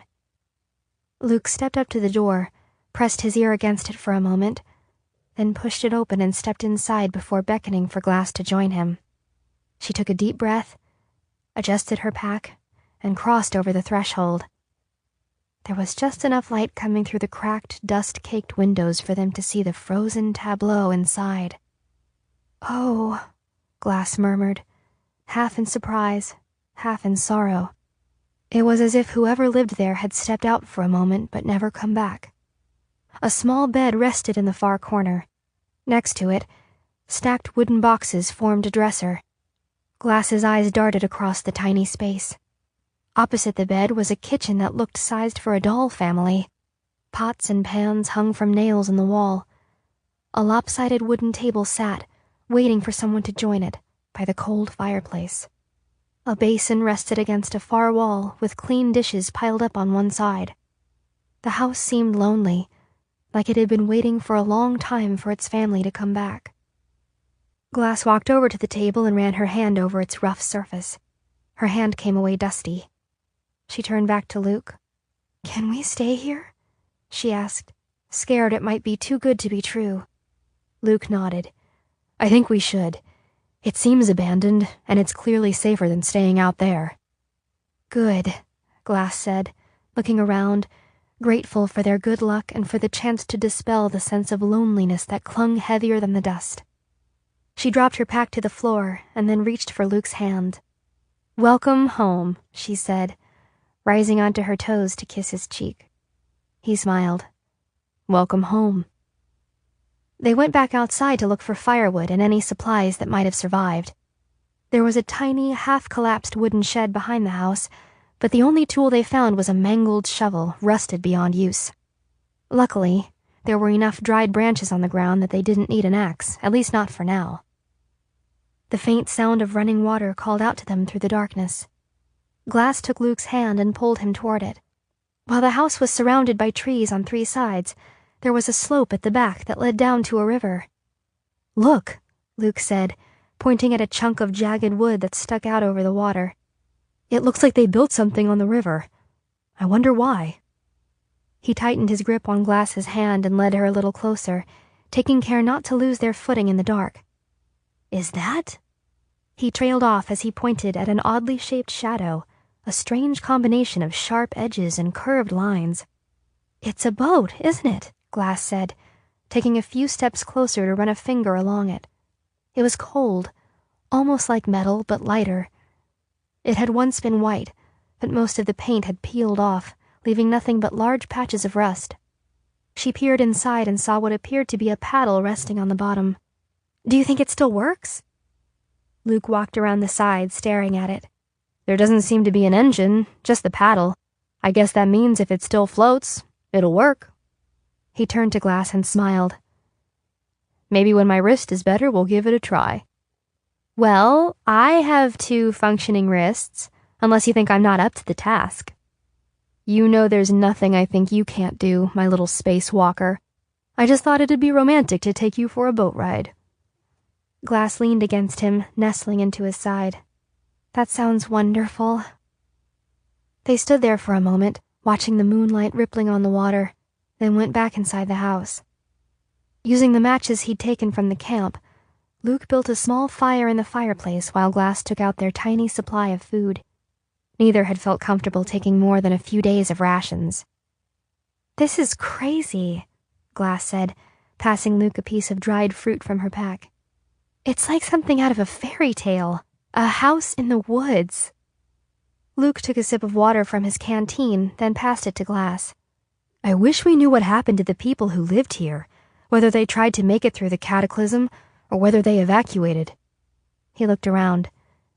"It seems like they might have left in a hurry." There was a note of wistfulness in his voice that made it clear he'd been thinking the same thing as Glass. "I know. It's like the house held on to their memories long after they were gone." Growing up on the ship, believing in ghosts had seemed like the most foolish thing in the world. But here, on Earth, in this house, Glass was beginning to understand how someone could believe in a lingering presence. "Well, then it's our responsibility to replace them with some happy memories," Luke said with a smile. He scooted closer to Glass and wrapped his arm around her. "Aren't you warm in front of the fire? Don't you want to take off your jacket?" Glass grinned as he unzipped her jacket. She closed her eyes as he began kissing her, softly at first, then with more urgency. But as much as she wanted to lose herself in his touch, she couldn't shake the nagging thought building in the back of her mind. Luke was wrong. You couldn't replace sad memories with happy ones. That was the thing about heartache. You never could erase it. You carried it with you. Always. Luke's rhythmic breath was like a lullaby. Glass's head rose and fell on his chest as he inhaled, exhaled. She had always envied his ability to pass out cold. The sleep of the innocent, her mother had always called it. Glass's head was spinning too fast for her to fall asleep. She wished she could just enjoy the moment, savor the magic of lying next to Luke, but she could barely look at him without feeling a heavy pang of sorrow bang against her heart. They didn't have much longer. Soon, Glass would have to end it, before Luke discovered the secret that would get them both killed. Tears sprang to Glass's eyes, and she was grateful that he couldn't see her face. He didn't know that their future together didn't involve anything but pain and sorrow. She took a couple of deep breaths, steadying herself. "You okay, baby?" Luke mumbled, his voice thick with sleep. "Fine," she whispered. He extended his arm and, without opening his eyes, pulled her closer to him and kissed the top of her head. "I love you." "I love you too," she managed to say before her voice cracked. After a few moments, she could tell from the rhythm of his breath that he had drifted back off to sleep. She took his hand and gently placed it on her belly, letting his warmth seep through her skin. She watched his face as he slept. He always looked like a little boy when he was asleep, his long lashes practically brushing his cheeks. If only she could tell him about their child, the one growing inside her as they lay there. But he could never know. Whereas at 17, Glass had a wisp of a chance of being forgiven for violating the Gaia doctrine, at 19, Luke would be floated, executed after a cursory trial. She would have to leave him, cut off all contact so the council couldn't trace him back to her. "I'm sorry," Glass whispered as the tears slid down her cheeks, wondering which one of them her heart ached for the most. Luke sighed in his sleep. Glass shifted her weight and brushed her hand against his cheek, wishing she could tell what he was thinking. In the chaos of their escape from the colony and the trauma of their crash landing on Earth, there hadn't been any time to talk about their devastating fight on the ship. Or maybe Luke wanted it that way. Glass had tried to conceal her pregnancy, but she was eventually found out. Violating the ship's strict population control rules was one of the most serious crimes of all, and even after suffering a miscarriage, Glass still had to face the Chancellor. When he'd insisted that Glass reveal the father, she'd panicked and lied. Instead of Luke, she'd given the name of his roommate, Carter, a manipulative, dangerous older boy who had tried to assault Glass when Luke was away. But although Carter was a vile slimeball, he hadn't deserved to die. But that was exactly what had happened. The Chancellor had taken Glass's word, sending Glass, a minor, into confinement and ordering Carter's execution. Glass would never forget the look of fury and disgust in Luke's face when he'd discovered the truth. And even though he'd forgiven her, she worried she'd broken something that couldn't be fully repaired. Luke's trust. He sighed again and, without opening his eyes, pulled her closer to him. She smiled, allowing the reassuring thud of his heartbeat to drown out her other thoughts. Coming to Earth was a chance to start over, to put the horror of the past behind them. Glass closed her eyes and was just beginning to drift off to sleep when a loud noise startled her awake. All her senses fired up. She sat up in bed and looked around. The cabin was empty. Had she dreamed the sound? What was it? She replayed it in her head. It wasn't quite a howl, and it wasn't quite a voice. It was something else, like a call, a signal, but not words. Just a communication of some kind. Between what kinds of creatures, she had no idea. Camp was miles away, and they'd seen no other signs of civilization out here.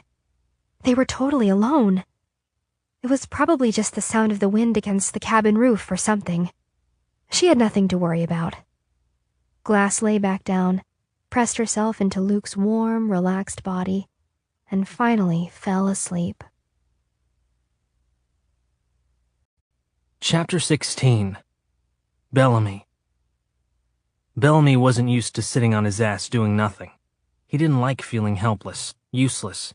He was used to fighting for the things he needed: food, safety, his sister, life itself.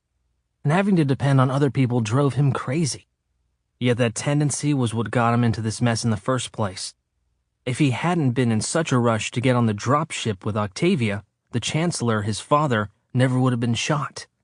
And then a few weeks later, Bellamy could have come down with a second wave of colonists as a citizen instead of a condemned prisoner. He sat on a wooden bench on the village green, a small grassy area in the center of Sasha and Max's town. He watched a group of kids a few years his junior walk by on their way to the schoolhouse. 3 boys punched each other on the shoulders. He could hear their teasing tone. One took off running, and the other 2 chased him, laughing. An older boy and girl held hands, drawing out their goodbye, sharing a private joke and a blush-inducing kiss. But then again, he'd had no idea that the colony was running out of oxygen, and that they'd been weeks away from an emergency evacuation. And it's not like some 19-year-old nobody from Walden would have been first in line for a spot on the dropship. Forcing his way to Earth had been the right decision. He'd been able to keep an eye on Octavia, and he'd met a beautiful, intense, intimidatingly smart girl who made him start and end every day with the same goofy grin on his face. That is, when she wasn't driving him totally crazy. He lifted his head and looked around for Clark, who'd been asked to examine a kid's broken arm. Under other circumstances, staying in this town wouldn't suck. It was both orderly and relaxed. Everyone had a place to live and enough to eat, and there were no power-tripping guards running around scrutinizing everyone's movements. Sasha's father was clearly in charge, but he wasn't like Rhodes, or even like the Chancellor. He listened closely to his advisors, and from what Bellamy could tell, most important decisions were put to a vote. The other bonus was that here, no one even thought it was weird that he had a sister.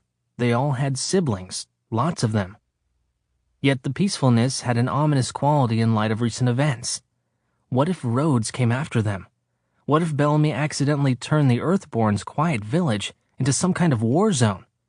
He'd never forgive himself if innocent people got hurt because of him. Bellamy bounced his leg nervously.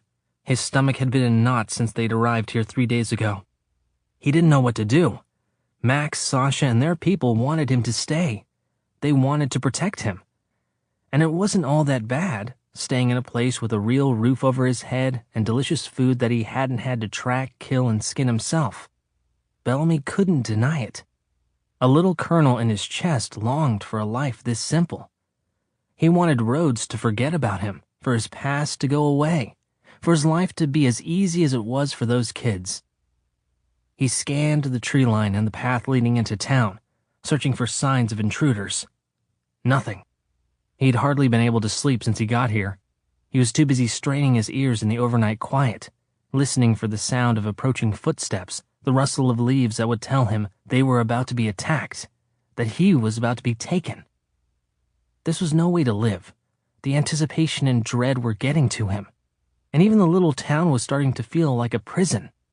Since he'd been on Earth, Bellamy had gotten used to spending hours of every day out in the woods by himself. Being confined to the village was certainly better than being stuck on a ship in space, but still. He leaned back against the bench with a sigh and looked up at the blue expanse above. What the hell was he going to do all day? He couldn't hunt, he couldn't even wander off by himself. The kids were in school, so he couldn't play ball with them. Everyone else had something to do. He looked around at the people busily going about their tasks, building, fixing, washing, tending to the animals, and so on. And they were all so pleasant.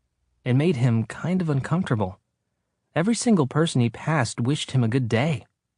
He didn't know what to say or do with his face. Was he supposed to smile back, say hi, or just nod? At least he knew Octavia was okay. Sasha had been back to camp twice to check on her from afar and had gotten a message to Octavia letting her know that Bellamy was safe. For whatever reason, Rhodes had chosen not to take out his vengeance on Octavia, at least not yet. There was only so long Bellamy was willing to stay away from her, though. He couldn't rely on Rhodes's goodwill, if that's what it was, for long. "Morning," Max had approached without Bellamy realizing it. "Morning," Bellamy replied, happy to be shaken from his miserable thoughts. "May I join you?" "Sure." Bellamy scooted over, and Max dropped onto the bench next to him. Steam rose from a metal cup in his hand. They sat in silence for a long moment, watching the last of the children running late into school. "How's the shoulder?" Max asked. "Better. Thanks for giving Clark all that stuff to use. I know it's pretty valuable, and you've done so much for us already." He paused, wondering if it were noble or foolish to share his concerns about sticking around. "I don't think it's a good idea for me to stay here, though." "Where do you plan to go?" Max didn't sound surprised, and Bellamy appreciated the lack of judgment in his tone. "I haven't figured that part out yet. All I know is that I can't just sit here and wait for them to come get me, and I can't let anyone here risk getting hurt for me. I understand how you must feel, knowing that there are people out there who want to harm you. But they don't have the right to take your life, Bellamy. No one does." Max paused. "And no one here is doing anything they don't want to do. The truth is, I don't think you're any safer out there." Max went on, tipping his head toward the woods. "There are greater dangers than Rhodes. I'm not sure how much you know about the others." Max raised his eyebrows. "The people from our group who left us." "A little." The last time he'd been here, when he'd come to rescue Octavia, Bellamy had heard the story about the colonists who'd come down from the ship way before the 100 had arrived. The Earthborns had taken them in, shared their food, but not everyone had been happy about welcoming the strangers, especially since the strangers were the descendants of the people who'd fled the dying Earth in a spaceship, leaving everyone else to perish. The two groups had established an uneasy peace, but then something happened. An Earthborn child died, and chaos broke out. There was a faction of Max's people who blamed the colonists, and who blamed Max for letting strangers into their home. They demanded retribution, and when Max refused to let them kill the colonists, they split off to live on their own, outside of Max's authority. The craziest part of the whole story was that Clark's parents, who she had thought were dead, sentenced to floating from the colony, had been among that first wave of colonists. They had been banished along with the others after the child's death. Max took another sip of his drink. "I grew up with them. We raised our children together. I thought I knew them." He paused for a moment, as if letting the memories play out in his mind before continuing. "But now, they've become unrecognizable. They've become obsessed with violence and claiming as much land as possible as their own. They're angry, and they have nothing to lose, which makes them very, very dangerous." "What do they want?" Bellamy asked, not even sure he wanted to know the answer. "I wish I knew." Max sighed and ran a hand along his gray beard. "Revenge? Power? What could they want that we didn't have right here?" They were silent for a moment. "Clark wants to go find her parents," Bellamy said. "I know she does, but it's not safe. If the Splinter Group is willing to hurt their own neighbors and friends, they certainly won't hesitate to hurt Clark. And if they find out that she is their daughter, well, I'd hate to think of what they might do. The Griffins had nothing to do with the boy's death, but these aren't rational people we're talking about here." Max turned and locked eyes with Bellamy. "Do you think she understands the risks?" Bellamy shook his head. "I don't know. But she's not going to stay here and wait around forever. She wants to find her mom and dad. Soon. I tried to convince her to wait until it's safe for me to go with her. We need to find out more about where they might have gone. But she's determined." "I don't blame her," Max sighed. "I'd want to find them too." "Yeah." Bellamy knew what it was like to feel a desperate, primal urge to find someone you love, He got why Clark wanted to start tracking her parents, but was he willing to let her die for it? Bellamy's thoughts were interrupted as a man raced toward them.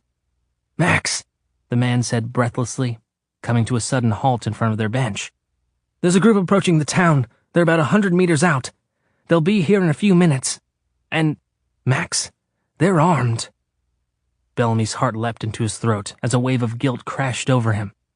"They're here for me." Max jumped to his feet.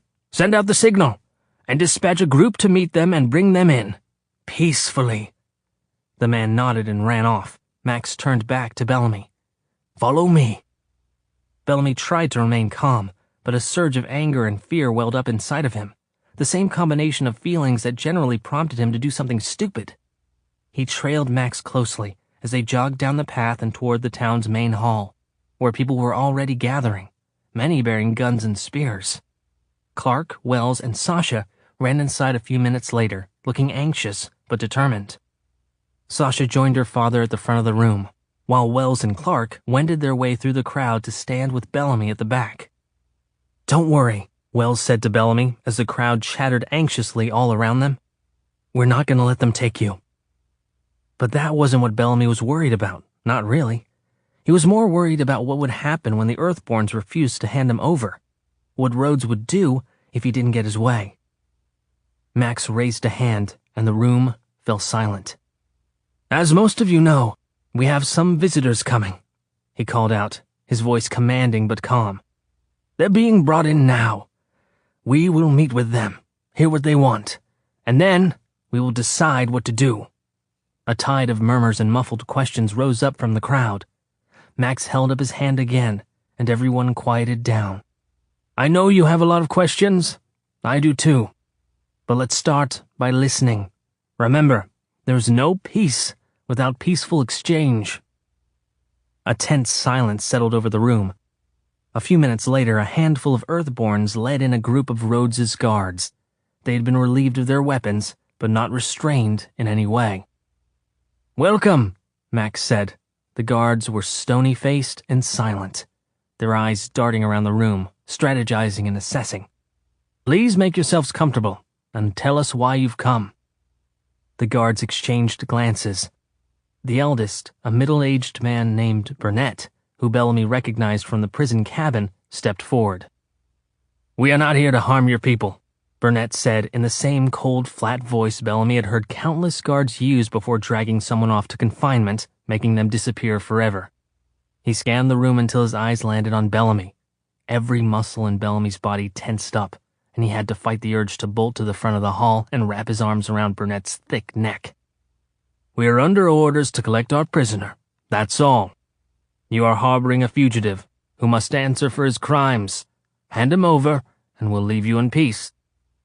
Clark grabbed Bellamy's hand and held it tight. He knew she'd do anything to keep him safe, but at this point, all he wanted to do was spare her any more pain. Max surveyed Burnett carefully, pausing before he spoke. "My friend, I appreciate that you have come here under orders, and it is not our intention to cause trouble in any way." Max shot Bellamy a look over the sea of heads that separated them, his expression unreadable. "But it's my understanding that the prisoner, as you call him, will not be receiving any sort of just sentence.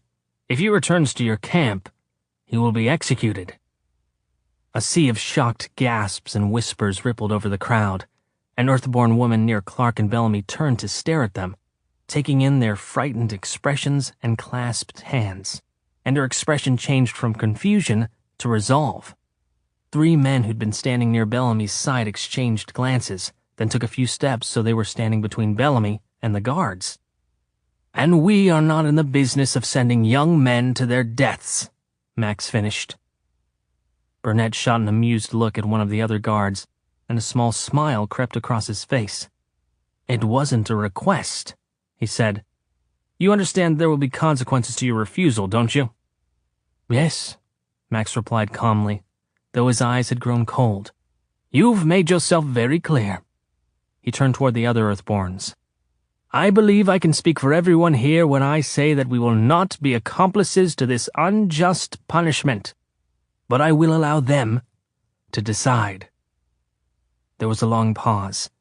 Bellamy felt suddenly queasy as he looked around at the faces of these people, these strangers, who held his fate in their hands. Was it fair to make them decide? To ask them to put their own safety on the line to protect him? He was steeling himself to rise and surrender himself to Rhodes when Max cleared his throat. "All those in favor of letting our visitors take the boy with them, please raise your hands." One of the guards smirked, while the man next to him cracked his knuckles. They were clearly relishing this, eager to watch the Earthborns relinquish Bellamy to his grim fate.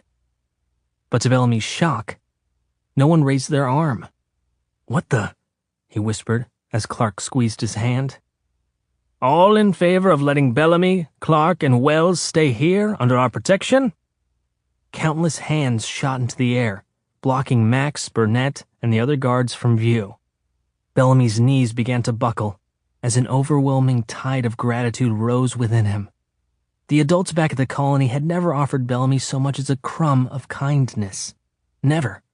Not even when he and Octavia were practically starving. But these people were willing to risk everything for him, a total stranger. That's what made it worse. These were good people. They didn't deserve to die for some kid who'd spent 19 years making nothing but terrible decisions. Clark slid her arm around his waist and leaned into him, helping to support his weight. "It's okay," she whispered into his ear. "No," Bellamy said, under his breath, as much to himself as to her. Then, "No!" he called out, louder. No one heard him over the clamor in the room, except Clark and Wells. Clark's hand fell away from him, and she and Wells stared at him in confusion. "Bellamy!" Clark said, her eyes wide. "What are you doing?" "I can't just stand here and let all these innocent people put their asses on the line for me. They have kids, they have families. They don't need this shit." Wells stepped forward and put a firm hand on Bellamy's shoulder. "Hey," he said. "Hey, just relax." Bellamy tried to shake free of Wells's grasp, but Wells wouldn't let him. "Bellamy, I get it. You're not used to accepting help, but this isn't confinement for selling stolen goods at the exchange. This is the death penalty. Rhodes is going to kill you." Bellamy leaned over and put his hand on his knees. He took a few deep, steadying breaths. He knew that Max and Sasha's people believed in something bigger than themselves. He had seen it in their kindness toward each other, in the way they welcomed 3 strangers into their lives. He had seen it in Max's leadership, but he didn't know how he could ever bear the burden of their generosity. Clark took Bellamy's hand again and looked into his eyes. "Even if you won't do it for you, will you do it for me? Please?" Her voice was trembling, and something in Bellamy's chest shifted. He'd never heard her sound so vulnerable, so scared. He'd never heard her beg anyone for anything. Anything she wanted, she went after herself. But that wouldn't be enough this time. She needed help. "And for me." Wells clapped his hand on Bellamy's good shoulder. Bellamy turned from Clark to Wells. How had this happened? When he and Octavia had left the colony, it had been them against the universe. And now he had people who cared about him. He had a family. "Okay," he said with a nod, fighting back the tears threatening to make an appearance. He forced a smile. "But just this one time. Next time I'm sentenced to death for being a hot-headed idiot, you have to let them take me." "Deal," Wells said, stepping back with a grin. "No way. You're my hot-headed idiot." Clark rose onto her toes and kissed him. Bellamy wrapped his arm around her and kissed her back, too moved to be embarrassed by the prickle of tears in his eyes. Chapter 17. Glass. Glass shoved the cabin door open with her shoulder. Both her hands were full, one with a bucket of water from the river, the other with a sack of berries she'd found growing nearby. She dropped the food on the uneven wooden table and carried the water over to the basin. Without having to think about it, Glass reached up and took down a small bowl from the shelf. After just 2 days, she was already so comfortable in their little house that it felt as if she and Luke had been settled there forever.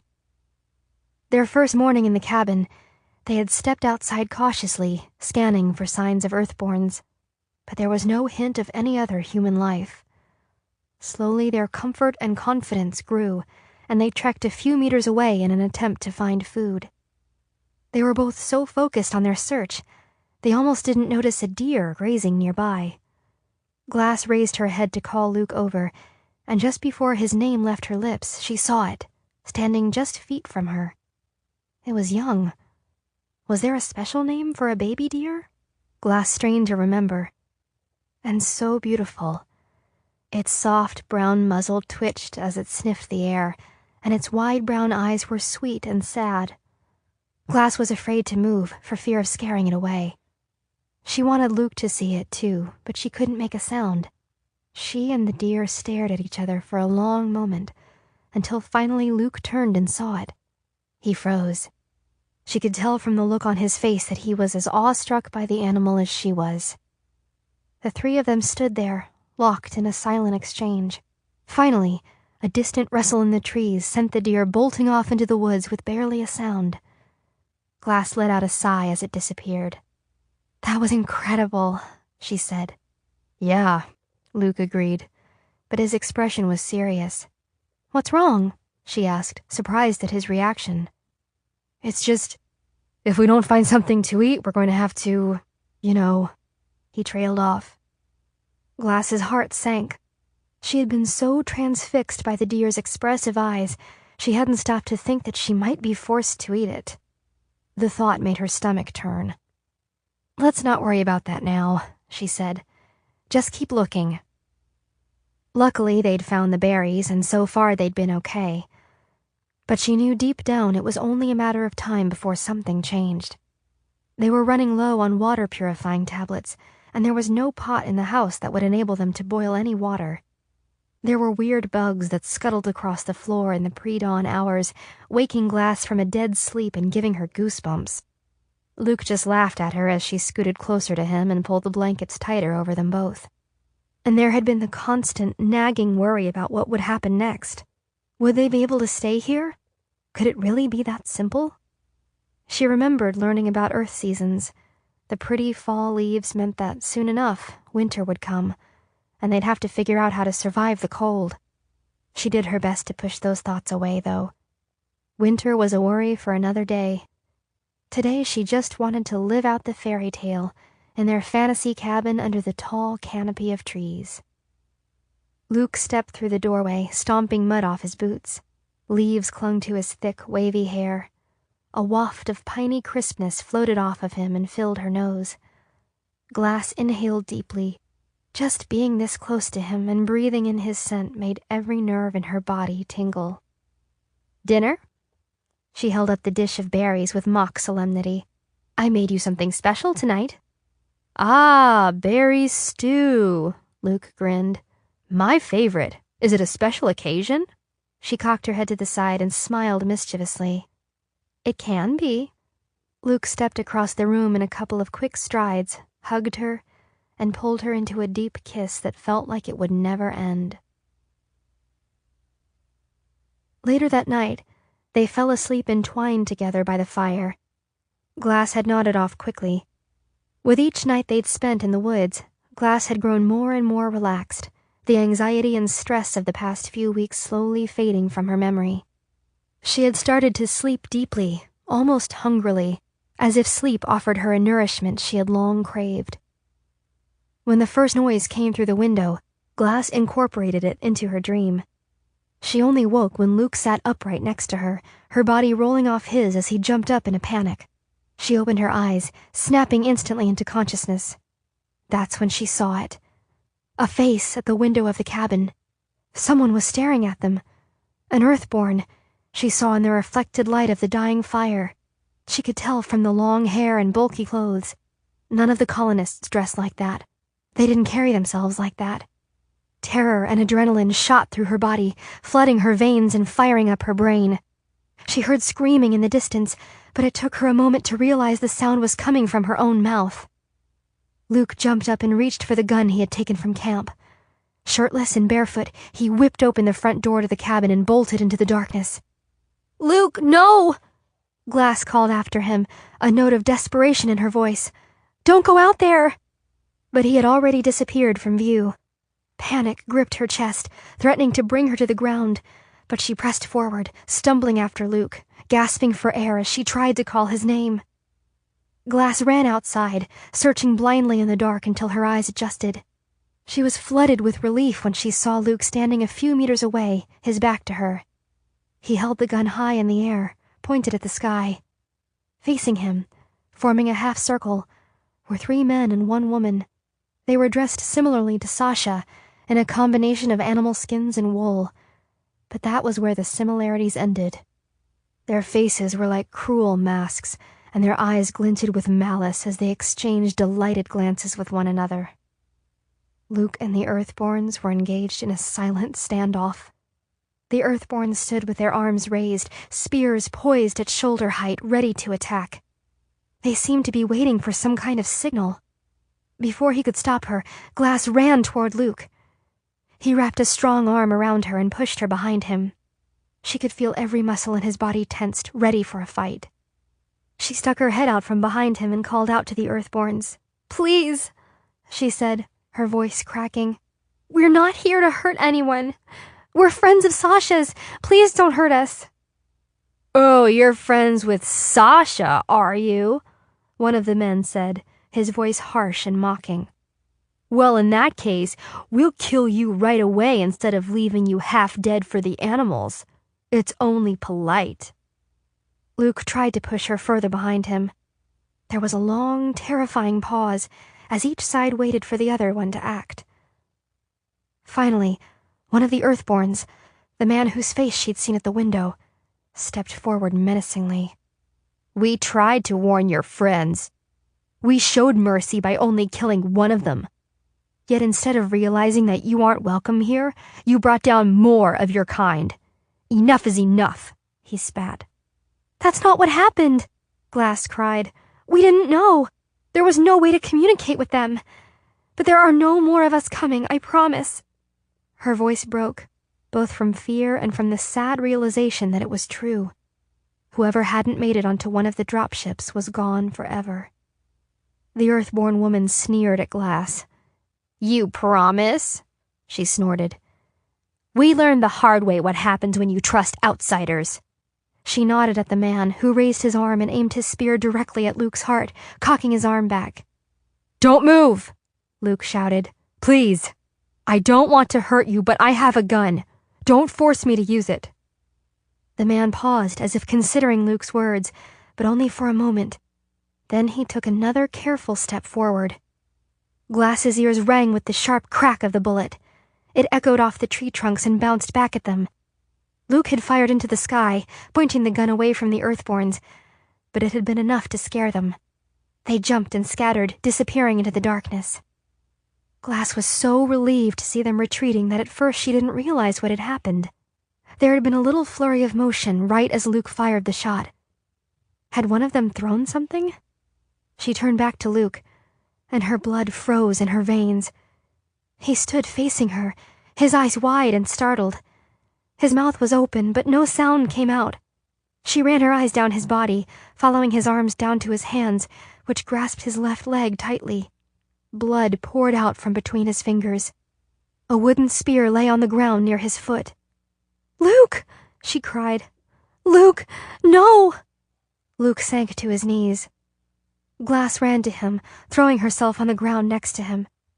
"Luke!" She grabbed his arm, as if trying to keep him with her, to stop him from slipping away somewhere she couldn't follow. "You'll be okay," she said, willing herself to push the panic from her voice. Luke needed her to stay calm. He needed her to figure something out. "Let's just get you inside." She looked down and blanched. Even in the faint moonlight, she could see the grass around Luke's leg turning dark red. She reached under Luke's arms and gave an experimental tug, but stopped abruptly when he let out a cry of pain. "Just help me up," Luke grunted through clenched teeth. "We'll deal with the rest when we get inside." Uneasily, he rose onto one leg. She tried to keep her breathing steady, tried to forget the fact that they were 2 days' walk from medical help. How could they have been so foolish to go off on their own? "Don't worry," Luke said, wincing with each awkward hop. He twisted around, scanning the dark trees for signs of the Earthborns. "It's not that bad." But even Luke couldn't keep the fear out of his voice. They both knew he was lying, and they both knew what would happen if he didn't get better. Glass would be entirely on her own. Chapter 18. Clark. The mood in the Earthborn's camp had shifted dramatically. As the sun sank, so did the fevered excitement that had made everyone's blood run fast and hot during the confrontation with Rose's men. They were still committed to protecting Bellamy. If anything, the encounter had made it clear how dangerous it would be to acquiesce to the colonists. But their faces had grown grave, their voices hushed and urgent as they herded their children into their homes and bolted the doors. Clark was sitting outside the cabin, racing against the fading light as she prepared to repair the stitches Bellamy had torn during the escape. "Take off your shirt," she said as they settled onto a patch of grass that lay beyond the lengthening shadows. Bellamy looked taken aback as he turned his head from side to side, scanning the dirt road for people. "What? Here?" "Yes, here. It's too dark inside the cabin." He hesitated, and Clark raised an eyebrow. "Since when does Bellamy Blake have to be asked twice to take his shirt off?" "Come on, Clark. They already think I'm some insane fugitive is going to get them all killed. Do I have to be an insane shirtless fugitive as well?" "Yes, unless you want them to see you as an insane dead fugitive. I need to fix those stitches." He sighed dramatically and, with his good arm, grabbed onto the edge of his shirt and pulled it over his head. "Thank you," Clark said, suppressing a smile. As a patient, Bellamy bore a striking similarity to some of the little kids she used to treat back in the medical center. But that was one of the things she loved about him.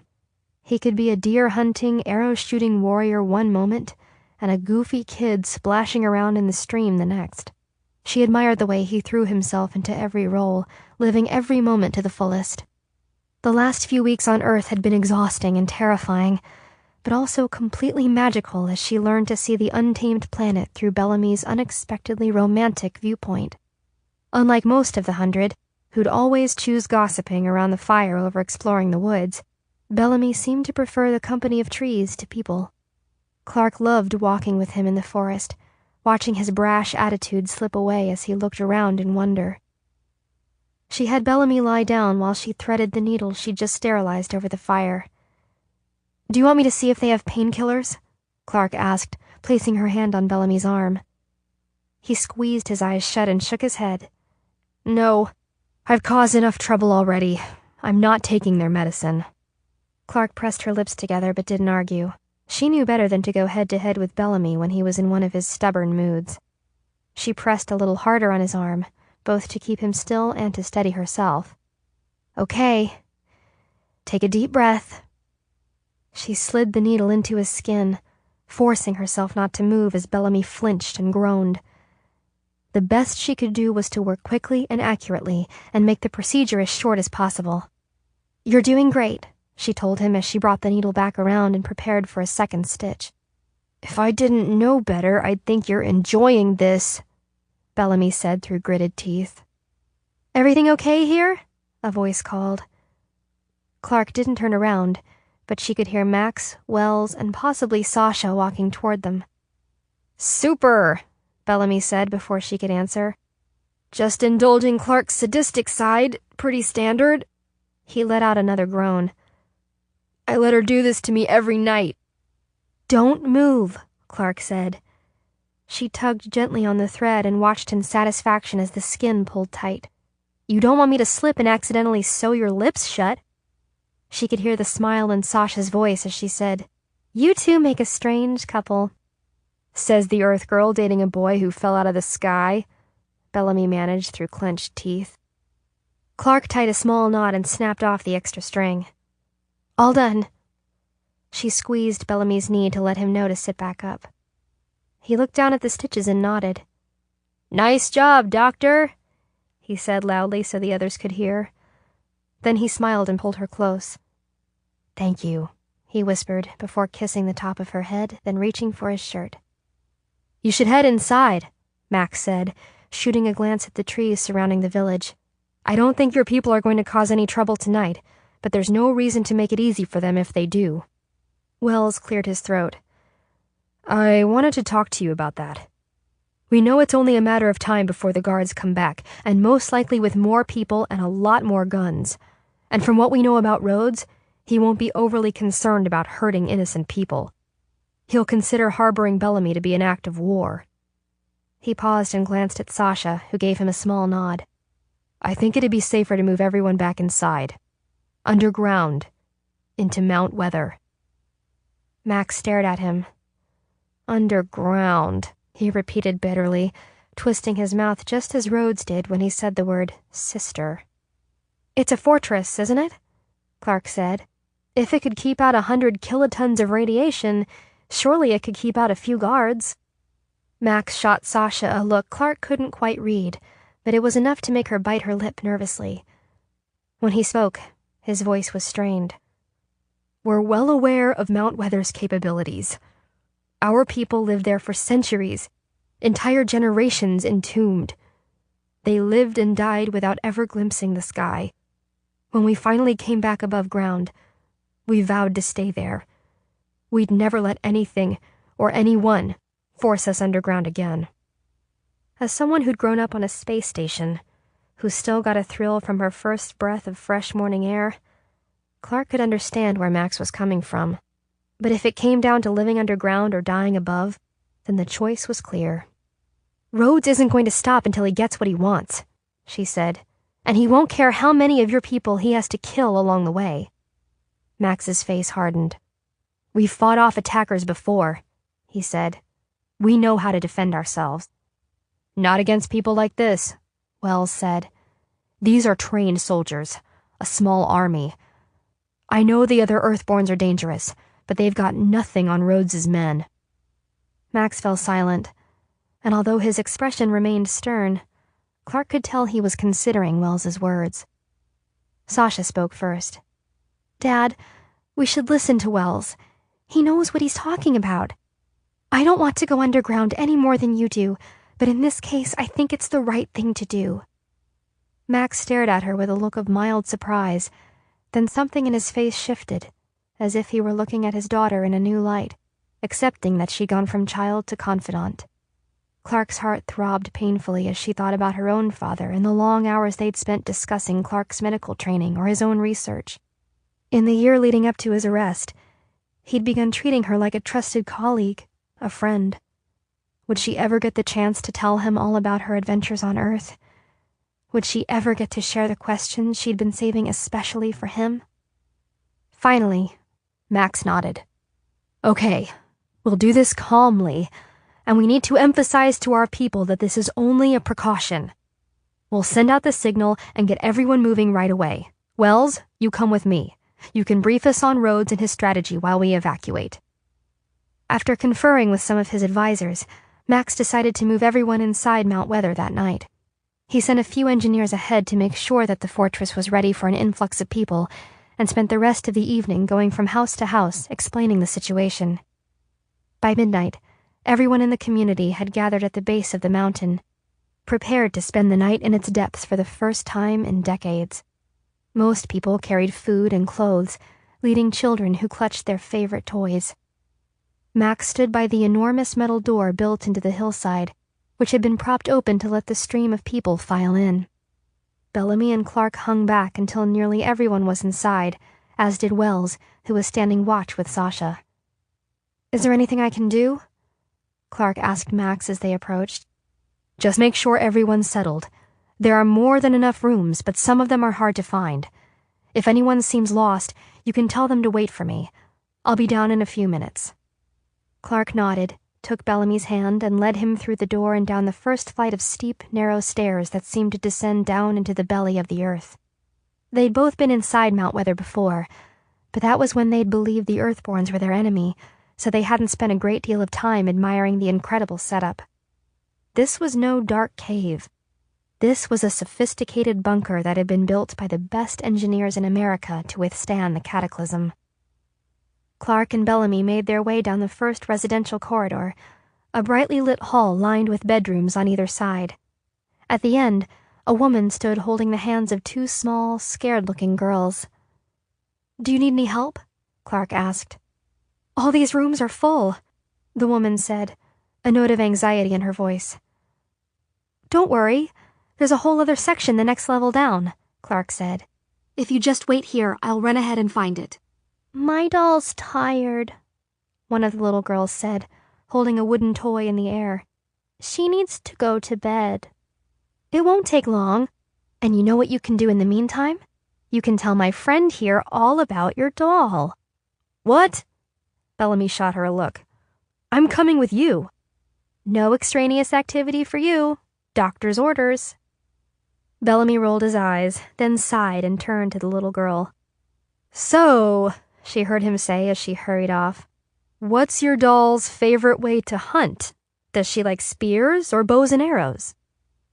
Clark grinned to herself as she imagined the look of confusion on the little girl's face, then took another flight of stairs down and turned in the direction she assumed led to the bedrooms. But the layout of this floor was different than the one above. She backtracked and tried going the other way, but ended up even more turned around. The corridors looked different in this wing. It had fewer doors and seemed more utilitarian, like it had been built for equipment or supplies. Sure enough, the first door she reached had a sign reading, Physical Plant Operations, Authorized Personnel Only. Since anyone authorized to open the door had been dead for at least a couple 100 years, she figured there was no harm in sneaking a peek. She jiggled the handle. It was locked. Clark moved along to the next door on the opposite side of the hall. Radio Communications, Authorized Personnel Only, the sign read. Clark froze. Radio? She hadn't thought about it before, but of course people would have wanted a way to communicate if they were locked down inside Mount Weather. But who would they have communicated with? If they were using this room, then presumably there wouldn't have been anyone left to take the call. Unless... had there been other bunkers, maybe? Other versions of Mount Weather? Clark stared at the door for a long moment, a strange, distant thought tickling the back of her mind.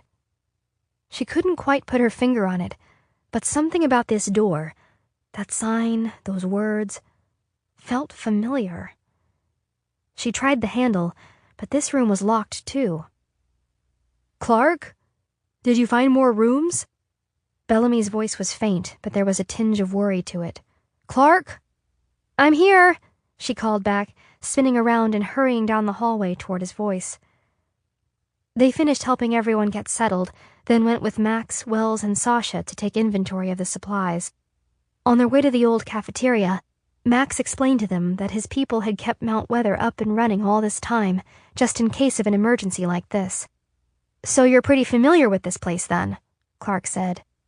I was born down here, actually, Max replied, to her surprise.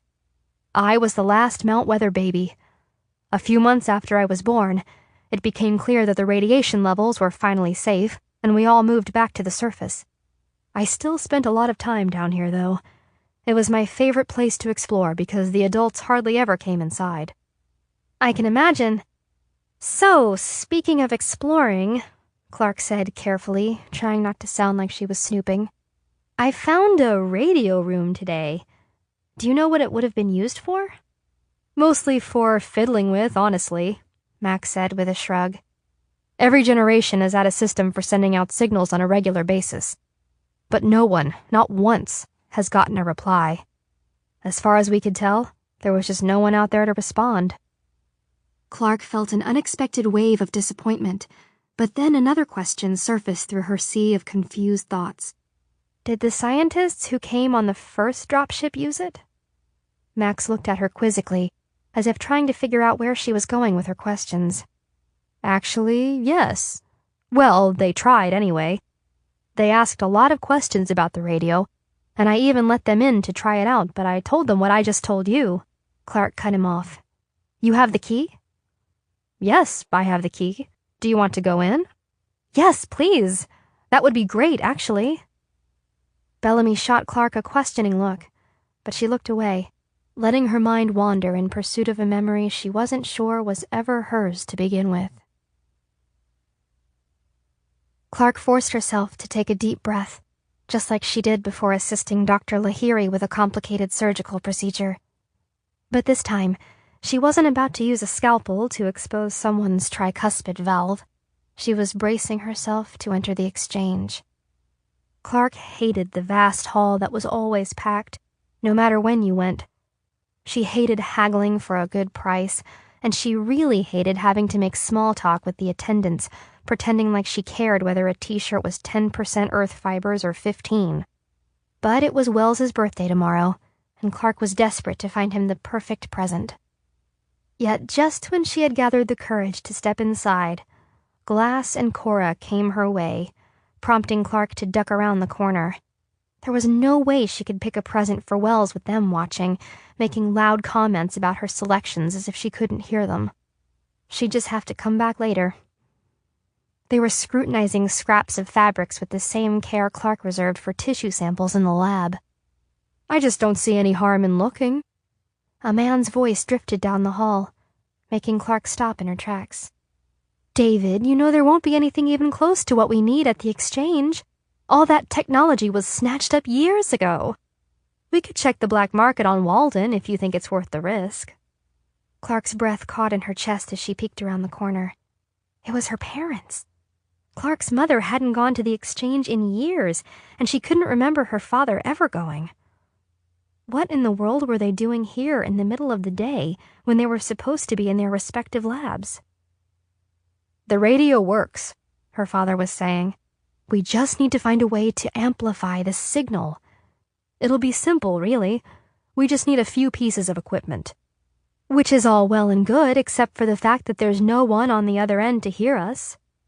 "If anyone made it to Mount Weather, or to one of the CDC bunkers, then they have access to a radio. We just need to make sure."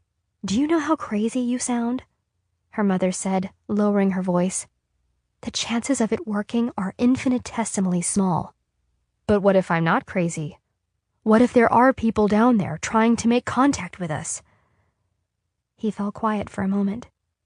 "Don't you want to let them know that they're not alone?"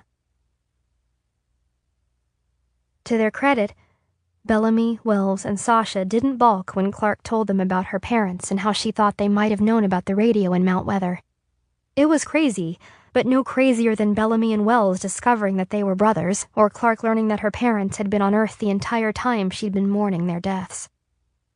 Max unlocked the door with a loud click. The door creaked open on old hinges. He stepped aside and held out his arm, signaling for Clark to enter.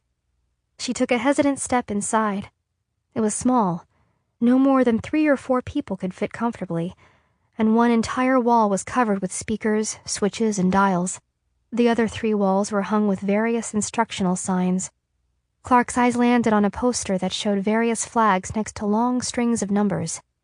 The labels read, Parliament Hill, Ottawa, Center for Disease Control, 10 Downing Street, London, Palacio Nacional, Mexico City, CIA, MI6, Kantai, Tokyo, Kremlin, Moscow. "When was the last time you tried to send out a signal?" Clark asked. "About a month ago," Max said. "We're due to try again in a couple of weeks. But honestly, we only do it as routine maintenance, mostly to make sure the equipment is still working. There's never been so much as a blip, Clark." "I know, but that doesn't mean my parents weren't onto something. Maybe being in here and using the same equipment they did will help me figure out where they went." "Well," Max said, nodding, "I'll leave you to it then. Good luck." Clark walked over to the controls, her hands trembling. To the right, a tall stack of equipment towered over the room. Cables and cords of every color and width poured out of it like tentacles. Clark ran her hands over the machinery, too afraid to push any one thing. She studied the markings, combinations of letters and numbers she'd never seen before. KHZ, KM, GHZ, MU-M.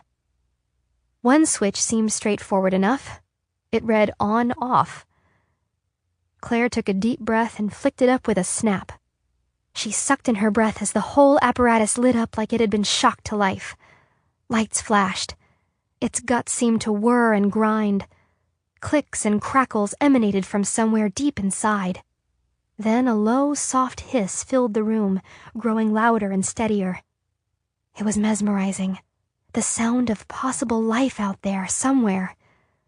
Clark could tell why her parents would have come here. They would have wanted to see for themselves, to hear the vastness of this planet with their own ears, to hear the sound of hope. She spotted a small drawer under the console. She tugged it open and to her surprise found a small booklet. It was a manual. The pages crackled as she opened it and ran her finger down the instructions. She could have spent all night in the radio room. She had no idea how much time passed while she pushed buttons, gently nudged dials a millimeter or two in one direction or another. And each time she made the slightest adjustment, the hiss changed just a tiny bit. It was almost indiscernible, but Clark could hear it. It was like the subtle distinction between the accent of a Phoenician and a Waldenite. And in each moment, she felt something she never dreamed she'd feel again. The presence of her parents. They had listened to this same endless sound. They had tweaked it and plumbed its depths for hints of a life outside Mount Weather. She just had to spend enough time here to figure out what they had discovered, and where it led them. By the time Bellamy came to check on her, Clark was practically giddy with excitement. "How's it go?" Before he could finish, she'd ran over and thrown her arms around him, prompting him to laugh and groan all at once as he gave her a one-armed hug. "Sorry," she said, blushing. "Some doctor, right? Are you okay?" He grinned. "I'm fine. So, what did you hear on that thing that's got you so excited?" he asked, gesturing toward the radio equipment. "Nothing, just empty air," Clark said with a huge smile. "It's amazing!" Bellamy furrowed his brow in exaggerated confusion. I know I'm no scientist or anything, but how is that amazing?" She swatted his good arm. "The fact that it's working at all means I have a lead, finally. My parents thought there could have been more people out there." She waved her hand up at the ceiling, at the world above them. "Somewhere. And maybe this radio told them where to go next. I just have to figure out what they discovered. It's a start, at least." "Wow," Bellamy said, beaming at her. "Clark, that's incredible." But then his smile faded as a shadow of worry crossed his face. "What's wrong?" He shook his head.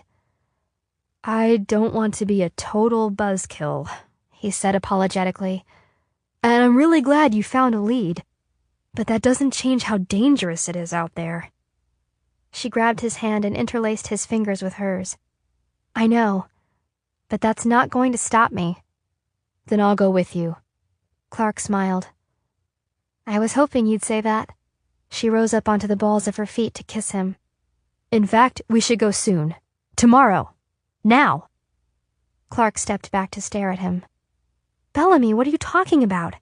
We can't go now. Not after an entire village decamped into a mountain to keep you safe." "That's the point. They shouldn't have done that. No one person is worth jeopardizing a whole society, and definitely not me." "We went over this," Clark said, squeezing his hand. "It's more than—" "Clark, just listen, please," he sighed.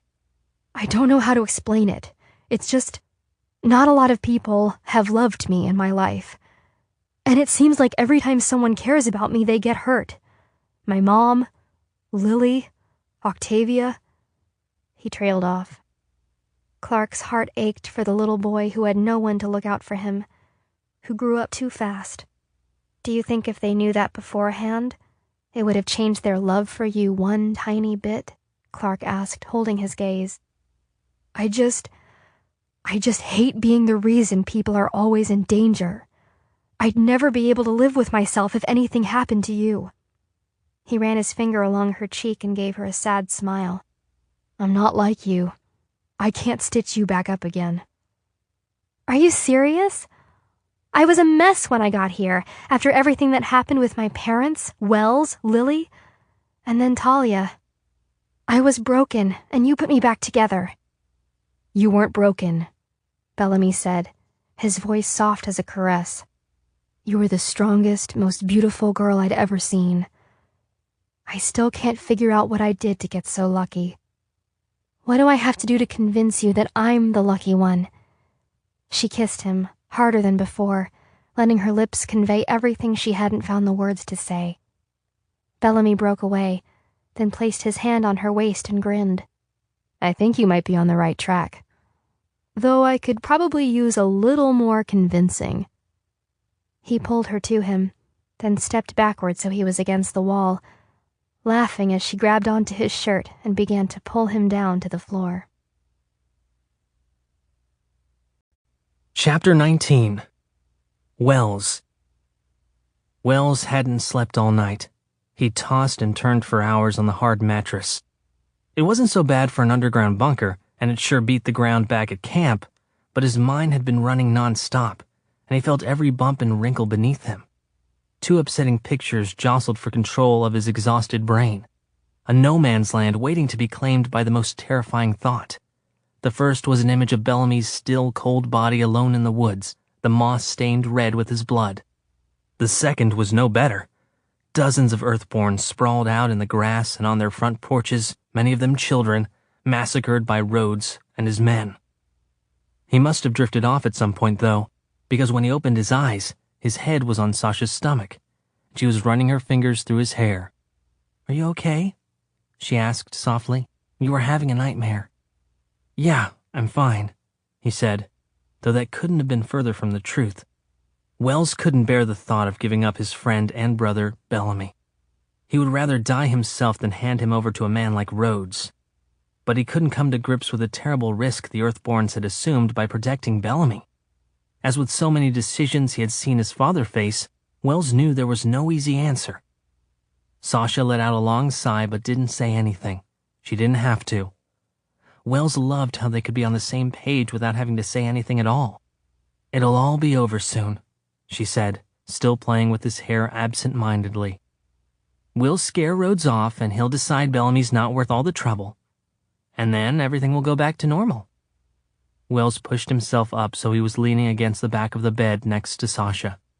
"And what exactly does normal mean for us?" he asked, with a slightly embarrassed smile. "Until recently, you were locked up in our camp as a prisoner." The 100 had caught Sasha lurking near the clearing when Octavia was still missing, and had mistaken her for one of their enemies' spies. "I guess that means we get to choose a new normal. You'll stay here, teach us all those useless things you learned in space, and we'll teach you how to not die." "Hey," Wells said, feigning hurt. "We had done a pretty good job not dying before you came along." "Fine, Mr. Big Shot. In that case, maybe it's time to even the score and make you my prisoner." She swung one leg over so she was facing him. Then she pressed her hands against his chest. "I'd happily spend the rest of my life as your prisoner if this is what it entails." She smiled and hit his shoulder playfully. "I'm serious, though. You're going to stay here with us, right?" Wells paused. He'd been so fixated on the immediate challenges, rescuing Bellamy and then staving off Rhodes, that he hadn't really stopped to think about what would happen after. He couldn't go back to the camp. That much was clear. He'd never wanted to set sights on Rhodes again, even if that meant abandoning everything he'd worked so hard to build. But could he stay with the Earthborns forever? What would he do? How would he make himself useful? But as his eyes met Sasha's, he knew he wasn't going anywhere. He wanted her face to be the first thing he saw every morning and the last thing he saw before he drifted off to sleep every night. New images flooded his brain, ideas he'd never thought of in passing, but that somehow made sense when he was looking at Sasha. Maybe someday they'd have a cabin of their own in the Earthborns' village. The thought made his chest tighten with a fierce longing he'd never felt before. This was the life he wanted. This was what he was fighting for. "Yes," Wells said, reaching out to stroke her cheek. "I'm staying." Then, afraid that she'd somehow sensed the vision playing out in his head, he smiled and joked, "Your prisoner isn't going anywhere." "Good," she grinned, rolled to the side, and slipped out of the bed. "So you won't object to staying here for a little bit?" Wells watched as she started to pull on her shoes. "Where are you going?" "It turns out there's not as much food down here as we thought. I'm just going to run back up and grab some more from the storeroom." "I'll come with you," he said, swinging his legs out of the bed. "Absolutely not. If any of the colonists see you there, they'll be able to follow you right back to Bellamy. Besides," she grabbed onto Wells's shins and hoisted his legs back onto the bed, "you should try to get a little sleep. We need our general at his sharpest." What are you talking about? You're the real brains of this operation. You're not going alone, right? I'll be faster and safer on my own. You know that. She smiled and kissed his cheek. I'll be right back. Wells spent the morning sorting through dusty old weapons that had been kept in a storeroom in Mount Weather. The Earthborns had only a few guns between them, and those had already been distributed to the best-trained fighters, but the more people they could arm, the better. Most of the blades were too dull to use, but there were some worth distributing to the Earthborns when the time came. At lunchtime, he dropped his achy body onto a hard bench and chewed slowly on a small ration of fibrous dried meat. Where was Sasha? He scanned the cafeteria, expecting to see her bright eyes and jet-black hair everywhere he looked. She wasn't there. Clark and Bellamy sat close together at the far end of the table. "Hey," Wells called down to them. "Have you seen Sasha?" They shook their heads and exchanged a quick, confused glance. "Where'd she go?" Clark asked, starting to rise to her feet. "I'll go look for her." "Never mind," Wells said quickly. He stood and hurried over to the next table, where Max was poring over something that looked like a blueprint. On any other day, he would have been excited to see an artifact like that in person, but at the moment, there was only room for one thought in his mind. "Excuse me, Max. Did Sasha come back yet?" Max's head shot up. "Come back from where?" Wells opened his mouth to reply, then closed it again, not sure what to say. He was confused. Didn't Max know Sasha was going to get food from their village? Hadn't she checked in with him before she left? Max pushed back his chair and jumped to his feet, his whole body tensed. "Wells, where did she go?" "I thought you knew," Wells replied, his voice a hoarse whisper. She went back to the surface to get more food." "She what?" Max banged his fist on the table, making a number of people jump. He spun around and called out to everyone in the room. "Sasha left Mount Weather. Did anyone see her come back?" Dozens of eyes went wide, and everyone within earshot shook their heads, murmuring. "God damn it," Max muttered under his breath before turning back to Wells. "I should have known she would try to fix this on her own. We were going to send out a group tonight after dark, but she worried people would be hungry before then." "I'm so sorry, Max. I didn't realize." "It's not your fault," Max said curtly, clearly keen to end the conversation. "Sir," a man called from the doorway. "Everyone else is accounted for. She must have gone alone." Max paled, and his face fell in a way that shot like an arrow through Wells's heart. But he composed himself just as quickly and began giving orders, putting a woman named Jane in charge while he went up to find Sasha. He strode purposefully toward the door. Heads turned as he made his way through the cafeteria, and a few people jumped up to follow him. Just before he left the dining hall, Max turned back to Wells. "Stay here," he commanded. "It's not safe out there." Wells sank onto the bench, too stunned to think for a moment. Clark and Bellamy approached, but he didn't look up. "We're going to see what we can do to help," Clark said. Wells nodded, and they slipped out of the room. After a moment, Wells raised his hand and was surprised to find himself alone in the dining hall. Suddenly, he couldn't sit still a moment longer, not while Sasha was in danger. Max had ordered him to stay inside Mount Weather, but there was no way he could just sit here and wait for Max's men to return. He didn't care what anyone had to say about it. He was going after her. Wells jogged down the empty corridor. He could hear voices around the corner and the clatter of people arming themselves with bows, arrows, and spears. He ducked down another hallway and started to run up the steep, twisty stairs before anyone saw him. A few minutes later, he stepped into the sunlight and blinked as his eyes adjusted. The woods around him were silent, unnaturally so. He studied the spaces between the trees, something Sasha had taught him to do. He saw nothing except more brush and foliage. He moved forward toward the settlement as quietly as he could. The village was ominously still. No smoke curled from the chimneys, no children ran across the yards. Wells stopped to make sure it was safe to go further. From his vantage point, he could see that it looked exactly as it had when the Earthborns left, as if they had simply put down their belongings and disappeared. He was halfway down the sloping path when he heard a sound from the bushes off to his right. He froze, his heart beating a hard rhythm against his ribs. The sound came again, louder this time. "Help!" a shaky voice pleaded. "Somebody, please!" A jolt of cold fear sizzled through Wells's body, far worse than anything he'd felt during his terrible nightmares. It was Sasha. Wells dove into the brush in the direction of her voice. "Sasha!" he called out. "It's me! I'm coming!" Wells thrashed through the trees, tripping over vines and roots as he made his way deeper into the knot of foliage. None of the horrific images that had haunted him all night could have prepared him for what it felt like to find her. She lay on her side on the ground, curled up and covered in blood. "No!" he bellowed, the sound ripping through him like a knife.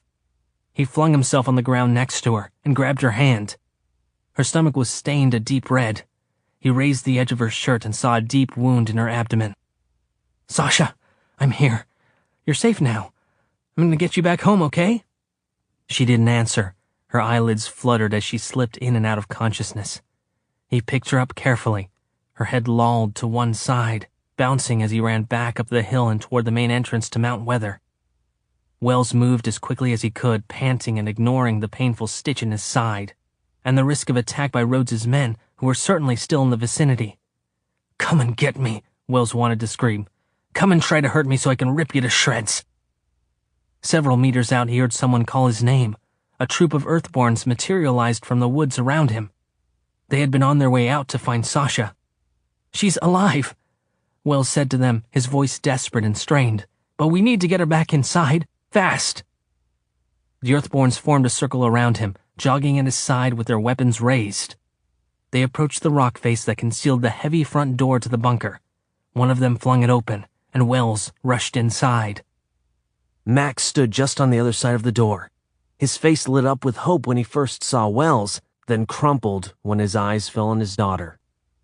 Clark said nothing. She just stared at him, her eyes filled with tears. "No," Max whispered, reaching out for the wall to steady himself. "No, Sasha!"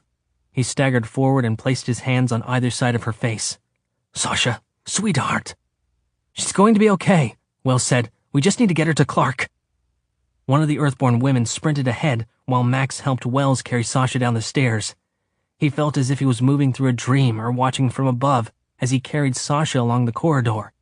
Light and sound seemed far away, at the end of a long tunnel. This couldn't be happening. This had to be one of Wells's nightmares. In just a moment, he'd sense Sasha smiling over him, her long hair tickling him awake, as she whispered good morning into his ear. "The old hospital's just around the corner," Max said, panting as they ran.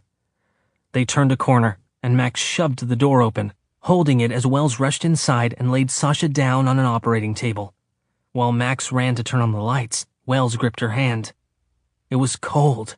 Frantic, he lifted her eyelids, something he'd watched Clark do 100 times in the last few weeks. Her eyes rolled back in her head. Her breathing was shallow and rough. "Sasha," Wells pleaded. "Sasha, please. Stay with us. Sasha, can you hear me?" She gave a slight weak nod, and Wells felt something inside his chest crack open, flooding his body with relief. "Oh, thank God." Max ran over and grabbed hold of her other hand. "Just hang in there. Help is coming. Just hold on." "We need to keep her conscious," Wells said, turning to the door as if his eyes had the power to pull Clark there faster. "Keep her talking." "What happened?" Max asked, pushing her hair back from her pale, sweat-covered brow. Sasha opened her mouth to speak, but no sound came out. Max leaned over and put his ear close to her lips. A moment later, he looked up at Wells. "Snipers," he said grimly. Sasha tried to speak again. This time, they could both hear her. "I was at the storeroom. I never saw them coming." Her voice was ragged. Clark sprinted into the room, her blonde hair streaming behind her. A moment later, Bellamy ran in after her. Clark crossed to the bed in 2 steps, reached for Sasha's wrist, and checked her pulse. She didn't say anything, but Wells could read it in Clark's eyes. He knew it was bad. Clark lifted Sasha's shirt and exposed the deep wound in her gut. "She's been shot," Clark said, "and she's lost a lot of blood." Max clenched his teeth but said nothing. Clark spun around and began pulling open drawers, rifling through them. She pulled out a vial and a syringe and quickly filled it. She injected the clear liquid into Sasha's arm. Sasha's whole body relaxed instantly, and her breathing evened out. Clark examined Sasha's abdomen more closely. Wells loosened his grip on Sasha's hand. Max stood silently, his head hanging. "She's comfortable now," Clark said slowly, as she turned to Max and Wells. "So what's next?" Wells asked. "Are you going to try to remove the bullet? Or did it go all the way through?" Clark said nothing. She just stared at him, her eyes filling with tears. "Let's go, Clark," he snapped. "What's the plan? What do you need to fix her?" "Wells." She walked over from the other side of the table and placed her hand on his arm. "She's lost a lot of blood. I can't just—" Wells jerked away, out of Clark's grasp. "Then get more blood. Take mine." He rolled up his sleeve and placed his elbow on the table. "What are you waiting for? Go get a needle or whatever you need." Clark shut her eyes for a moment, then turned to Max. When she spoke, her voice was shaky. "Without life support equipment, Sasha wouldn't last more than a few minutes if I tried to operate on her. I think it's better this way. She's resting comfortably, and you'll be able to spend some time together before—" Max stared at her. Stared through her, really, his eyes wide and blank, as if his brain had cut the feed to protect him from the horror playing out in front of him. But then, his expression shifted, and he locked eyes with Clark. "Okay," he said, his voice so quiet, Wells might have just imagined it. He leaned over to face Sasha, still holding her hand while he smoothed back her hair. "Sasha, can you hear me?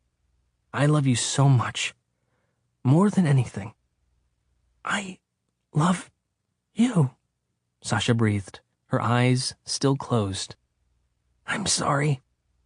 "You have nothing to be sorry for," Max's voice cracked as he choked back a sob. "My brave girl." "Wells," Sasha called his name hoarsely. He ran over and grabbed her other hand, interlocking his fingers with hers. "I'm right here. I'm not going anywhere." They stayed just like that as the minutes went by. Clark stood off to the side, at the ready in case Sasha needed more painkillers. Bellamy stood behind her, wrapping his arms around her. Wells held vigil on Sasha's right side, holding her hand and brushing her hair back from her forehead. Max held her other hand and leaned down to whisper in her ear. Tears streamed from his eyes onto her cheeks. Sasha's breathing slowed and became intermittent. Her body was shutting down, and they stood by as witnesses, powerless to stop it. If Wells could have reached into his chest and ripped out his own heart to replace her fading one, he wouldn't have hesitated. That pain couldn't be any worse than what he was feeling right now. With each labored breath, Wells's own chest tightened until he was sure he would black out. But he didn't. He stayed just where he was, his eyes locked on Sasha, taking in everything from her long, trembling lashes to the freckles he loved so much, the freckles he thought would be a part of his life forever, as constant as the stars. He might have only known her for a few weeks, but his whole life had changed in that time. When he'd met her, he'd been lost and scared, pretending to be in control, but really feeling like a fraud. She'd believed in him. She'd helped him become the leader he was always meant to be, and served as an example for him to follow, showing him what it really meant to be brave, selfless, and noble. "I love you," he whispered, kissing her forehead, her eyelids, and finally her lips. He exhaled, wishing more than anything that he could pass his breath into her body. He would have gladly taken 1,000 bullets if it meant Sasha could have escaped just this one, if it meant he could spare Max this pain. And he knew he would never, ever forgive himself or the men who had done this to her. Sasha let out one gasp, then her breathing stopped.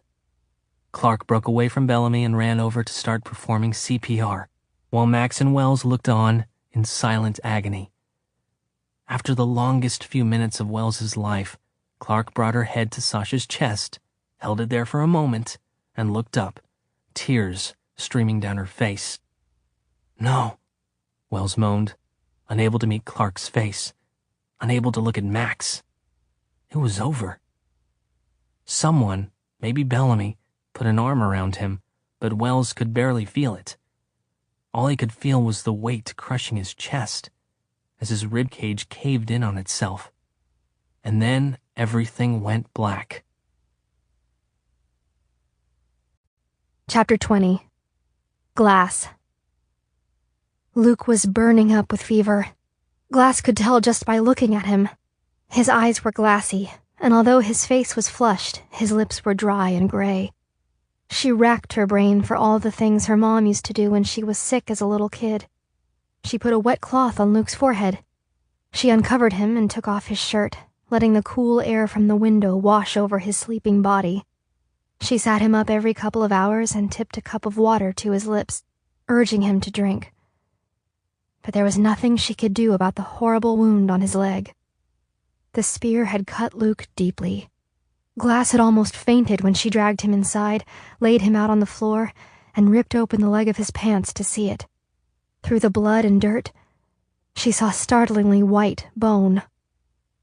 For the first hour, she and Luke had taken turns trying to stop the bleeding by tightening a tourniquet around his upper thigh, but nothing had worked.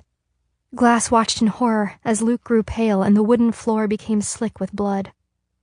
"I think I need to cauterize it," he said, clearly trying to keep his voice calm even though his eyes were large with fear and pain. "What does that mean?" Glass asked as she tossed a blood-stained bandage aside and reached for another strip of cloth. "If I apply enough heat, it'll stop the bleeding and prevent infection." He nodded toward the glowing embers in the fireplace. "Can you add some more wood and get it going again?"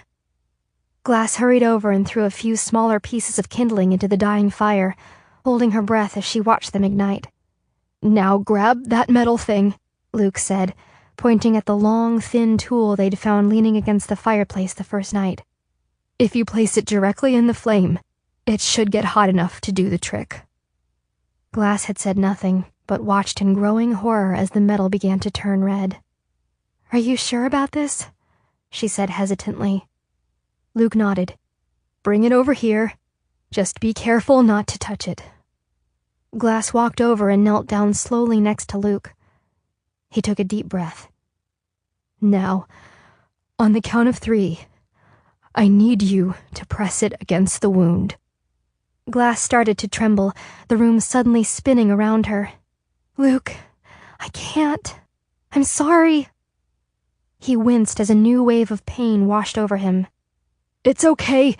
Just give it to me." "Oh, God," Glass whispered as she passed Luke the still glowing piece of metal and squeezed his other hand. His skin was somehow both cold and covered in sweat. "Don't look," he said, gritting his teeth. A moment later, he screamed as a sickening sizzle filled her ears along with the smell of burning flesh. Sweat poured from his forehead, and his scream felt never-ending, but he didn't stop. With a final grunt, he threw the metal off to the side, where it clattered to the floor and rolled away. For a little while, it seemed like the drastic move had worked. The wound stopped bleeding, and Luke was able to get a few hours of rest. But by the next morning, the fever set in. Now his entire leg was hot, red, and puffy. The infection was spreading. Periodically, Luke would wake up for a moment, shudder in pain, and then lapse back into unconsciousness. Their only hope was making it back to camp and finding Clark, but the odds of that were slimmer than Luke making a miraculous recovery. He couldn't stand, let alone walk, for 2 days. And the Earthborns were still out there, watching them. She could sense their presence as strongly as she could feel the heat radiating off Luke's skin. Glass had never felt this alone, not even during her long months in confinement. At least there she saw her bunkmate or the guards, and someone brought her food. But here, with Luke unconscious and the constant threat of another attack hanging over her, Glass was both isolated and terrified.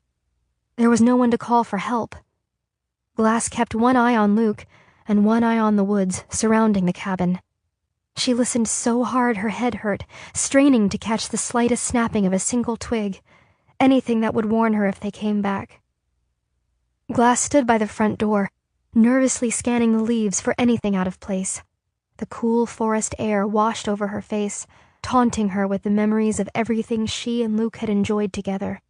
The trees, the moonlight reflecting off the water, all the beauty that would become meaningless if Luke was taken from her. He stirred on the makeshift bed on the floor behind her. She ran across the room and grabbed his hand, stroking his hot forehead. "Luke? Luke, can you hear me?" His eyelids fluttered but didn't open. He moved his lips, but no sound came out. Glass squeezed his hand and bent down to whisper in his ear. "It's going to be okay. You're going to be okay. I'm going to figure something out." "I'm late for patrol," he said, twisting from side to side as if trying to get out of bed. "No, you're not. You're fine." Glass placed her hand on his shoulder. Did he think he was back on the ship? "You have nothing to worry about." Luke barely managed to nod before closing his eyes again. Within seconds, he was asleep. His grip slackened on Glass's hand, and she gently placed his arm down on the bed. She checked his leg. The redness had spread all the way down to his knee and up to his hip. She didn't know much about this kind of thing, but Glass had enough sense to know that if she didn't get him some help, Luke was going to die. They had to go. Now. Glass sat down at the wooden kitchen table and tried to clear her head, trying to push away the fear that had been gnawing a hole through her gut for days. Fear was not going to get them out of here. She had to think. They had to get back to camp. That was their only shot at getting Luke the help he needed. But Glass would have to figure out how to transport Luke, who could barely walk even with her help, and evade the Earthborns at the same time. A spacewalk was suddenly looking simple compared to this. How could they possibly move fast enough to escape, with Luke in this condition? Glass scanned the tiny cabin, searching for inspiration. The paralyzing grip of fear slowly began to release its hold on her, and her mind kicked into gear. Yes, if she could get him to the river, that would work. But how to move him? Her eyes fell on an odd device she and Luke had scratched their heads at when they first got there. It leaned upright against a wall in the corner, behind a broom and some other ancient-looking cleaning supplies. She crossed the room and dug it out, laying it down on the floor. It was as tall as she was, made of long wooden slats. It was almost a long plank, but at one end the slats all curved back on themselves. There was a rope tied there. It reminded her of something she'd read about in tutorial once. Something kids used to ride in the snow on Earth. She racked her brain for the word. Slide? Sloop? Glass stepped on the slats with one foot, testing their strength. It was old, but it was solid. If she could get Luke onto it, she could pull him, but she'd have to make a few adjustments.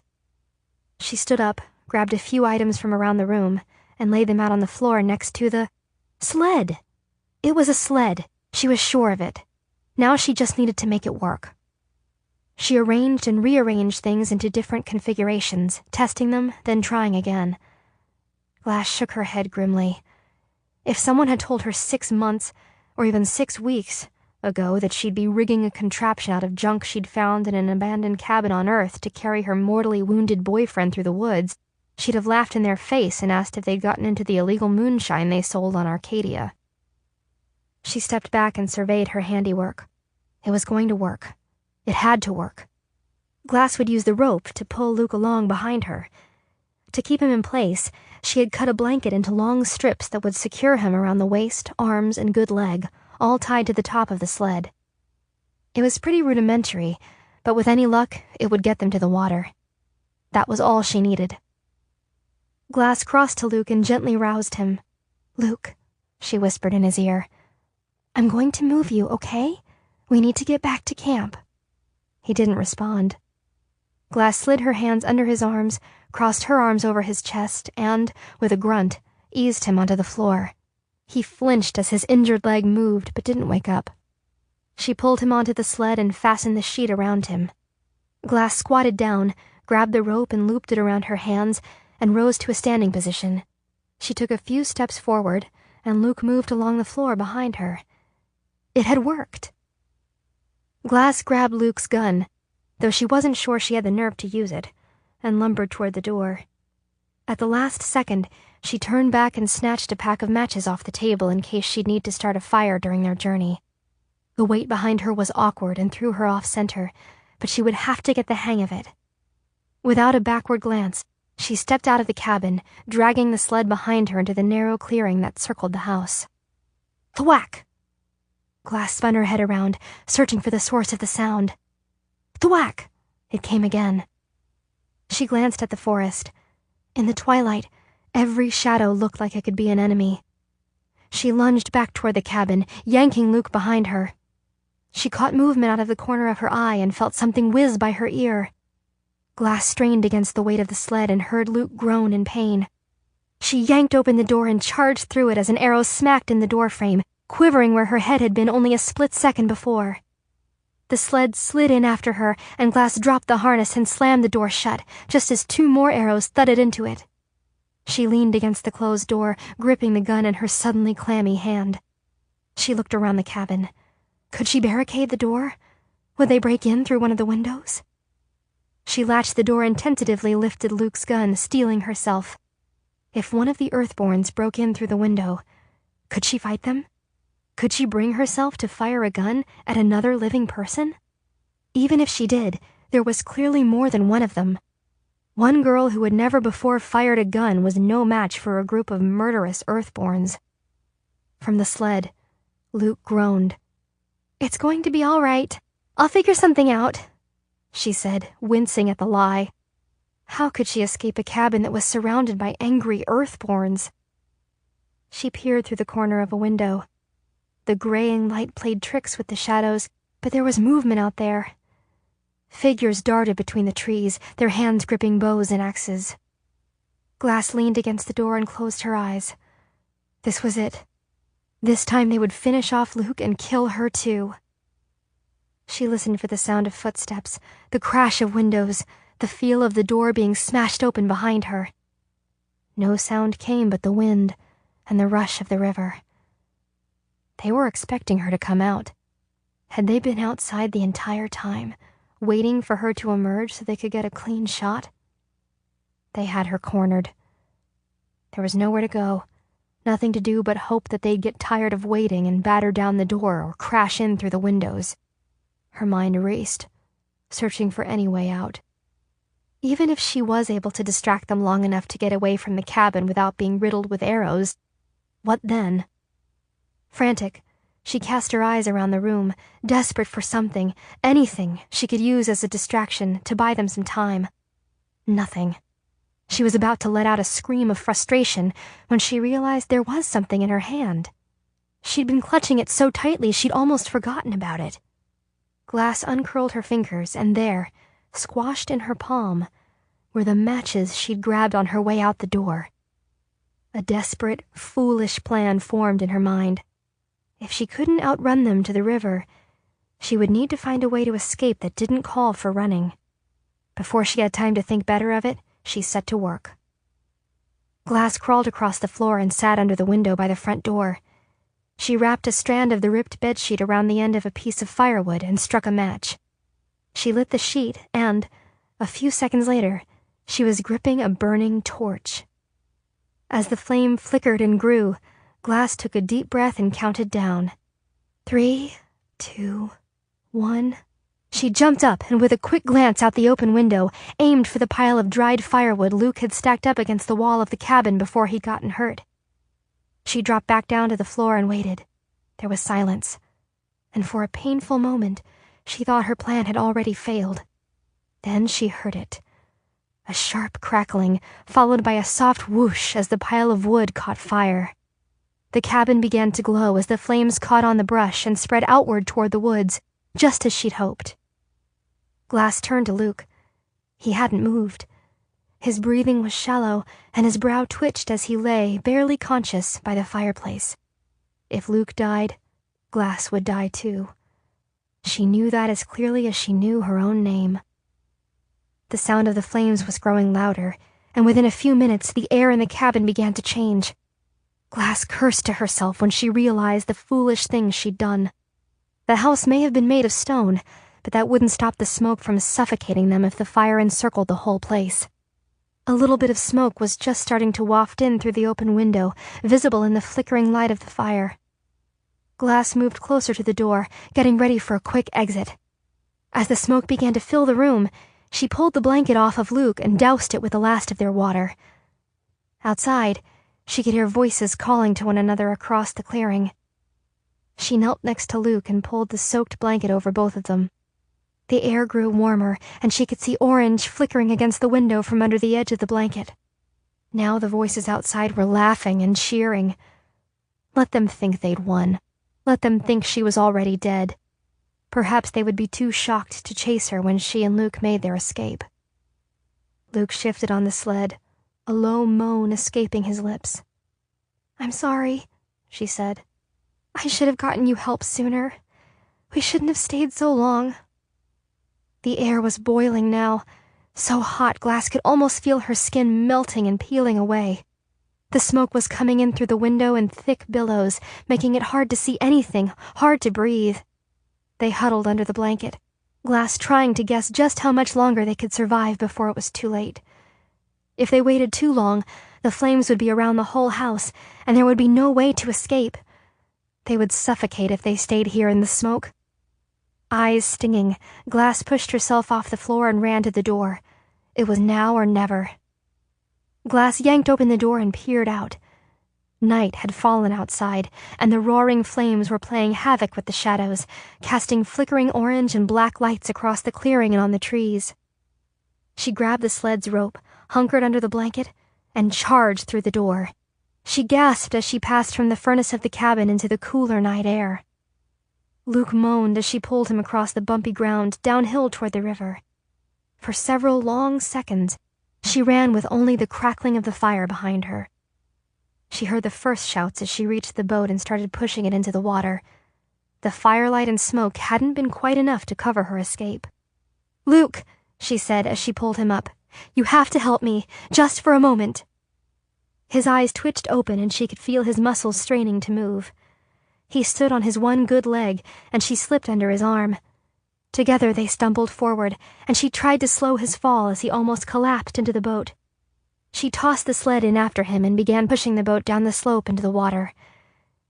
Arrows flew by, landing with a splash just ahead of her. She could hear the thud of feet running down the hill toward them as she threw her entire weight against the boat, shoving it out into the current. At the last second, she leapt, nearly missing the boat as the water grabbed it and pulled it downstream. She whipped her head around and saw shadows against the flaming cabin, rushing down the hill toward her. Glass lay down next to Luke as more arrows ricocheted off the sides of the metal boat. They picked up speed as the surging of the river took control of their movement. She poked her head up and could see figures running along the shore, silhouetted against fire and moonlight. They hardly looked human.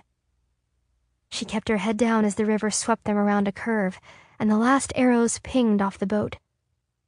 After a few tense moments of holding her breath, Glass sat up, grabbing the paddle and sticking it into the water, trying to propel the boat even faster than the current. When it finally seemed like they'd outdistanced the Earthborns, she reached out and tried to use the paddle to pull the boat back to the shore, but she couldn't get enough leverage. Her heart pounded as the boat continued to move swiftly down the river. She had no idea if they were headed in the right direction. She needed to use Luke's compass. If he'd been right about heading due north from the camp, then they needed to head south.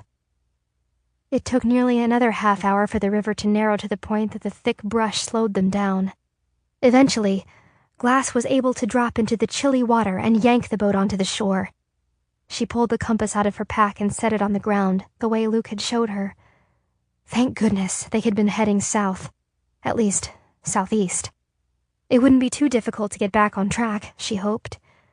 And if she could actually move with Luke. "One more time, Luke," she said.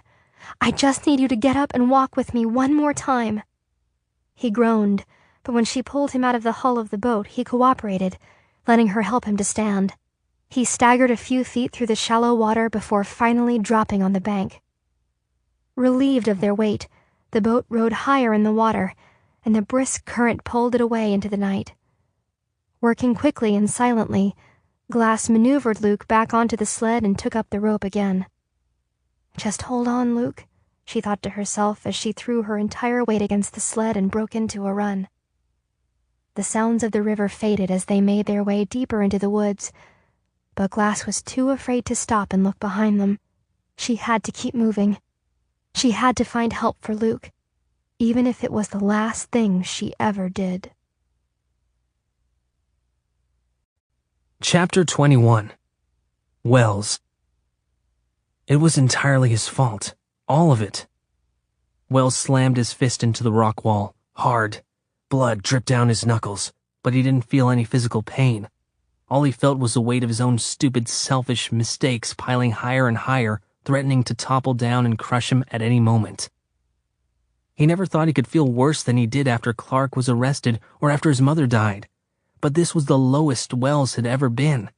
He spun around in the tiny room, looking for something else to kick or hit.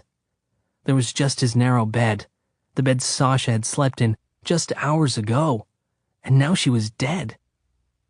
Wells fell onto the mattress and lay on his back.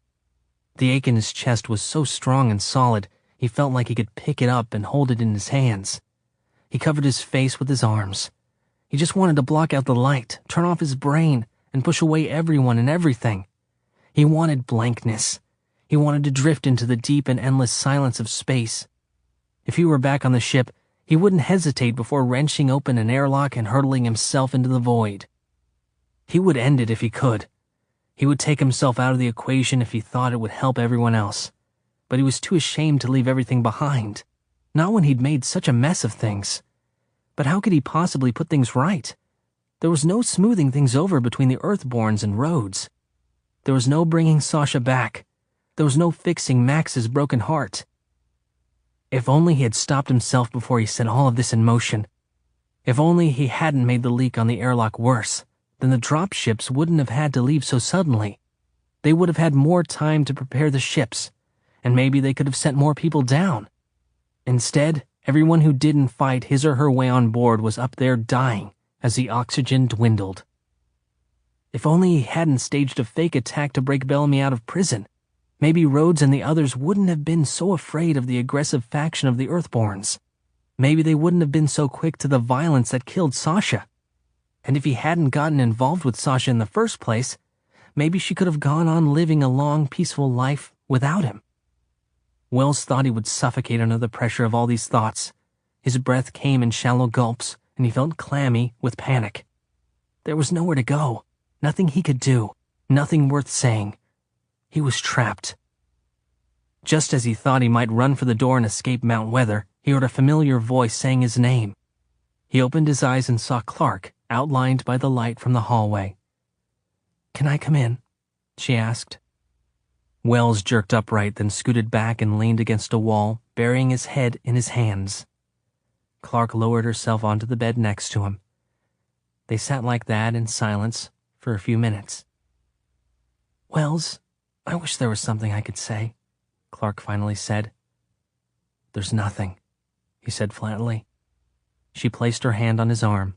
Wells flinched, and Clark made like she was about to pull away, but she increased the pressure with a squeeze. "I know.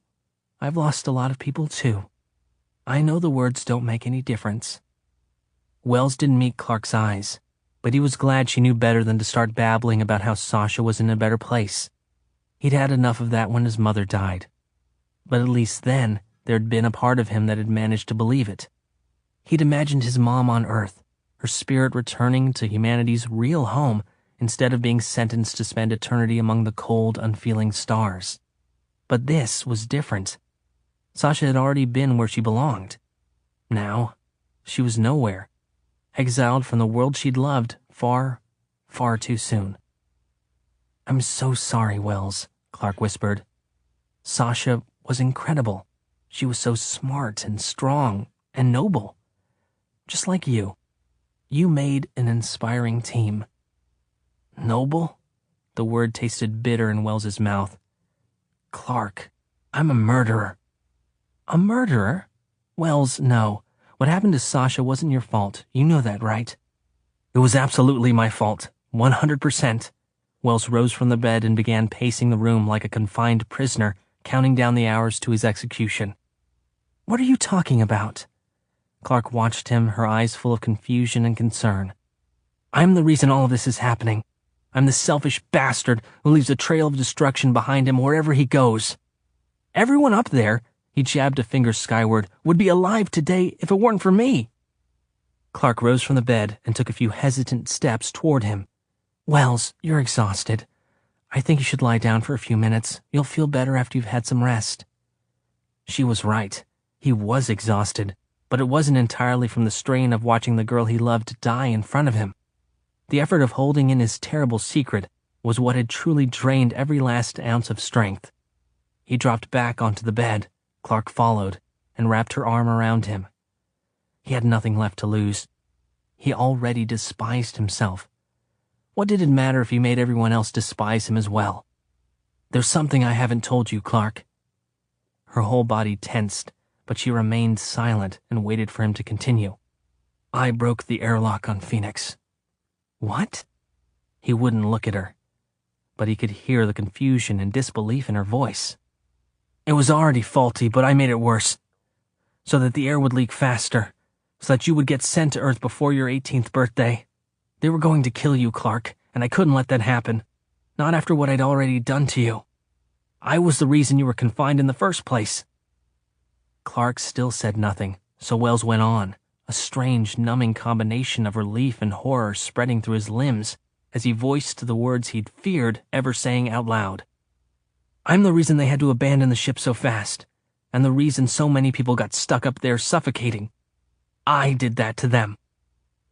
Clark still hadn't spoken, so finally, Wells forced himself to look at her, bracing for the look of horror and loathing, but instead, she just looked sad and scared, her eyes wide, making her appear younger, almost vulnerable.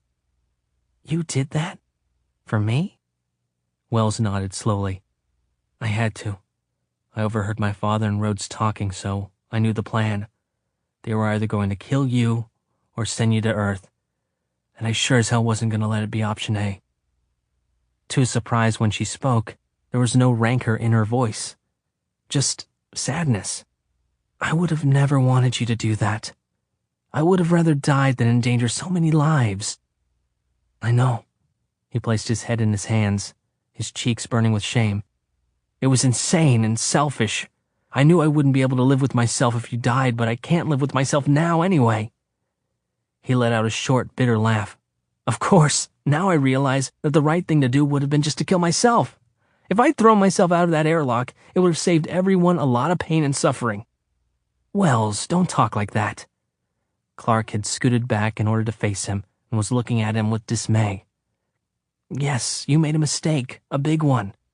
But that doesn't negate all the incredible things you've done. Think of all the people you saved. If you hadn't messed with the airlock, every single one of us would have been executed instead of being sent to Earth. Not just me. Molly, Octavia, Eric. Even more, you're the reason we all survived once we got here. Hardly. You're the one who saved everyone's lives. I just chopped some firewood. You turned a wild, dangerous planet into our home. You made us see our potential, what we could achieve if we worked together. You inspired us, Wells. You bring out the best in everyone. That's what he'd loved about Sasha, the way she'd made him want to be a better person, a better leader. He'd failed her. There was nothing Clark could do to convince him otherwise. But that didn't mean he should stop trying. He owed her more than that. I just don't know what to do now, he said quietly. You could start by forgiving yourself. Just a little bit. Wells had no idea how that even worked. He had spent his entire life in the right place at the right time, doing as he was told, doing as he was expected to do. He'd always taken the high road, made the right choice, regardless of his own feelings. But at the most crucial moment of all, he'd faltered, and thousands of people had suffered. It was unforgivable. Clark knew him so well. It was as if he had spoken all his thoughts out loud. I know better than anyone that you don't like to show your emotions, Wells. But sometimes you have to. You need to take all these feelings and use them. Be human. It will make you an even better leader. Wells took Clark's hand and gripped it tightly. Before he could reply, a commotion rang out through the corridor. They both hopped to their feet and hurried out of the room, following a steady stream of people down the hall. Max stood at the front of the large cavernous space that had become their center of operations.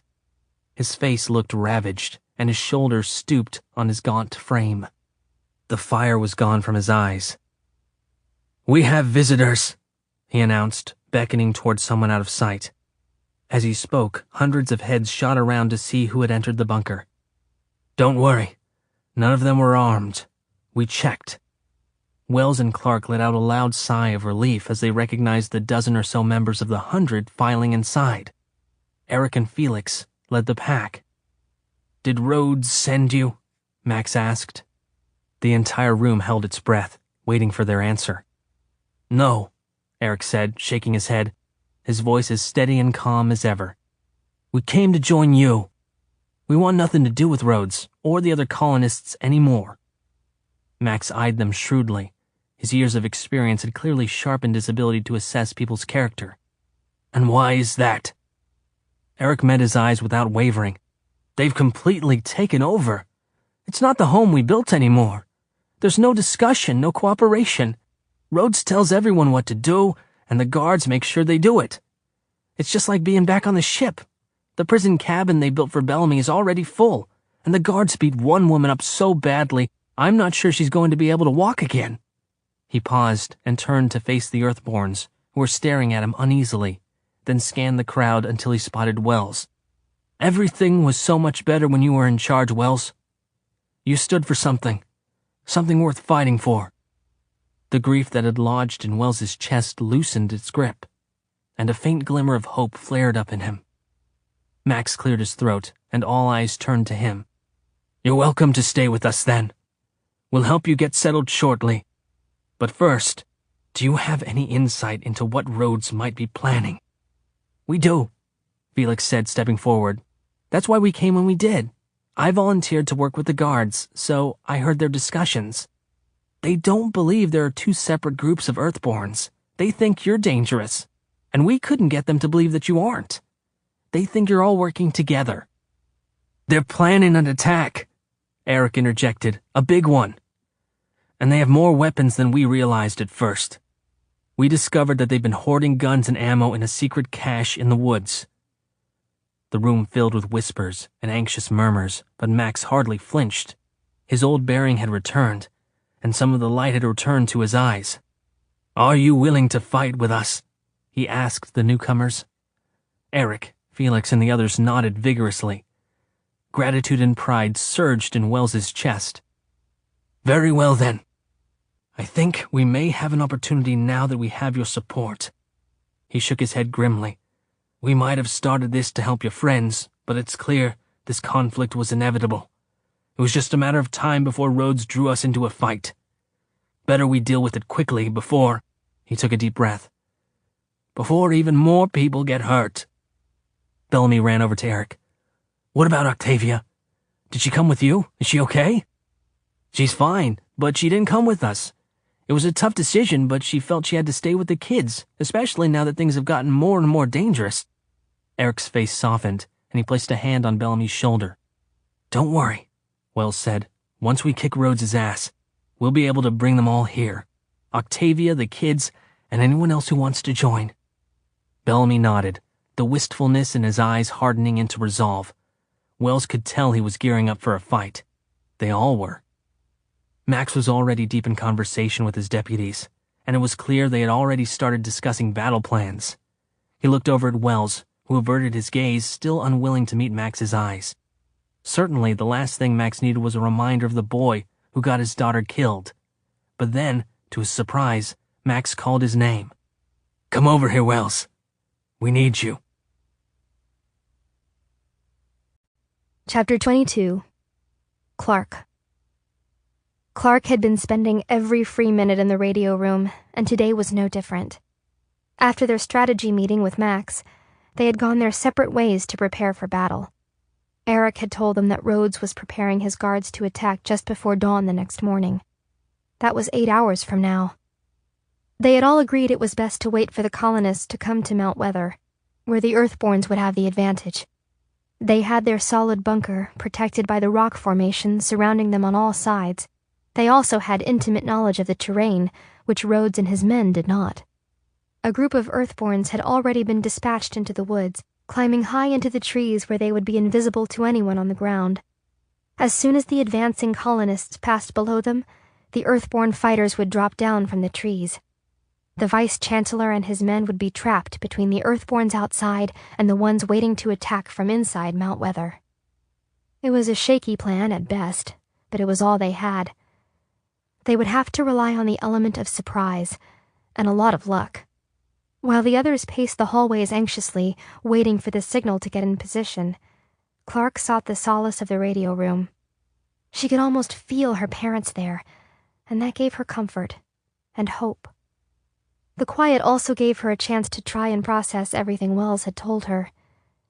Never in her wildest dreams, or most unsettling nightmares, would she have imagined Wells was capable of such a thing. He endangered the lives of every single person on the colony just to give her a fighting chance of seeing her 18th birthday. A wave of nausea crashed over her, nearly bringing Clark to her knees. All those people, practically everyone she'd ever known, dead because of her, because of what Wells had done to save her. But then, God knew she was in no position to judge him. When Clark had discovered that her parents were conducting radiation trials on unregistered children from the care center, she'd done nothing to stop them. More than anyone, Clark knew what it was like to put the people you loved ahead of everything else. She'd spent so much of her life seeing the world as black and white, separating right from wrong as confidently as she sorted plant cells from animal cells during a biology exam. But the past year had been a brutal crash course in moral relativity. Clark fiddled with the dials and switches as these thoughts ran through her head. A loud, steady hiss filled the room, bouncing off the stone walls. She tried a new combination, and the hiss deepened in tone. Then a high-pitched whine kicked in. She sat forward in her chair. That was a sound she hadn't heard before. Gently, Clark nudged the dial a hair further. The whine dropped out, and for a beat, there was just the sound of static. Clark's heart sank. Then she heard something deep in the hiss. It was so faint, nothing more than a whisper into the wind. It was unidentifiable, yet somehow oddly familiar at the same time. The sound grew louder, as if it were moving toward her. Clark tilted her head toward the speaker, straining to listen. She wasn't sure what she had heard. Could it have been... She shook her head. She was probably imagining things. Was her desperation making her go nuts? But the sound grew louder and clearer, and it was definitely a voice. She wasn't making this up. Goosebumps sprinkled her skin, and her heart began to pound in her chest. Clark knew that voice. It was her mom. The words grew to full volume. "Radio check," her mom said in a neutral tone, as if she'd spoken those words 1,000 times before. "Radio check. Alpha X-ray radio check." Clark closed her eyes and let her mother's voice wash over her, filling her with the most wonderful mix of relief and joy, like the sound of a heartbeat after a patient had gone into cardiac arrest. Her hands shook as she reached for the button that transmitted her voice across the airwaves. "Mom?" Clark called out, trembling. Is that you?" There was a long pause, and Clark held her breath until her chest began to hurt. "Clark? Clark?" There was no question. It was her mom. Then Clark heard a man's voice calling out in the background. Her dad. It was true. They were alive. "Clark, where are you?" her mom asked across the frequencies, with equal parts amazement and disbelief. "Are you on Earth?" "Yes, I'm here. A sob tore its way out of her throat as tears began to stream down her face. "Clark, what's wrong? Are you okay?" She tried to tell her mother that she was fine, but nothing came out of her mouth except more sobs. Clark released all the tears she'd been too numb to shed during her long, lonely months in confinement, when she'd believed she was truly alone in the universe. Her heart was so full of joy. Her happiness was almost an ache, yet she couldn't stop crying. "Clark, oh God, what's going on? Where are you?" She wiped her nose with the back of her hand and tried to take a breath. "I'm fine. I just can't believe I'm talking to you. They told me they floated you. I thought you were dead." She thought of all the one-sided conversations she'd had with her parents over the past year and a half, imagining what they'd say when she told them about her trial, about Wells, and, most of all, about the wonders of Earth. For 18 months, everything she'd thought, everything she'd told them, every prayer and every plea had been met with nothing but suffocating silence. And now the silence had been lifted, releasing a weight she hadn't realized had been chained to her heart. "It's okay, Clark. We're here. We're alive. Where are you now?" Her father's voice was so solid, so reassuring. "I'm in Mount Weather," she said, grinning as she wiped her nose on her sleeve. "Where are you?" "Oh, her mom began, but her words were cut off sharply as the high whine returned. "No!" Clark shouted. "No, no, no!" She swiped frantically at the dials, but she couldn't find the right frequency again. Her tears of joy turned to frustration as anxiety welled up in her chest. It felt like losing them all over again. "Damn it!" she cried, smacking her hand against the console. She had to get the signal back. Before she had a chance to try anything else, the door burst open and a few of Max's men ran into the room. "Clark," one of them said. "They're here. Let's go." "But it's too early," she said, startled. "How did they get here so fast?" "We don't know, but we need to move into position." Her head swam as she tried to process what this meant. Rhodes and his guards were preparing to attack Mount Weather. "But we're not ready." "We have to be ready," the man said. "Time to move." Clark jumped from her seat and wiped tears from her face, grateful that everyone else would be too preoccupied to ask why she was crying. Without a backward glance at the flashing lights and endless hiss and crackle of the radio, she ran from the room, ready to arm herself for battle. Chapter 23. Bellamy. Bellamy's shoulder didn't hurt anymore. The adrenaline coursing through his body was better than any painkiller. He hopped from one foot to the other and shook out his hands, which were itching for a weapon. He couldn't decide what would be more satisfying, sending one of his perfectly aimed arrows right through Rhodes's throat or thrusting a spear into his chest. The Earthborns were gathering in the cavernous hall that had become their command center. Many of the adults were arming themselves with knives, spears, and the odd bow, while others were preparing to lead the children and the elderly deeper into the fortress. Bellamy reached for a bow, his brow furrowing in concentration as he tested the string. "Are you sure this is a good idea?" Clark asked quietly. "You were shot, Bell. You have a long way to go before you're fully recovered." "Save your breath, Griffin," he said as he began rooting around for arrows. "You know there's no way in hell I'm letting these people risk their lives for me while I sit around twiddling my thumbs. Just be careful." Her face was pale, and her eyes were red. In the few minutes they'd had together preparing for the fight, she told him about speaking to her parents. But there was no time to celebrate that small miracle. They both had to focus their attention on the task at hand, making Vice Chancellor Rhodes regret he'd ever set foot on Earth. "Careful is my middle name," he said, placing a few arrows that had passed his inspection to the side. She smiled. "I believe you've also said the same thing about danger and victory." "That's me. Bellamy Careful Danger Victory Blake. I'm jealous. I don't even have one middle name." "Oh, I can think of a few that would suit you," Bellamy said, wrapping his arm around her waist. "Let's see, how about Clark Know-It-All Bossy?" She rolled her eyes and smacked him playfully on the chest. He smirked and pulled her closer, leaning down to whisper in her ear. "Brilliant, sexy Griffin. I'm not sure all of that will fit on an office door, but I like it." "Everybody ready?" Wells asked, striding toward them. His whole demeanor had changed. Although he was only wearing a faded stained t-shirt and ripped slightly too short pants, he moved like he was still wearing his officer's uniform. A few weeks ago, Wells's bearing might have irritated Bellamy, but right now, he felt grateful that his brother was so capable. "I'm more than ready," Bellamy said, trying to psych everyone up.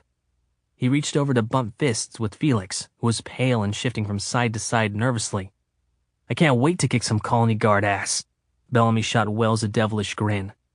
"I wish I had your confidence," Felix said. "It's not confidence," Bellamy quipped. "It's arrogance. There's a big difference. Whatever it is, it's a good thing, said Wells to Bellamy's surprise. We're going to need it. At Max's nod, Wells stepped to the front of the room, which quickly fell silent. Although the tension was so thick, the air practically buzzed with it. Friends, Max began, his tone grave. We have news that there are about 24 colonists approaching Mount Weather. In just a moment, we will go to our appointed positions and prepare to fight. They have arrived much more quickly than we expected them to, but rest assured, we'll meet them with all our might. And remember, our goal is not to inflict harm, but to prevent them from committing senseless acts of violence against others. If we need to use strength to protect ourselves, then so be it. But that is not our purpose.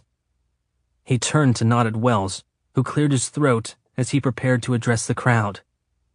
As we expected, they're carrying guns. Lots of them. So be careful, and don't take any unnecessary risks. But although they might have firearms, they're not infallible. He went on to explain a little about how the guards trained, the formations they used, and the tactics they were most likely to employ. It was a good thing they had insider information from Wells's days as an officer, Bellamy realized. The thing to remember, Max said, is that we're not just fighting to protect these young people who've turned to us for help. We're fighting to protect our way of life. We've tried to reason with our new neighbors, but it's become increasingly clear that peace and cooperation is not their priority. If we don't deal with them now, there's no knowing what they'll try next time. He paused, scanning the room. I've already lost my daughter. I couldn't bear to lose any of you. He took a breath, and a new fierceness crept into his voice. Our people have struggled against enormous odds, but we have persevered. Others might have left Earth to burn, but we stayed behind and fought to keep it our home. A few shouts rose up from the crowd, and Max smiled. This is our land, our planet, and now's the time to decide how much we're willing to risk to protect it. Wells grinned and reached to shake Max's hand.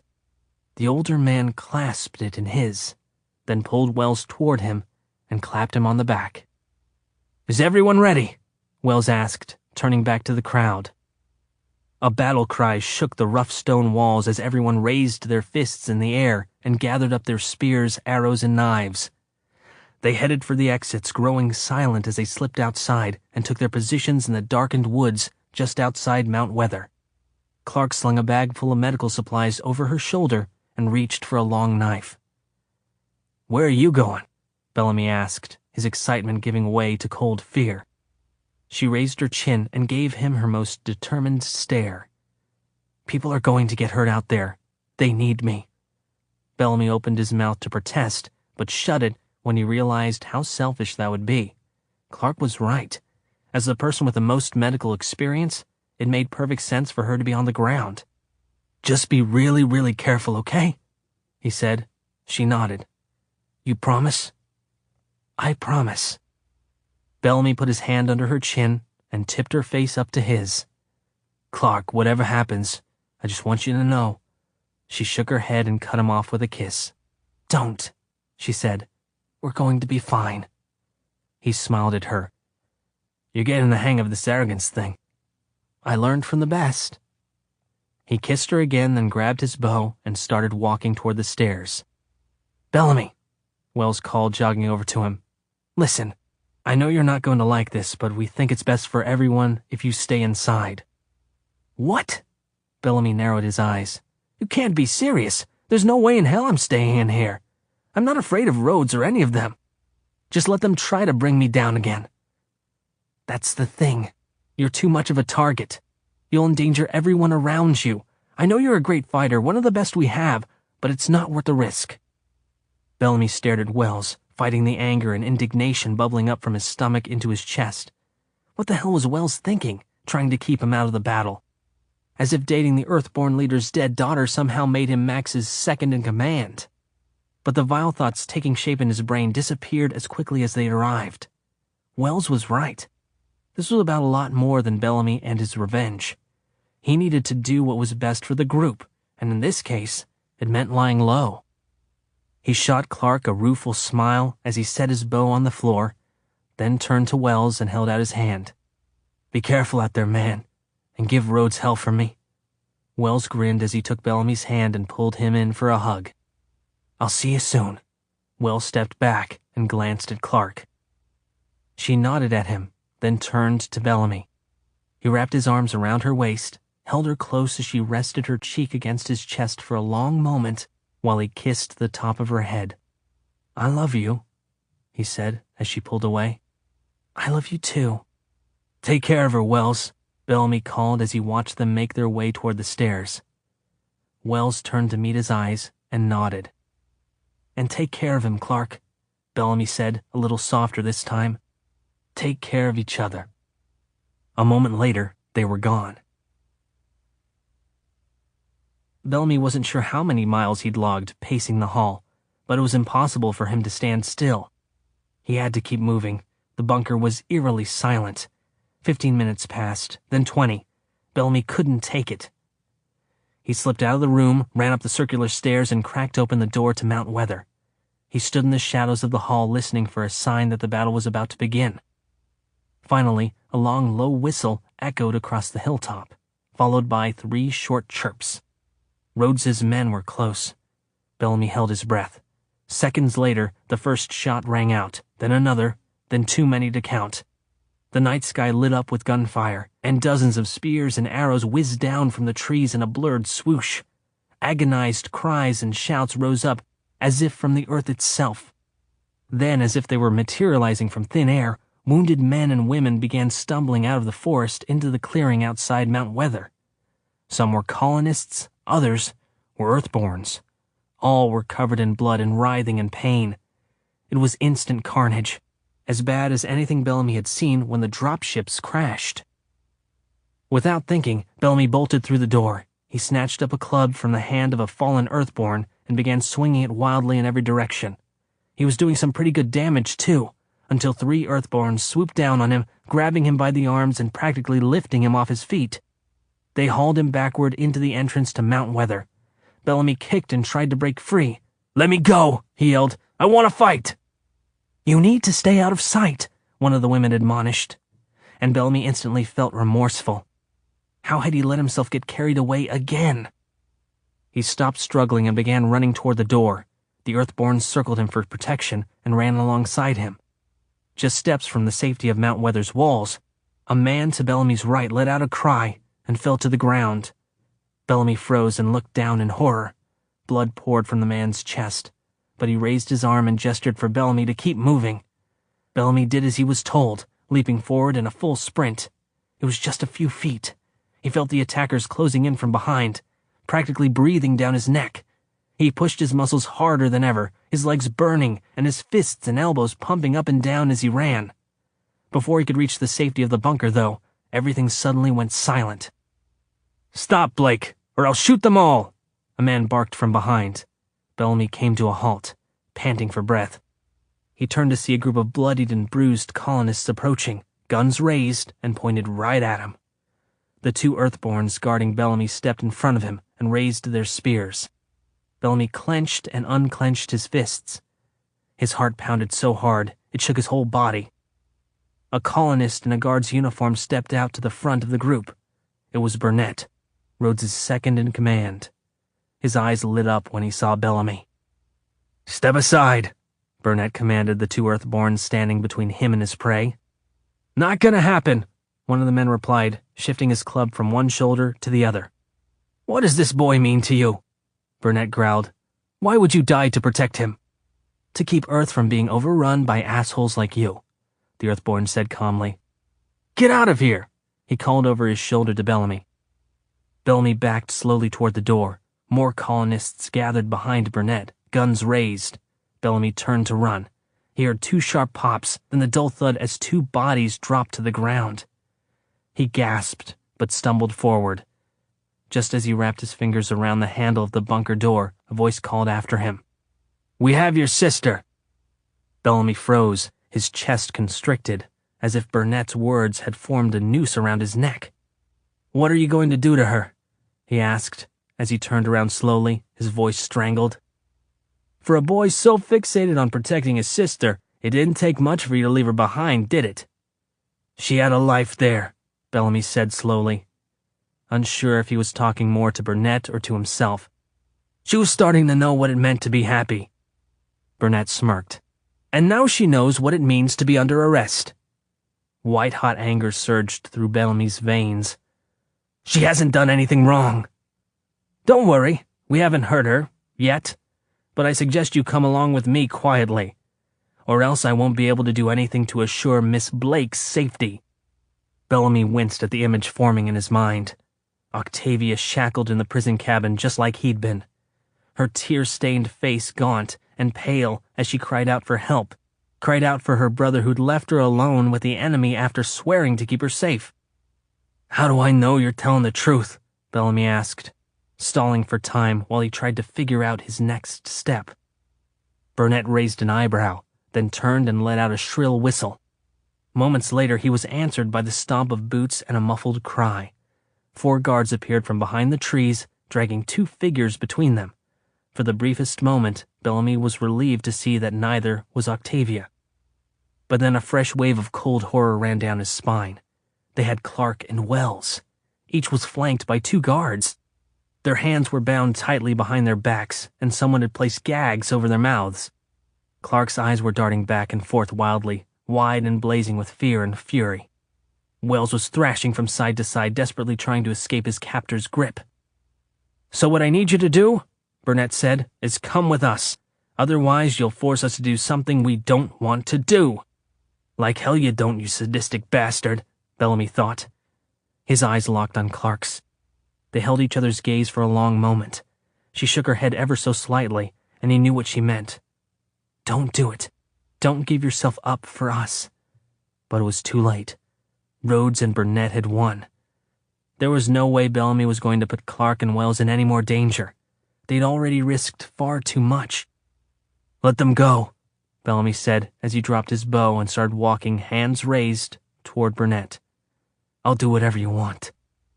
Burnett's men lunged forward and grabbed Bellamy by the elbows, then quickly restrained his hands. "I think we'll take all of you," Burnett said. The guards shoved Bellamy next to Clark and Wells. He could feel the warmth of Clark's body next to his, and he shifted his weight so the arms brushed together. Burnett signaled his men to move out, and they pushed Bellamy, Clark, and Wells toward the path. They walked single file, Bellamy behind Clark and in front of Wells. Despite the awkwardness of walking with her hands bound, Clark's chin was held high, and her shoulders were thrown back. "She's fearless," Bellamy thought, feeling a surge of admiration despite the grim circumstances. The weird thing was, Bellamy didn't feel afraid either. He'd done the right thing. No one else was going to die on his behalf, and if that meant his final hours were fast approaching, then so be it. He would rather face 1,000 bullets that night than spend another day wondering who else would end up suffering because of him. He craned his head back to look at the stars glittering in the patches between the leaves. The years he'd spent living in space were starting to feel like a dream.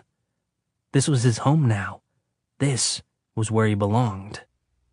"Hope you're enjoying the view," Burnett called from behind him. "Your execution is set for dawn." This was where he was going to die.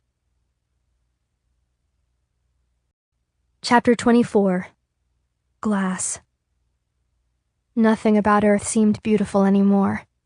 Every mile of tree-covered land was simply another mile she'd have to cross in order to save Luke, who was growing weaker by the moment. Maybe we should have just died up there, with the rest of the colony, she thought grimly. Maybe we never should have come here at all. But no, she wouldn't allow them to die this way either, alone and terrified. Luke twitched in his sleep. She stood up, her legs shaky beneath her. Glass ran her hand down his stubbly cheek and touched his lips. The thought of his body shutting down made her chest seize with sadness. How could Earth just go on existing if Luke were gone? How could she? No.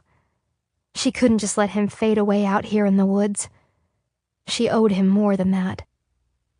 With every meter, Glass grew more adept at traveling this way, But as her muscles grew sore and her mind grew tired, she worried more and more that she was moving in the wrong direction. The compass told her she was heading south, but nothing looked familiar. Had they passed this way at all? By midday, Glass was soaked in sweat. Her back ached and her limbs were shaky with exhaustion. She had no idea how much farther it would be to camp. She had to rest. She stopped, pulled the harness over her head, and nudged the sled up against a tree. Luke grunted in pain and stirred. She knelt down to his side. "Hey," she whispered, dropping a kiss on his forehead. She could feel with her lips that he was still burning up. He'd had a fever for days. A wave of uncertainty crashed down on her again. How could she do this? How could she get him all the way back by herself? She was barely strong enough to lift him, let alone hold him up and fend off violent predators. If they were attacked again, she knew it would be the last time. Glass stood with her hands on her hips and looked up at the sky. She exhaled slowly, trying to bring down her heart rate. She could do this. She had to do this. As she summoned her strength, her eyes ran down the trunk of the tree behind the sled. A few feet above her head, she saw something, an indentation paler than the ridged wood around it. Glass stood on her tiptoes and strained her neck to see. She squinted and pushed herself up as high as she could go. When she finally grasped what she was looking at, she let out a gasp of surprise, then laughed out loud right there in the forest with no one but an unconscious Luke to hear her. In the middle of a landscape so wild and untouched it was as if people had never even walked the earth, there was a message carved into the bark by a human hand. She could just make it out. R. Heart S. It was as if a voice had reached out of the past to whisper to her, telling her everything would be all right. R and S had loved each other, right here under this tree, where Glass now fought for the boy she loved. Under other circumstances, she and Luke could have carved their initials just like them. But who were R and S? And how long ago had they sat here together? Were they young or old? First love or old married couple? Maybe it was a couple from before the cataclysm who probably didn't survive.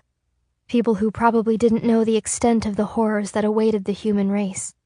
All they knew was that they loved each other enough to leave behind a symbol of their affection for generations to come.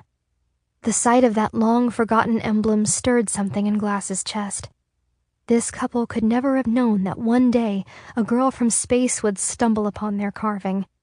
Would it have mattered to them? Probably not. Their love was all they cared about, all they should have cared about. Glass looked down at Luke, whose chest rose and fell in a steady rhythm. No matter how scared she was, no matter whether they made it back to camp or not, they were lucky to be alive right then, right there. That moment was all they had. If they wanted more, then she was going to have to fight for it. For both of them. She squatted down and slipped the rope over her shoulders again, a renewed energy coursing through her body. They had to get back to safety. There was no way she was giving up now. Glass pushed her way through a particularly thick copse of trees, then saw something that made her stomach flip. It was a lake. But could it be? Surely all lakes on Earth looked somewhat similar. Suddenly, in the distance, she saw it. The remains of the charred dropships. Glass let out a whoop and would have jumped up and down if she hadn't been bone-tired. She was almost there. She couldn't be more than a few miles from the camp. But as she stared up the steep incline on the far side of the lake, her heart sank.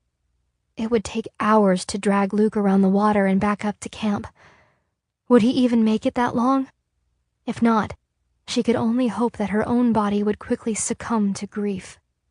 She'd rather lie with Luke, still and peaceful in the forest forever, than spend the rest of her life with an even heavier burden than the sled.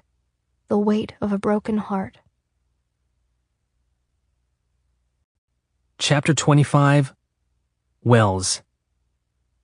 Wells stumbled into the camp behind Clark and Bellamy. His hands were numb from the cuffs that bound them behind his back, and his face stung from the branches and thorns that had scratched him as they trekked through the woods. They stood outside the prison cabin. One of the guards removed the fabric gags from their mouths. Wells moved his jaw in a slow circle and opened and shut his mouth a few times, trying to regain sensation. "Wait here," the guard ordered. He scuttled inside while another man posted by the front door kept an eye on them. Wells, Bellamy, and Clark all took the opportunity to look around.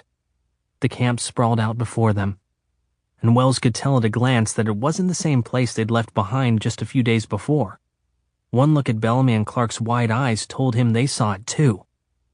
Although it couldn't have been much later than 8 or 9 at night, the camp was ominously quiet, except for the sounds of footsteps on the dusty ground and logs clattering on the pile. 2 kids carrying firewood toward the pit wore tense, pained expressions. A boy hauling a water bucket looked near tears. A group of adults sat silently together by the fire, shooting nervous glances at the trees. No one spoke. No one laughed or gave one another a hard time. No one smiled. It was as if all the energy and camaraderie, all the life, had been sucked from the very air. A breeze swept through the trees, and a putrid smell wafted into Wells's nostrils. He suppressed his gag reflex, and he saw Clark and Bellamy doing the same. Wells looked around and took a few steps toward the tree line. Sure enough, a rancid pile of animal skins, bones, and organs lay on the ground, covered in flies and slowly rotting. It was disgusting and unsafe. Not only would the odor attract predatory animals, but the bacteria growing in that pile would be enough to sicken everyone in camp. "What the hell?" Bellamy said hoarsely. At first, Wells assumed he was looking at the animals as well, but when he turned his head, he saw that Bellamy's eyes were fixed on something else in the distance. A group of the original 100 were hard at work on a new cabin. He could hear their low grunts as they struggled to place an enormous log at the top of the growing wall. A few adults stood to the side holding torches to illuminate the site, suggesting that they were planning to work long into the night. That wasn't remarkable in itself. With so many people crammed into the camp, it made sense to build new structures as quickly as possible. But then the moon slid out from behind a cloud, and Wells finally saw what had caught Bellamy's attention. As the moonlight shined down on the half-completed cabin, it glinted on their friends' wrists, reflecting off something metallic. "No," Wells breathed, blinking rapidly, unable to believe his eyes. Each of them had a thick metal band clasped tightly around one wrist. "This is madness," Clark said, a note of confusion in her voice, as if her scientist brain didn't trust the image being transmitted through her eyes. When they'd been taken from their cells in the detention center, each member of the 100 had been fitted with a tracking device. Ostensibly, they were meant to transmit vital signs back to the colony to let the council know whether Earth was indeed survivable, or if their test subjects were slowly succumbing to radiation poisoning. However, within their first few days on Earth, most of them had either removed the bracelets or purposefully damaged them beyond repair. "Do you think Rhodes brought them down to Earth with him?" Wells asked. "He must have," Clark said. "But why? It's not like he has the technology to actually track any of them." Bellamy snorted. "I wouldn't be so sure. Who knows what he brought on that dropship with him?" "So, they're prisoners again?" Clark said, her voice disbelieving. "So much for our contribution and sacrifice," Bellamy said, his voice thick with bitterness. A few moments later, Wells, Bellamy, and Clark were all yanked roughly into a line, standing shoulder to shoulder with a guard behind each of them. Wells clenched his teeth as Vice Chancellor Rhodes approached, flanked by 2 armed guards of his own. "Welcome back. I hope you 3 enjoyed your little holiday. I see you've been busy making my friends play dress-up," Bellamy said with a sneer. "That's quite the collection of bracelets you brought with you." Rhodes made a show of looking behind him. The kids who'd been busy building the cabin had stopped what they were doing and were staring at the prisoners in wide-eyed horror. Molly lowered her hammer and took a few steps forward, staring at Wells. Even from a distance, he could tell it was taking all her self-control not to run to him. He shook his head slightly, warning her against it. "Ah, yes," Rhodes said. "I do have a few extras, but it seems like a waste to give them to people who'll soon have nowhere to wear them." "Really?" Bellamy managed one of his signature smirks. "Because I heard my trial is going to be the social event of the season." "Trial?" Rhodes repeated. I'm afraid you must be mistaken. There's not going to be a trial for any of you. I've already found all 3 of you guilty. Your executions are scheduled for dawn." He made a show of looking up at the sky. "Though that does seem like a rather long time to wait. If any of you are in a rush, I'd be happy to expedite the proceedings." Wells's heart froze in his chest, like an animal that had just caught sight of the hunter's drawn bow. What was Rhodes talking about? They hadn't done anything meriting execution. But before he could say anything, Bellamy made a sound that was half shout, half moan. "What the hell are you talking about? They didn't do anything. I'm the one you wanted. I'm the one you need to kill." They aided and abetted a fugitive. The punishment for that is perfectly clear in the Gaia Doctrine. "Fuck the Gaia Doctrine," Bellamy spat. "We're on Earth, in case you haven't noticed. I see no reason to abandon the guidelines that have allowed humanity to flourish for centuries just because we're on the ground." Wells had never felt such raw, pure loathing for anyone or anything in his entire life. "That's not what my father would say, and you know it." Rhodes narrowed his eyes. "Your father isn't here, Wells. And in case you are too busy seducing other little criminals," he shot a glance at Clark, "to pay attention during your civics tutorial, the Chancellor's son doesn't factor into the chain of command. I'm in charge, and I've sentenced the 3 of you to die by firing squad at first light." Wells heard Clark gasp next to him, and his whole body went numb. He waited for another surge of fear or anger to kick in, but neither came. Perhaps there was a part of him that had expected this to happen. Perhaps there was a part of him that knew he deserved it. Even if Rhodes had no idea what Wells had done back on the ship, Wells was the reason their friends, their neighbors, were all slowly dying of oxygen deprivation. At least this way, he'd never have to face what he did. He wouldn't have to look up every night trying to picture the ship that would soon be filled with silent, still bodies. "Oh my God, Bellamy!" The sound of Octavia's voice pulled Wells back. She was running toward them, her face streaked with dirt and tears. 2 guards stepped in front of her, blocking her path and holding her back. She fought against them, but couldn't get through. Bellamy called her name and lunged toward her, but a guard jabbed a gun into his ribs and he keeled over. "Stop it!" Octavia sobbed. "Let them go, please!" "It's okay, O," Bellamy said hoarsely, struggling to catch his breath. "I'm okay." "No! I'm not going to let them do this to you!" Other people had begun to gather around them. Lila walked up next to Octavia, and for a moment, Wells thought she was going to pull her away, but instead, she put her arm around the younger girl and glared at the guards defiantly. She was joined by Antonio, Dimitri, then Tamsin, and others. Even Graham came over to stand among them. Soon there were nearly 50 people standing in a large semicircle around the prison cabin. "Everyone back up," Rhodes commanded. When no one moved, he signaled to the guards, who stepped menacingly toward the crowd. "I said move!" But no one retreated, not even when the guards raised their guns to their shoulders, half of them aiming at the prisoners, half out into the crowd. Some of the younger ones looked nervous, but most of them were staring at Wells, Bellamy, and Clark with a mixture of rebellion and something else, something like hope. No matter how this ended, they needed to see how a real leader bore defeat. Wells would be honored to sacrifice himself if it meant no one else got hurt, and he certainly wasn't going to face death like a coward. Wells turned back to Rhodes, raised his chin, and fixed the hateful man with his stare. Bellamy moved even closer to Wells and stood shoulder to shoulder with him. Wells could tell by the set of Bellamy's jaw that he was thinking the same thing. Clark moved next to Bellamy, and the 3 of them stared down the vice-chancellor together. Wells pushed away an image of the 3 of them lying bloodied on the ground, taking their last breaths in unison. Bellamy and Clark both looked at him. Bellamy's muscles were tensed, his body charged with energy. He was the embodiment of a resolve and strength Wells had never seen before. Clark's eyes were practically alight with emotion. They were filled with a fierceness and determination that stunned him. "Okay, get moving," a guard said. Someone reached from behind and tied a blindfold around him. Guards grabbed onto Wells's arms and began to drag him away. "Where are you taking me?" Wells grunted, digging his heels into the ground.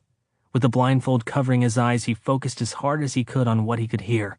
but the grunts and shuffling sounds told him nothing about what was happening to Clark or Bellamy. Wells struggled against his captors, but there was nothing he could do. He gritted his teeth and fought against the panic flooding his body. At least the last thing he'd seen were Clark's and Bellamy's brave faces. That would be enough to get him through the next few hours. Wells knew he'd set sight on Earth for the last time. By the time they removed the blindfold, there would be a bullet in his brain. Chapter 26. Bellamy. There was no way to know if Rhodes had waited until dawn to send for them. With the blindfold on, Bellamy couldn't tell if the sun had risen, though by the scent of dew clinging to the grass, his guess was that it was still dark out. Apparently, Bellamy had already seen his last sunrise. By the time the sky turned pink, he would be dead. All three of them would. Bellamy had spent a hellish, agonizing night straining his ears for any sign of Clark, who'd been locked away somewhere else. He wasn't sure what would be worse, listening to her scream in pain or cry out in despair, or hearing nothing but silence and wondering whether she was already gone. The quiet had turned out to be unbearable, as Bellamy's brain filled with horrific sounds of its own. Clark sobbing as she felt her last hours slip away, knowing that she'd never set eyes on her parents again. The sound of a gunshot ripping through the silence, tearing apart Bellamy's heart. With a guard on either side of him, Bellamy was marched to what he assumed was the center of the clearing and pushed up with his back against a tree. A tiny, twisted part of him almost had to laugh. After all the near misses he'd had in his life, all the rules he'd broken, this was how it was going to end. He should have guessed it'd be something dramatic, like a public execution on a dangerous planet. Nothing boring for him. His only regret was that Octavia would have to see this. It was hard enough to think she'd have to go on without him, but she had proven her grit in the last few weeks. He knew deep down she could take care of herself now. No, mostly it was that she would have to watch. Bellamy could hear the guards moving through the camp, dragging everyone, adults and kids, out of their cabins to witness what Rhodes probably viewed as the most momentous event on Earth in 300 years. The moment order would be restored to the wild, untamed planet. It was monstrous. No one should have to see this, his sister least of all. He only hoped that his unbowed head would make his sister proud of him. He wanted to show her how to live, even after he was gone. Bellamy wished he could reach out and grab Clark's hand. Why hadn't they brought her out yet? Had something happened? Or was she silent, her heart in her throat as she struggled against the ropes? He couldn't believe this beautiful, brilliant girl was about to be executed. It was inconceivable to think that someone so full of life, whose green eyes lit up in wonder every time she spotted a new plant, who went days without sleeping in order to care for her patients, was about to be shut off like a piece of machinery. "Clark!" he shouted, unable to contain himself any longer. "Where are you?" All he could hear was the anxious whispering of the crowd. "Clark!" he screamed again, his voice echoing through the clearing, but not loud enough to reach her if she'd already. "Calm down, Mr. Blake," Rhodes commanded, as if Bellamy were an overexcited child instead of a condemned prisoner moments away from death. "I've decided to show your friends mercy. Neither Officer Jaha nor Miss Griffin is going to die today." A sliver of hope pierced the dread that had been building in his chest, allowing him to take his first real breath since leaving the cabin. "Prove it to me," he said hoarsely. "Let me see them." Rhodes must have nodded, because a moment later, someone was fumbling with Bellamy's blindfold. He blinked as the world came back into focus. A line of guards stood about 10 meters in front of him. The entire camp was gathered behind them, with Wells, Octavia, and Clark in the front. They're still alive. Relief poured through him. That was all that mattered. He didn't care what happened to him anymore, as long as they were safe. Wells and Clark still had their hands bound, but Octavia was struggling against the guards holding her. "Bellamy!" she shrieked. He met her eyes and shook his head. "No," he communicated silently with a sad smile. There was nothing she could do now. She stared at him, her big blue eyes filled with panic and tears. "I love you," he mouthed. "It's going to be okay." Through her sobs, Octavia managed to force a smile. "I love you. I love you." But then her face crumpled, and she turned away, Graham said something to the guard, and he released Octavia's arms, letting Graham hold on to her instead. But even from a distance, it was clear he was being gentle. He even wrapped his arm around her, shielding her from the horror that was about to take place before her eyes. "Guards at the ready," Rhodes shouted. Bellamy turned to Clark. Unlike his sister, she'd refused to look away and was staring at Bellamy so intensely, for a flickering moment, he felt the rest of the world melt away. It was only him and Clark, just like it had been when they first kissed, or that magical night in the woods, when Bellamy had felt that Earth was far closer to the heavens than the colony had ever been. "Just look at me," he could feel her saying to him. "Just look at me, and it'll all be okay." Sweat was pouring down his face, but he didn't look away from her. Not even when the guards cocked their guns and his heart began beating so fast he was sure it'd explode before the first bullet. "Just look at me." He tilted his chin higher and clenched his fists, inhaling sharply through his nose. It would happen any second now. He tried to slow down time for a moment. He deepened his breathing and willed his heart rate into a steadier rhythm. He inhaled the scents of camp and earth, cold ashes, wet dirt, crushed leaves, and air. The crisp, clean, delicious scent of the very air they were breathing at that moment. He had the chance to be here, and that was enough. "Just look at me." Several shots rang out across the clearing, abrupt and loud. Bellamy realized a few things all at once. He wasn't in any pain. He hadn't felt a blow, and the sound had come from behind them, not in front of them. It wasn't Rhodes's men who had fired. Someone was firing on them. Then he saw them, a swarming band of aggressive Earthborns fanning out through the camp, swinging clubs and raising guns to fire at the colonists. The entire place had erupted into chaos. No one was watching him anymore. Except for the high-tech bands around his wrists, he was free to run. Bellamy looked around frantically, hoping for a break. He found it. Rhodes' right-hand man, Burnett, lay dead nearby. Bellamy wasn't one to waste an opportunity. Plus, there was nothing he could do to help the guy. He dropped to his knees and turned his back to the body, blindly fumbling in Burnett's pocket. "Clark! Wells! Keys!" he yelled. They raced over. Wells and Clark stood back to back, and Bellamy unlocked her restraints. After he and Wells were freed as well, they bolted toward the supply cabin, where they knew they could find weapons.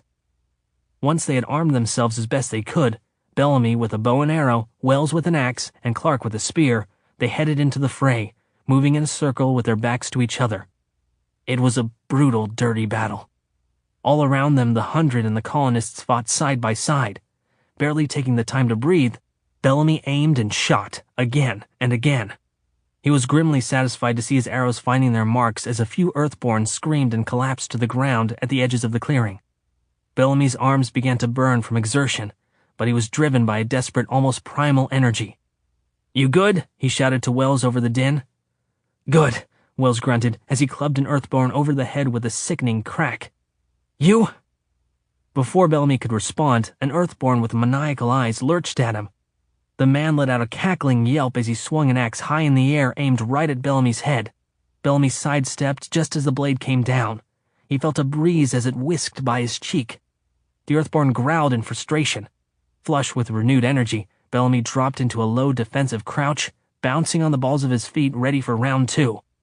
His opponent raised the axe again, and took a few staggering steps forward, nostrils flaring and adrenaline coursing through him. Bellamy forced himself to stand still and let the man approach. Wait, he told himself. Just wait. When the Earthborn was close enough that Bellamy could smell the sweat on him, and the axe had just begun its descent toward Bellamy's head again, Bellamy dropped to the ground and rolled out of range.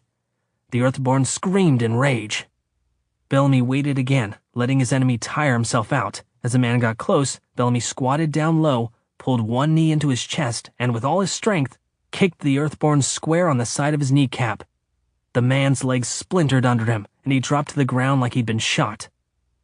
Suddenly what felt like a 1,000-pound weight landed on Bellamy's shoulders, almost knocking him to the ground. He stumbled and righted himself as forceful hands closed around his neck. Frantic, he gasped for air, but got none. Bellamy reached behind him to pull off his new attacker. He got a handful of hair, and he pulled it with all his strength, ripping some of it out at the roots. The man's grip loosened just enough. His heart pounding and his chest hurting from lack of oxygen, Bellamy seized his chance. He bent forward, doubling over and flipping the Earthborn over his head and onto the ground.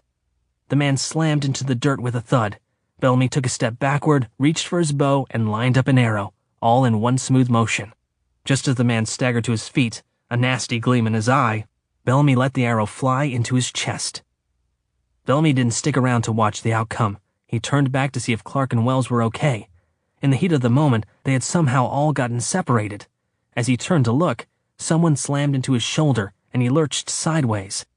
Struggling to regain his balance, Bellamy stepped backward, and his foot landed on something solid but soft. It was a person. He spun around and pointed a tightly strung arrow at the ground. It was Vice Chancellor Rhodes.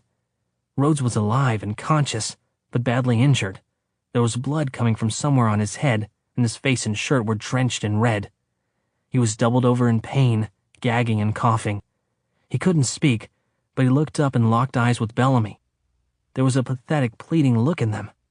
The man led like a coward, and he lost like a coward too.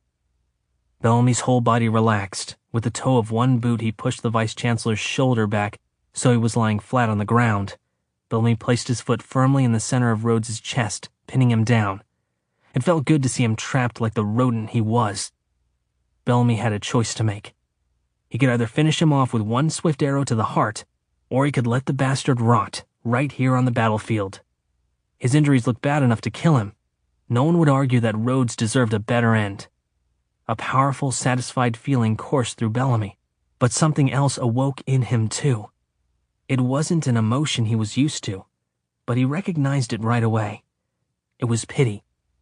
Bellamy studied Rhodes's dirty and bloodied face. His hands were clasped together, begging. Conflicting emotions surged through Bellamy, his desire for vengeance, and the deep-seated knowledge that he didn't want to watch anyone die again. His brain was already full of memories he'd never be able to shake. Rhodes didn't deserve a place among them. Bellamy sighed and dropped his arms to his sides, letting the arrow fall away from the bow. He couldn't do it. He couldn't fire the shot, and he couldn't turn his back on a broken man, leaving him to die here. He sure as hell hoped he wasn't going to regret this later. Bellamy bent down and extended one hand. Rhodes just stared at it, unsure if Bellamy was toying with him. "Let's go before I change my mind," Bellamy growled. Rhodes reached up with a shaky hand, and Bellamy bent down and hauled him up, half carrying him back down into the camp. Chapter 27. Wells. Wells lost track of Bellamy in the chaos. He had no idea how many Earthborns he had fended off. His hands were blistered and raw from gripping and swinging the axe, and his muscles ached with fatigue. Wells found himself standing momentarily alone with no one charging or grabbing him, a respite in the sea of struggle. All around him people fought for their lives while others lay on the ground, wounded or dead. Wells couldn't tell who had the upper hand, the Earthborns or his comrades, but he feared it was the enemy. The colonists and the 100 looked like they were getting beaten badly. He needed to get a better vantage point. No one seemed to notice as he slipped away from the scrum, leaping over bodies and rubble, and headed for the edge of the clearing. He moved a few meters into the woods and circled toward the side of the camp where he knew he could be less visible and get a higher sight line. He could still hear the cries and moans of injured people as he ran through the thick foliage. Wells emerged from the forest near the prison cabin. He quickly scaled the side and perched atop the building, scanning the battleground. He was shocked by what he saw. From the middle of the fight, it felt like total mayhem. But the Earthborns had clearly been strategic about their attack. They had destroyed nearly every vital element of the camp, several of their food stores, all the extra ammunition. Yet the dormitories, dining hall, and prison were intact. There was no way they could have guessed which building's destruction would cripple the colonists the most. They had to have known the purpose of each. Wells struggled to figure out how. Spying, maybe? But the colonists had routinely swept the woods around camp and hadn't caught anyone yet. Just then, a small group of Earthborns stormed through the center of camp, their stolen guns raised high. Wells gasped in shock and horror when he saw who led them: Kendall. She was no longer wearing the clothes of a colonist, and in a sick flash, Wells had all of his worst suspicions confirmed. Kendall was an Earthborn. Everything made sense. Her forced Phoenician accent, the way her stories never quite added up, her insistence on following Wells around. She'd been spying on them all along. Wells could have kicked himself for not acting on his hunch. He had known in his gut that something was wrong, but he hadn't done anything about it. He had backed down when Rhodes told him to. And that's what she relied on. Kendall had known that the arrival of more dropships, more people, grown-ups, would weaken the colonists' community, not strengthen it. That's what she had taken advantage of. He was completely useless as a leader. What had he been thinking, pretending like he had what it took to inspire, to keep others safe? No matter what he did or where he went, people suffered. Wells heard a scrabbling sound in the cabin beneath him. The Earthborns had invaded the prison, and he was the only colonist on this side of camp. He hefted his axe over his shoulder and prepared to face them. He might not be the leader his people deserved, but he could still kill a few Earthborns for them. He would wait until they came outside, then attack from above. He squatted down and tried not to move for fear of making any sound. Two small figures scurried out of the cabin into the shadows below him, a small boy and girl. Wells recognized the boy. It was Leo, one of the kids Octavia had been caring for. What was he doing on his own? Why hadn't Rhodes assigned anyone to look after the parentless children after dragging Octavia away to witness her brother's execution? They were both trembling, tears running down their cheeks. "Hey," Wells whispered loudly. Their heads shot up to look at him, and the boy let out a scared squeal. "It's okay, it's just me. Watch out, I'm coming down." Wells hopped onto the ground next to them. "Are you over here alone?" Wells asked. The girl shook her head. Wells turned. 6 more older kids emerged from the cabin, including Molly and the other younger members of the 100. Their faces were dirty and bloodied, their shoulders slumped with fear and exhaustion. They stood silently, expectantly, watching him. Another handful of them began to step quietly out of the trees behind the cabin, and then another followed until almost all the members of the original 100 stood before him. Wells looked at each of their faces, these teenagers who up until a few weeks ago had just been normal young people locked up for some trumped-up infraction. They had been taken from their families, thrown in a cell, and, for all they could tell, forgotten. Now they were on a planet far from anyone they once knew and loved, people who were all dead by now. All they had was each other. Rhodes didn't understand what it meant to be a community. He'd never be able to appreciate what the 100 had created during their short time on Earth, the foundations they'd laid for a better future. They weren't perfect. Wells knew that better than anyone, but they had what it took to turn the planet into a real home. Maybe now wasn't the time for him to stop trying. Maybe now was the time to accept the mistakes he made and move forward, learning from them. He'd never make up for what he did on the colony, or the pain he'd caused Max and Sasha, but that didn't mean he had to give up. Slowly, a plan formed in Wells's mind. All the time spent talking through tactics with Max at Mount Weather had brought back everything he'd learned in his strategy classes. Their plan at Mount Weather had been a good one, to surprise the enemy from behind and take advantage of the attacker's position. There had just been extenuating circumstances. Rhodes had the upper hand with hostages back at camp. Well, not this time. Wells knew what they had to do. He just couldn't do it alone. A renewed fire coursed through Wells. After all the 100 had faced, after all they had worked for, he wasn't going to let Kendall and her vicious accomplices take them down. No way. "Listen up," he yelled. Dozens of eyes locked on him, filled with a desperate longing for direction. "I know you're tired, and I know you're scared," he began. "I know there are more of them than there are of us. They have more weapons. But we have each other, and we aren't going to let them win." Bellamy appeared at the back of the crowd. He looked wiped out, but Wells was glad to see that he was all right. They nodded at each other, and Wells continued. "They're coming at us from the north, and they're pushing us back against the tree line that way." Wells gestured with his axe. "They're busy with Rhodes's guys right now. You," he signaled to one of the older boys, "stay behind to guard these younger kids. The rest of us will spread out into the woods and circle around to the north. We can attack them from behind. Who's with me?" For a second, they all just stared at him. Wells wasn't sure he had read them right. Then a hand shot up, then another, then a dozen more. They pushed their shoulders back, raised their chins, and planted their feet firmly on the ground. Bellamy stood at the back, smiling grimly. "Let's do it!" Someone shouted from the small crowd. A rousing cheer went up, and Wells, for the first time since Sasha's death, didn't feel panic in the face of responsibility. He felt exhilaration. "Okay, on my count. 3, 2, 1. At first, the plan seemed to work.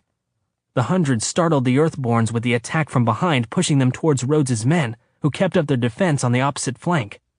But Wells soon lost track of what was happening around him as he struggled to stay alive. 2 Earthborns approached Wells at once, each wielding a spear. Wells feinted with the axe in his hand, pretending to swing to the right. As they both reacted in that direction, he turned in a circle and swung the axe from the left, hacking one Earthborn's spear into 2 pieces. The other stepped forward, and Wells sank the axe blade deep into his spear. It splintered into shards on the ground, and the 2 disarmed Earthborns scurried off. Wells allowed himself a moment of satisfaction. During officer training, he'd worked hard in his Earth combat conditioning classes, and it was paying off now. But just as a gratified smile flickered across his face, he felt an arm wrapped tightly around his neck. Wells tried to jab his elbows into his opponent, but he couldn't get enough leverage. The man's arm tightened, making it impossible for Wells to breathe. He couldn't even gasp. There was no way for air to get in or out. His lungs began to burn as his head spun. "No," Wells thought, wanting to scream but unable to make a sound. This wasn't what was supposed to happen. This wasn't how it was meant to end. The Earthborn's arm tightened even further. Wells saw flashes of light in front of him, then patches of black as everything grew blurry. Suddenly, the pressure released, and Wells fell to the ground with a gasp. For a long moment, all he could do was wheeze as his lungs became reacquainted with the air, clawing at it greedily. He rose up onto his knees and looked around. An enormous Earthborn was lying on his side, his hand clutched around the shaft of an arrow embedded in his arm. Wells turned in the direction the arrow had come from. Bellamy stood a few meters away, a twinkle in his eye. He nodded at Wells, who just grinned back. "Thanks," Wells shouted.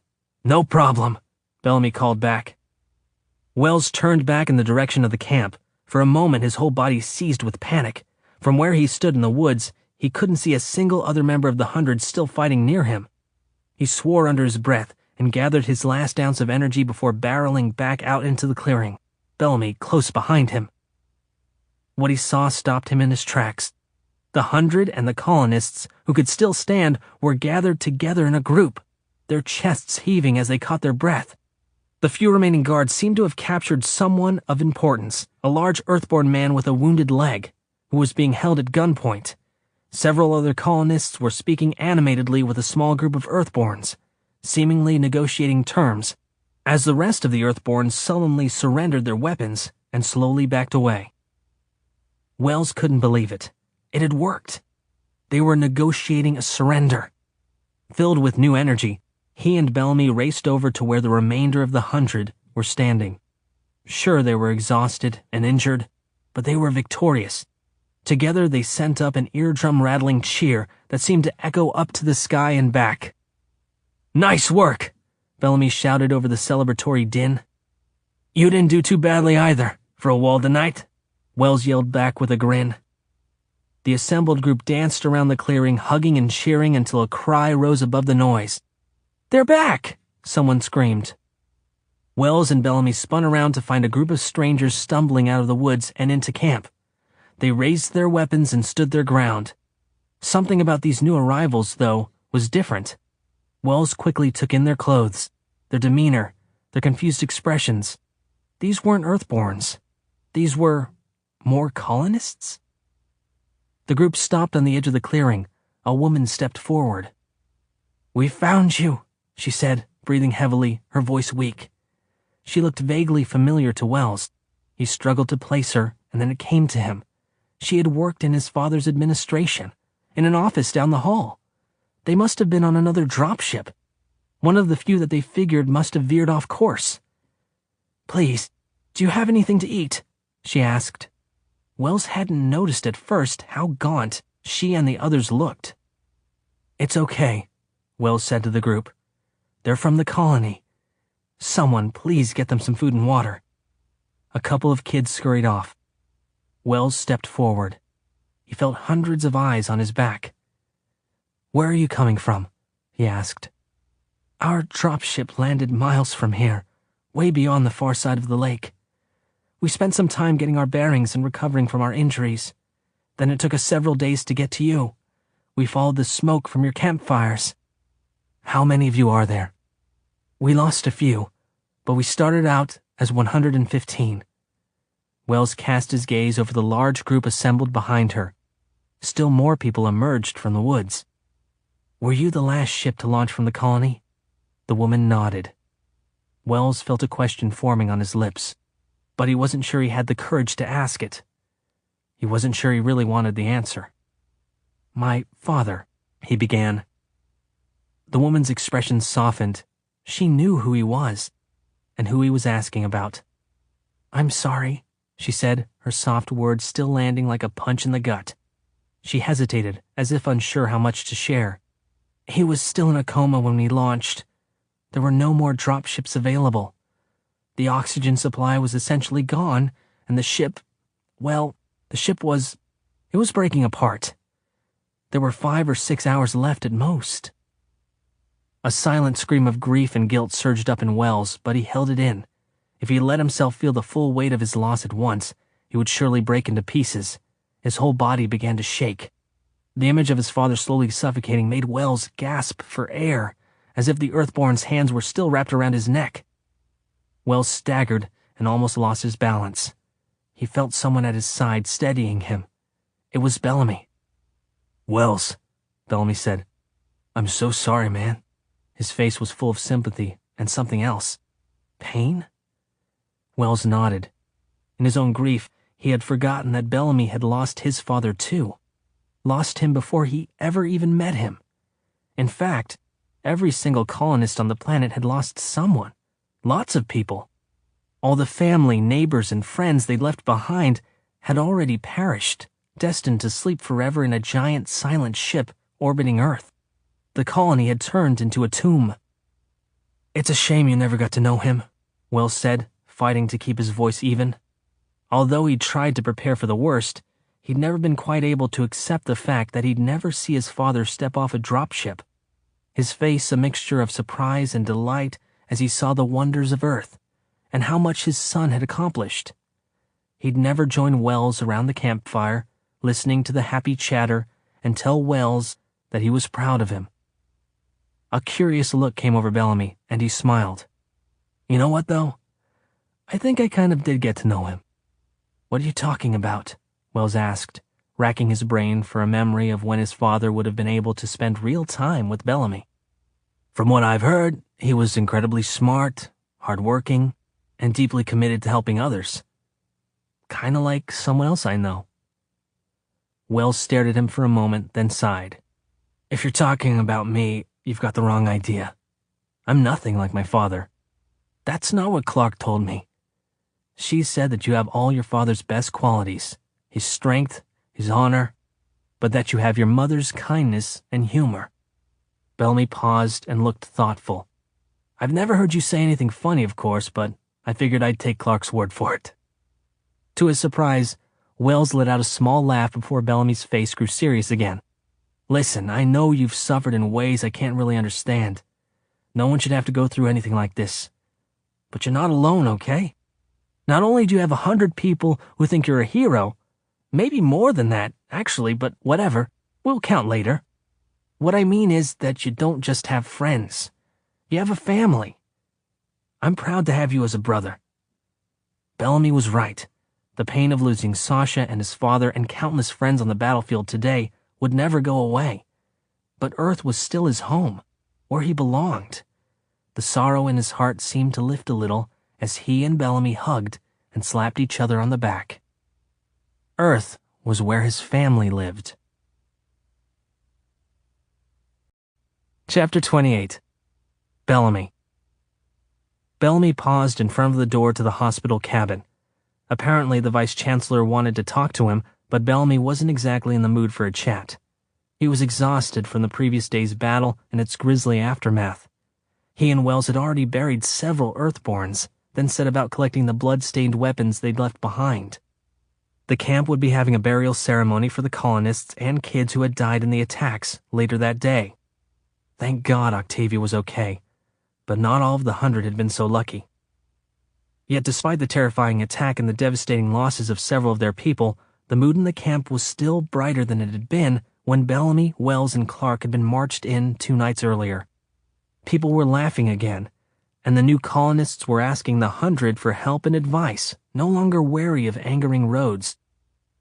Part of Bellamy wanted to turn around and find Octavia, who'd organized a game of hide-and-seek for the younger kids. It was hard to let her out of his sight after everything they'd just gone through, but after a moment, his curiosity got the better of him and he stepped inside. The cabin was full of injured colonists and kids, but Clark's usual efficiency and rapport with her patients kept the mood from being too grim. Thankfully, it seemed that most of her patients were going to make quick recoveries. Bellamy walked toward the back where a long white sheet had been nailed into the ceiling and hung down to the floor like a curtain, giving the Vice-Chancellor a tiny bit of privacy. In his head, he ran through everything Rhodes could possibly say to him, planning his response. If the man so much as threatened him or Octavia, there was no telling what he'd do to him. He didn't care if he was injured and helpless in a hospital bed. Bellamy nodded at the guard positioned in front of the divider, then stepped around and stared at the man lying in the bed behind it. Rhodes looked diminished. It wasn't just his exhausted body or the bandages encasing most of his arms and torso. It was something in his face. He didn't just look beaten, he looked broken. Rhodes propped himself up on one elbow with some effort. Bellamy briefly considered reaching out to help, but then thought better of it. He'd done enough for this creep already. "Hello, Bellamy." "How are you feeling?" Bellamy asked, more out of habit than from any actual concern. That's generally what you said when facing a dude covered in bandages. "Clark and Dr. Lahiri say that I'll make a full recovery." "Great," Bellamy said, shifting his weight from side to side. This was ridiculous. What the hell was he doing here? "I asked you to come because I wanted to thank you." "Forget about it," Bellamy said with a shrug. He had saved Rhodes' life for himself, not because he thought this particular power-hungry madman deserved to live. He didn't particularly fancy a long heart-to-heart. Rhodes paused and contemplated the empty space over Bellamy's shoulder for a long moment. "I was reluctant to accept the idea that the original 100, yourself included, knew more about living on Earth than I did. After all, I had been planning for this journey my entire life, and you," Rhodes fixed Bellamy with a hard stare, "were nothing more than a bunch of juvenile delinquents. You were stupid enough to get yourselves into trouble on the colony, so why should I assume that you were smart enough to survive down here?" Bellamy flinched and balled his hands into fists, but kept his expression neutral. He heard Clark's and Wells's voices in his head, imploring him to stay calm no matter what Rhodes had to say. "But you were," Rhodes went on. "You not only survived on Earth, you thrived. And it has come to my attention that surviving on Earth is hard enough." He glanced down at his many wounds. "To really live, well, that requires something more than intelligence. That requires will." Bellamy stared at the Vice-Chancellor, wondering if he'd heard correctly. Had Rhodes just praised him and the rest of the 100? Perhaps his head injuries were worse than Clark had realized. He could tell that Rhodes was waiting for him to say something.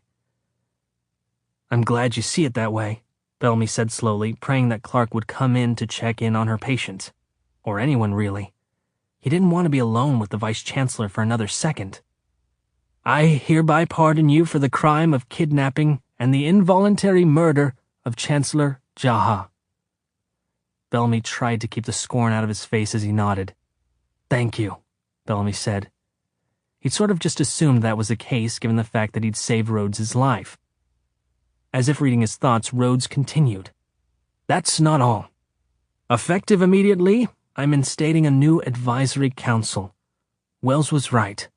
The Gaia Doctrine has no place on Earth. We need a new system, a better one. I'm going to suggest that we nominate people this evening. Perhaps," he grimaced as a new wave of pain washed over him, "perhaps that's something you would consider being a part of?" Bellamy blinked a few times, trying to process what he had just heard. If he wasn't mistaken, and he hadn't accidentally eaten a hallucinogenic berry out in the woods, Then Vice Chancellor Rhodes, the most corrupt leader the colony had ever known, had just pardoned him and suggested he get into politics. Bellamy couldn't help it. He laughed out loud. Seriously? Seriously. Bellamy couldn't wait to go tell Octavia so they could laugh about it. Unless she didn't think it was funny. Maybe O would actually want him on the council. Hell, crazier things have happened over the past few weeks. Why couldn't Bellamy try his hand at running things for a while? There was just one person he needed to check with first.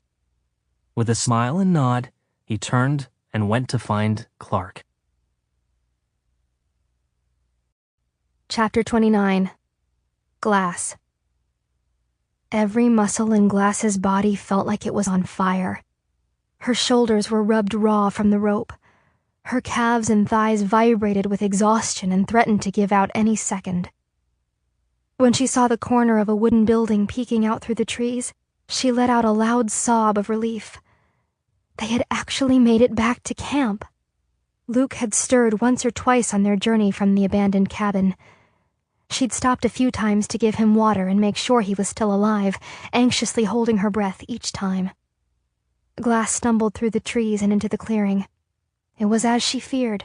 The sounds of gunshots and the smoke that had stained the sky early this morning must have been coming from here. The entire camp looked like a war zone. Broken spears, bullet casings, ripped clothing, and pools of blood littered the ground. Some of the cabins were totally destroyed. Others looked as if someone had tried to set them on fire. Shell-shocked colonists milled about, but she didn't recognize anyone. It was as if she had returned to an entirely different place, and she felt a cold shot of fear. What had happened to her friends? Where was Wells? Then the sound of a familiar voice sent a wave of joy through her. "Glass?" Clark called from the doorway of the hospital cabin. "Is that you? Oh no, is that Luke?" Clark ran to them. Wells popped his head out of the doorway and bolted after her. Glass freed herself from the sled. Clark dropped to her knees and began examining Luke. "Glass!" Wells shouted as he reached her side and threw his arms around her. "Thank God you're back. Are you okay?" Glass nodded, but then all the terror and loneliness and exhaustion crashed down on her at once. Now that they were safe, she finally allowed herself to feel everything she'd been holding at bay for days. Tears welled up in her eyes and spilled down her cheeks. Wells put his arms around her and held her while she sobbed. "What happened to him?" Wells asked after a moment. Glass sniffed and wiped her face with her hands. "We were in an abandoned cabin way out in the woods. It seemed safe, but then they—" Her eyes filled with tears again at the memory. "Attacked us. The Earthborns. Not Sasha's people. The other ones." A deeply pained look crossed Wells' face, but Glass knew now wasn't the time to ask what had happened. "Luke went out to chase them off, but they hit him with a spear. I did the best I could, but I didn't have any way to stitch up the wound, and when I tried to bring him here, they attacked us again." Wells swore under his breath. "Glass, I'm so sorry you had to face all that on your own." "It's okay. We made it back alive, right?" Glass managed to smile through her tears. "Let's get Luke inside," Clark said firmly. Clark and Wells quickly but gently lifted Luke, still on the sled, and raced into the hospital. Glass followed closely behind. They entered the crowded room. Glass couldn't believe how many people were injured. "What happened here?" she asked, astonished. "Same thing that happened to you," Wells said grimly. "Only bigger." Glass raised her eyebrows, a million unasked questions on her lips. Wells could practically read her mind. "But don't worry. Things are changing for the better here. Rhodes is loosening his iron fist, finally. We're voting a new advisory council in tonight." A tall, gray-haired man Glass had seen around Phoenix limped toward them. He nodded in her direction, then conferred quietly with Clark. They spoke in somber tones, examining Luke's leg closely and listening to his pulse, heartbeat, and breathing.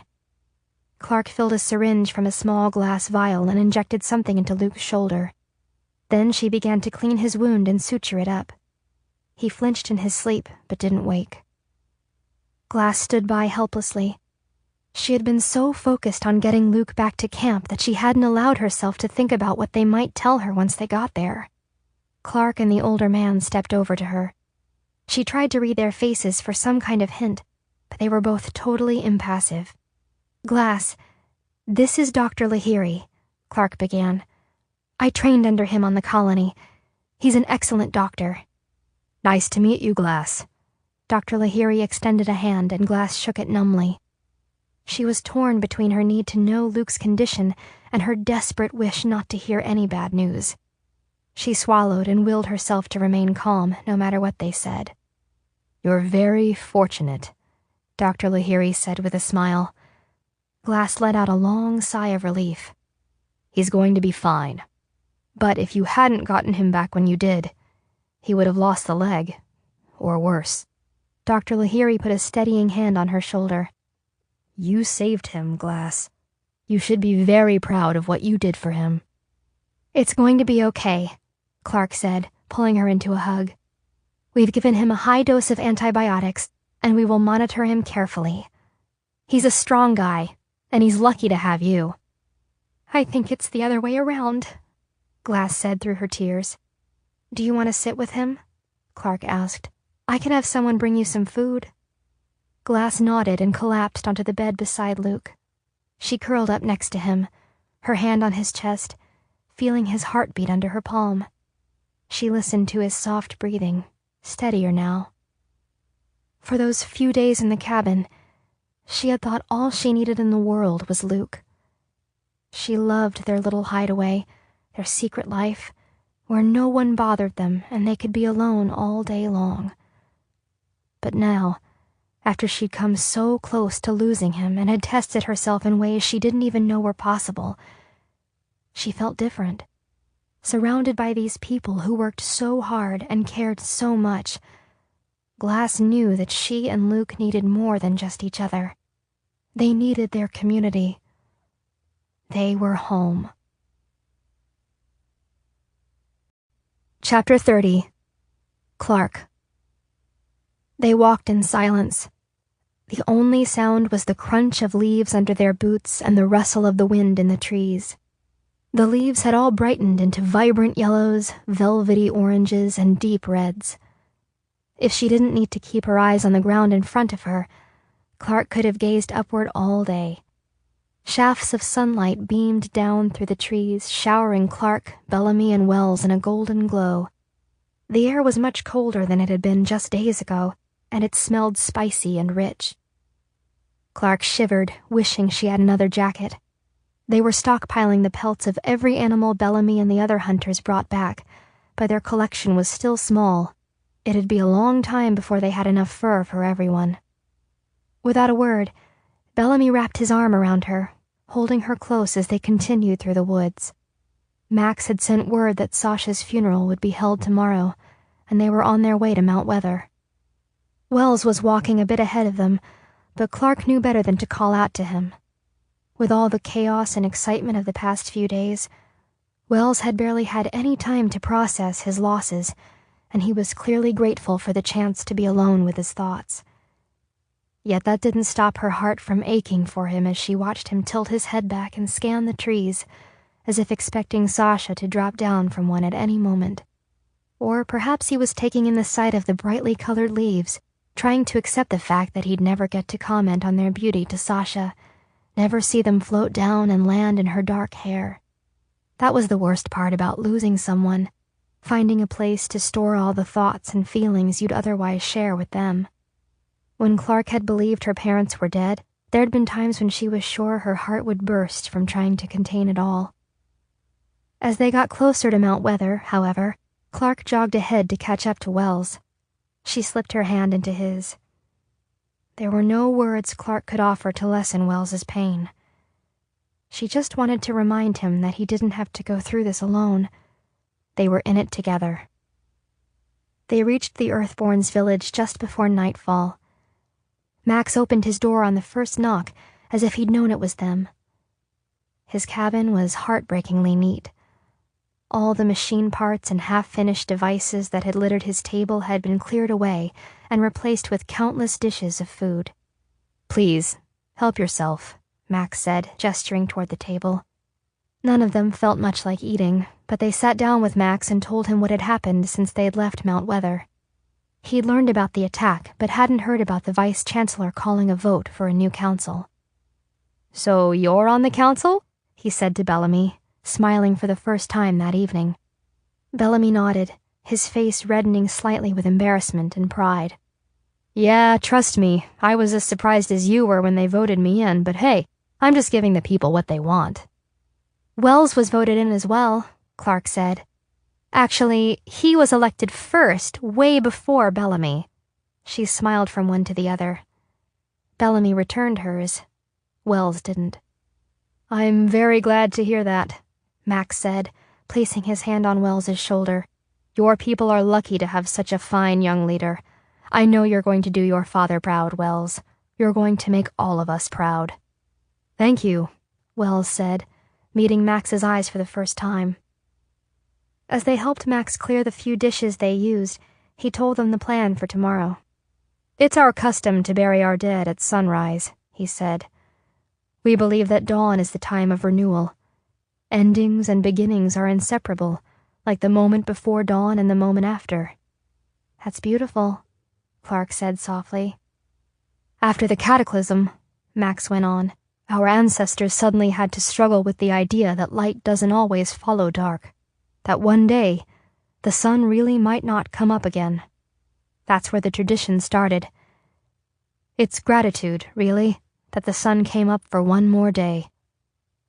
I bet Sasha liked that idea, Wells said with a smile that didn't quite reach his eyes. Something in his face had changed, Clark thought, as she studied him in the flickering candlelight. There was something harder in it, but wiser too. Max, do you mind if I spend the night in the treehouse? Wells asked. Not at all, though it'll be pretty cold out there. I'll be fine. I'll see you all in the morning. I'll walk you, Clark said, rising to her feet. I want to go check the radio room one more time if that's okay. Max nodded. Of course.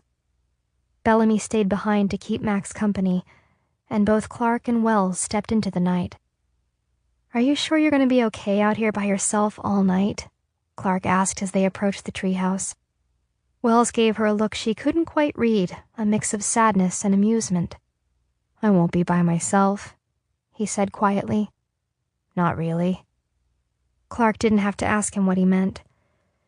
She squeezed his arm, then gave him a quick kiss on the cheek and left him with his memories.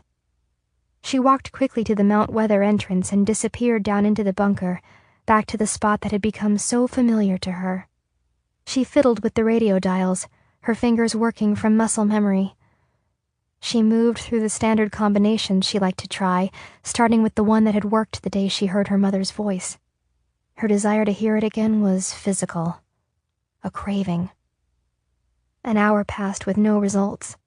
Clark wasn't even sure anymore whether the hiss and crackle of the radio were in her head or coming through the speaker. Her back ached from leaning over the console, and her head had started to throb. Bellamy was probably going to come looking for her any moment.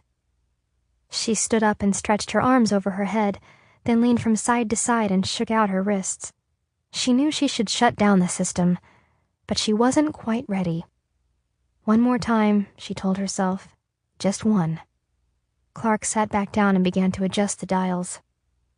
She was so focused on listening to the tonal shifts in the static that she almost didn't notice the clomping of footsteps in the hall until they were right outside the door. They were quick and heavy. It must be later than I thought. Clark spun around on her seat and looked out the door. Bellamy? She called out. Is that you? Max? There was silence in the hall as whoever was out there paused. Clark rose from her chair, the hair on the back of her neck standing on end. Surely Bellamy knew better than to play a trick on her at a time like this, after all they'd just been through. Could the violent Earthborns have returned? Two figures stepped into the room, one right behind the other. Before she knew what was happening, Clark had been enveloped in two sets of arms, and she was crying tears of joy. It wasn't Bellamy. It was her parents. The next morning, Clark, Wells, and Bellamy stood side by side on a bluff overlooking a river, shivering in the cool darkness. Row after row of stones jutted from the ground, the names carved on them unreadable at this early hour. Max stood at the head of an empty grave, staring silently down into it. Sasha's body rested nearby, wrapped tightly in a shroud the color of the dirt that would soon envelop her.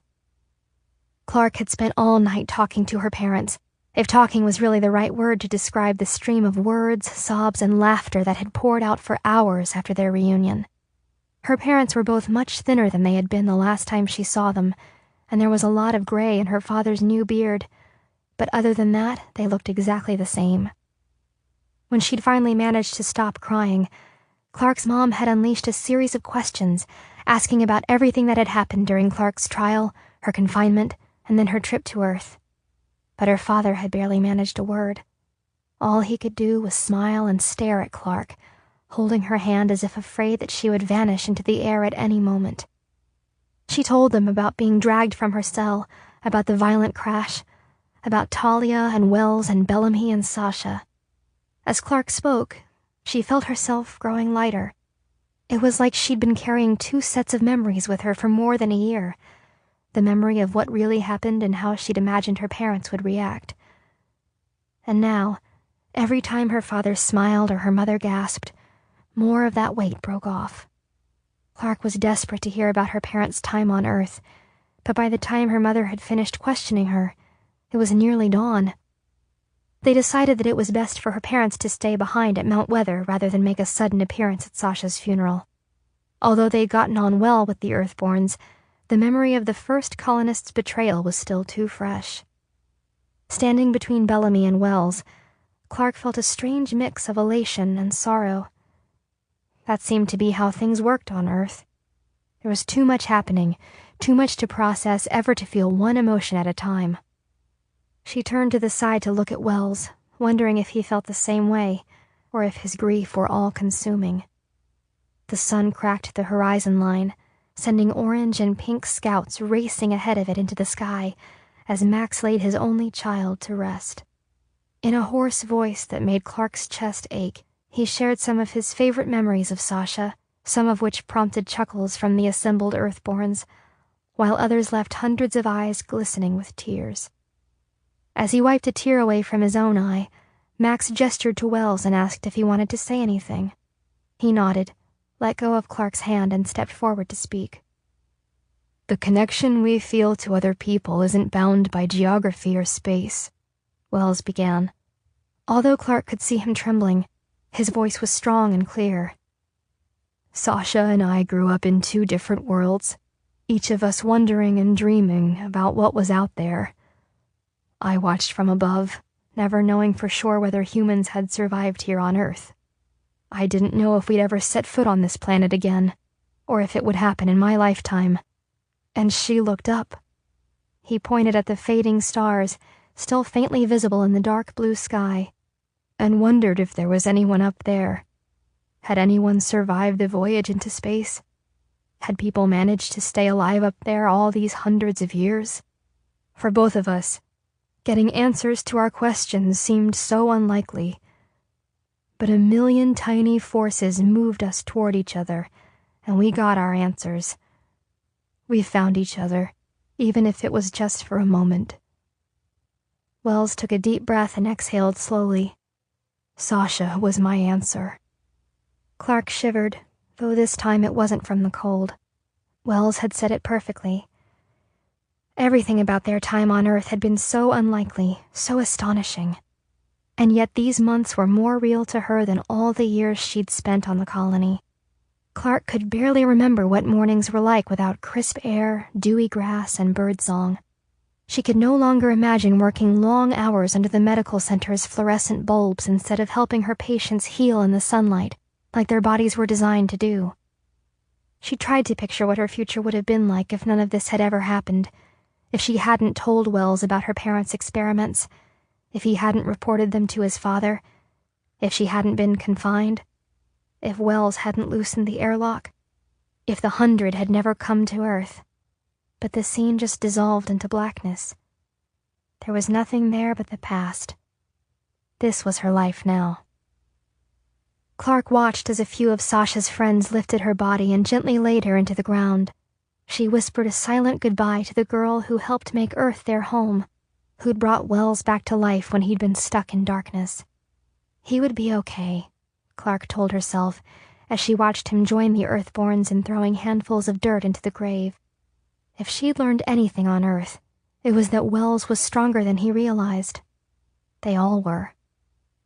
Bellamy took Clark's hand, then leaned in and whispered, "Should we go check on your parents?" She turned to him and tilted her head to the side. "Don't you think it's a little early to be meeting my parents?" she teased. "After all, we've been dating less than a month." "A month in Earth time is like 10 years in space time, don't you think?" Clark nodded. "You're right. And I suppose that means that I can't get mad at you if you decide to call it off after a few months, because that's really a few decades." Bellamy wrapped his arm around her waist and drew her close. "I want to spend eons with you, Clark Griffin." She rose onto her toes and kissed his cheek. "Glad to hear it, because there's no going back now. We are here for good." As she said the words, a strange sense of peace enveloped her, momentarily softening the pain of the day. It was true. After spending 3 centuries desperately trying to get back to Earth, they'd made it. They were finally home. This has been a Hachette audio production of Homecoming, written by Kass Morgan, read by Phoebe Stroll and Justin Torres. Produced by Christine M. Farrell. Recorded at Audio Media Production. Post-production by James Bennett. Homecoming is also available in print and digital formats from Little Brown & Company, a division of Hachette Book Group. For more Hachette audio productions, visit us at hachetteaudio.com. Thank you for listening. Text copyright 2015 by Alloy Entertainment. Audio production copyright 2015 by Hachette Audio, all rights reserved. In accordance with the U.S. Copyright Act of 1976, the duplicating, uploading, and electronic sharing of any part of this audiobook without the permission of the publisher constitutes unlawful piracy and theft of the author's intellectual property. If you would like to use material from the audiobook other than for review purposes, prior written permission must be obtained by contacting the publisher at permissions@hbgusa.com. Thank you for your support of the author's rights. This audiobook is a work of fiction. Names, characters, places, and incidents are either the product of the author's imagination or are used fictitiously, and any resemblance to actual persons, living or dead, events or locales is entirely coincidental.